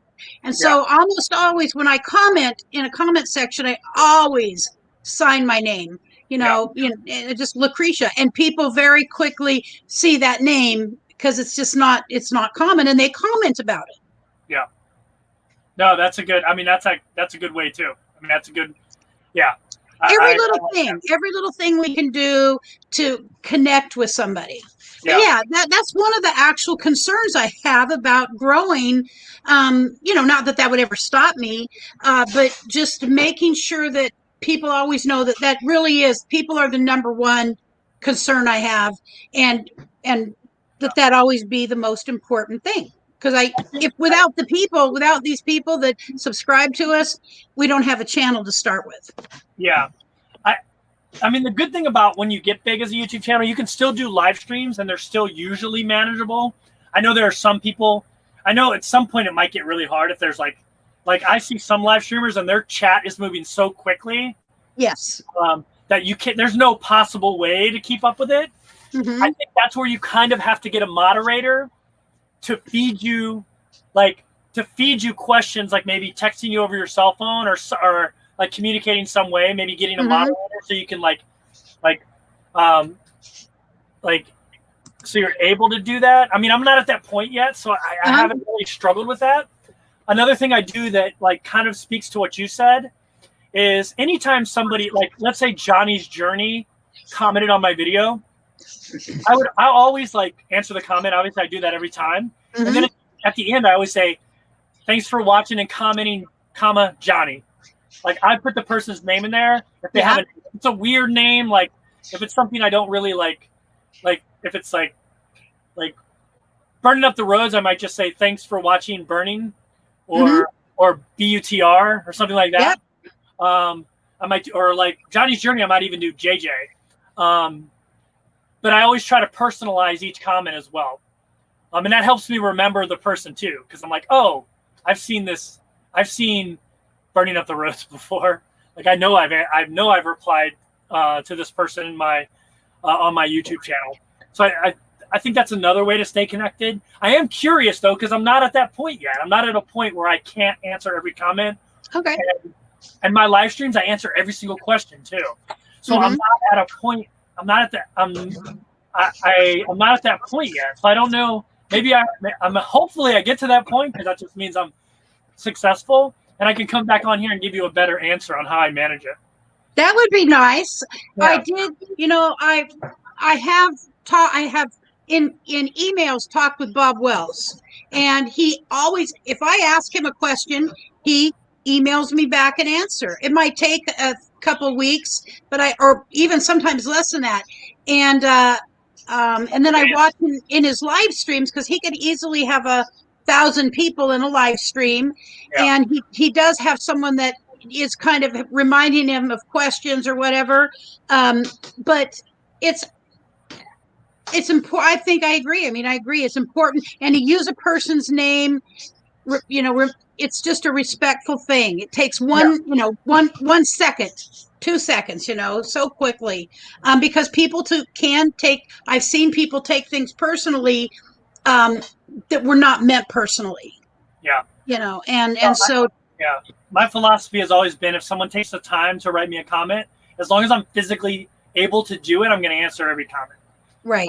If they take the time, I'm going to answer it. It also kind of polices it also is a way to police your channel too, because sometimes people will say, I don't really mind people attacking me. It doesn't really bother me. But I do a lot of tours of other people's vehicles, especially females get a Mhm. lot of inappropriate comments. So I want to make sure I get rid of those as well, so they're not disrespectful. So I'm not letting them be disrespectful to a person that allowed me to come inside their home and film it. Yeah. That's actually another reason I do it. But I do. I think if someone takes the time to leave me a comment, I owe them to take the time to reply to their comment. Sure. It helps you. I mean, it's a chore that actually helps your channel as well. So Yeah. Kaylee has brought things to my attention. She's emailed me before and said, Lucretia, such and such is happening on this, open. Apparently, I left this live stream open. And I'm always worried about that because my bathroom is right there. I always go through it like 40 times, and usually I'll shut my computer because I'm like, man, that's the last thing I need. I know. Unintentionally leave that up, and I'm like back there in all Talk my about glory, yeah. and then no. Talk about a viral video. Yeah, no, that would be the worst. Oh. My mom watches every one of my videos. It would be the worst. Okay. Hi, Kevin's mom. Well, I am so grateful that you came on here today and that I found you, not just for what you can do for me, but what you can do for other people. And, you're clearly a very kind person, Kevin. And I now have to I think what I'm going to do is when we're done, I'm going to go and just think for a few minutes and try to piece things together. And then I'm going to come back and I'm going to think about my video, about putting this out and doing a good thumbnail for it, SEO, all of those things. And then I'm going to work on a video that I know I've got ready to go upload and start working on. And, and just take these pieces of information and implement them, and hoping that we can come up with a day of the week that works for you, and kind of going over these things one at a time, or anything else, because I don't believe we necessarily covered everything. I'm not going to say you don't have other ideas, because I suspect that this is kind of like the tip of an iceberg. These pieces that they're basics, but there's more. I just can't imagine there's not more in that brain of yours. I appreciate it. It's awesome to come on here. I mean, I've been watching your live streams and really enjoying them, and it's like an honor to be a guest on it. I mean, it's been really cool, and it was cool the other people that popped up in here with us. It's a lot of fun. Yeah. I really appreciate you giving me the opportunity to be on your platform. Well, thank you. I appreciate it. I don't even know how to put it into words yet. Yeah. But again, I will figure it out, and I will make sure because I'll tell you what, I think you've helped all of us more than what anybody that we can actually quantify. I don't think we can quantify it at this point. So, but I have a couple of things I've got to go take care of. Okay. And I just want to tell you, maybe you can email me, or I'll email you and put out a couple of days that I think I'd like to do. Like right now I'm doing Sunday. I'm doing a little fun thing on Sundays. Monday is usually the day that I interview somebody. And then Thursdays is a day that is kind of an open day where I was doing a little thing with kind of funny headlines, because kind of going backwards in time here a minute. I had thought about, one of the people I followed was Carolyn from Carolyn's RV Life. And I love everything she does. She and I are politically different. And she's doing on Tuesdays is doing a political conference. Not so much, I'm not going to say political, but it's political in nature right now because we're in a political season. And she, has over 100,000 subscribers. And I was appalled when she said that she was losing subscribers by the tens of thousands, because she was talking about on Tuesdays, she took a separate day of the week, not interfering with her regular schedule, and talking about her political point of view and supporting it kind of with information. Yeah.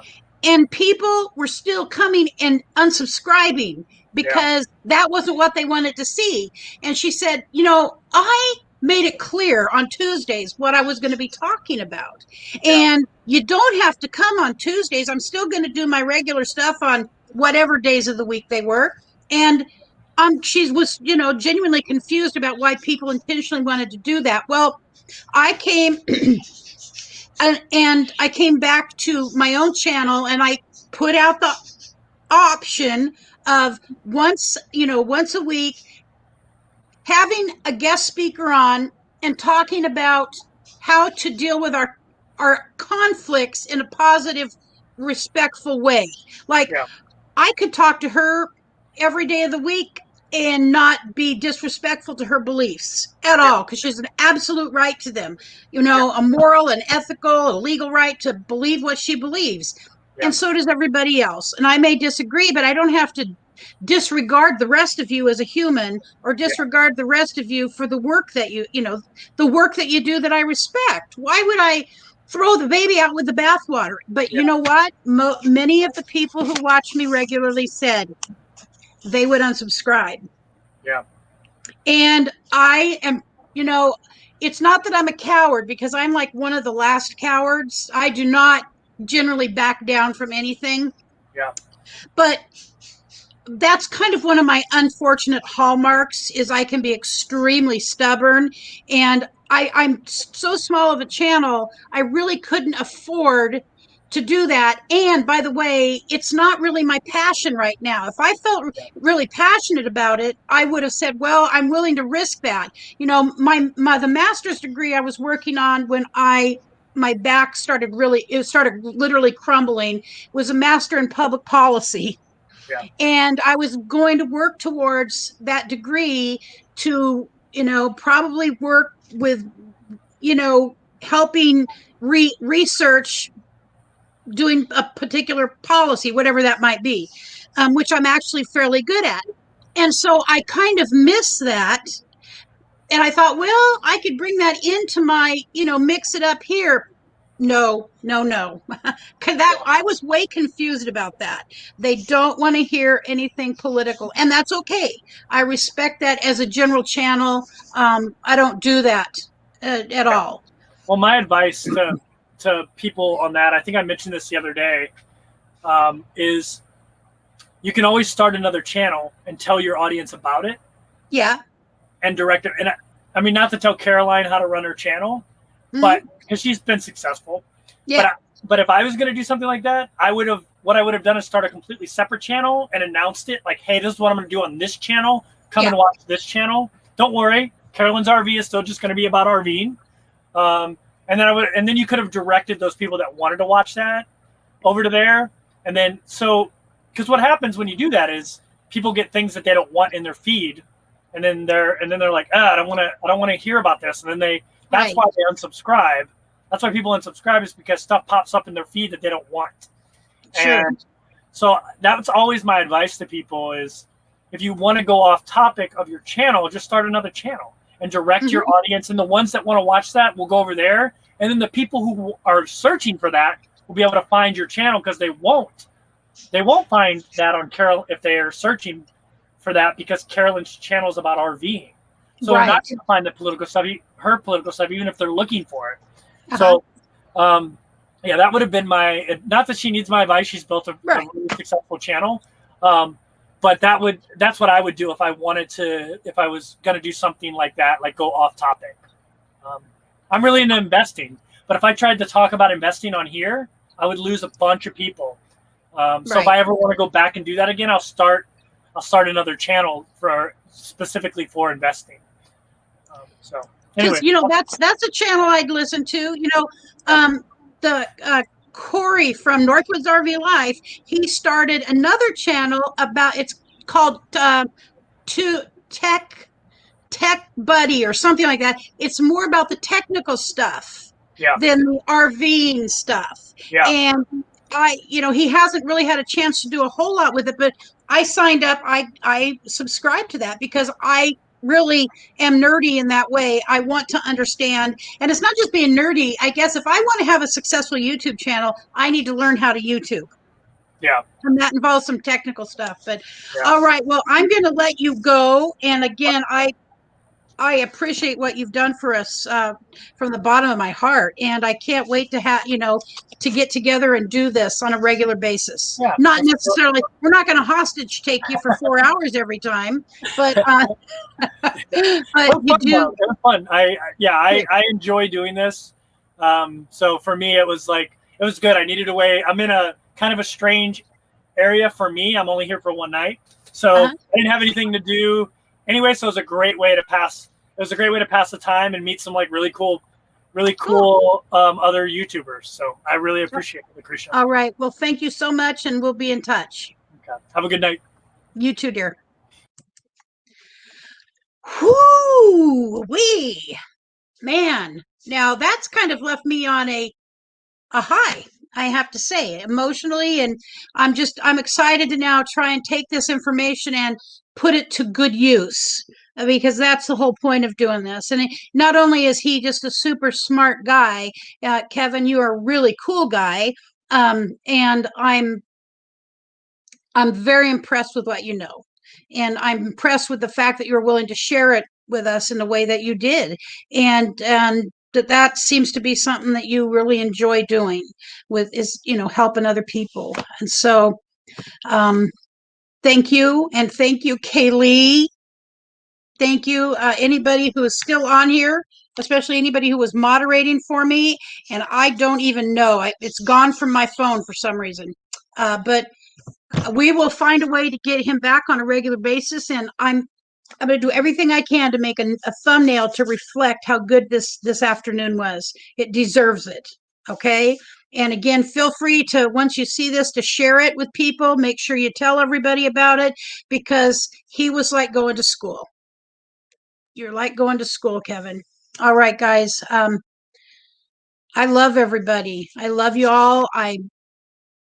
Man, it was a good afternoon. It was a good afternoon. So I will see you again Thursday, if not before. And thank you for watching out for Richard, Kaylee. And I think there was somebody else too.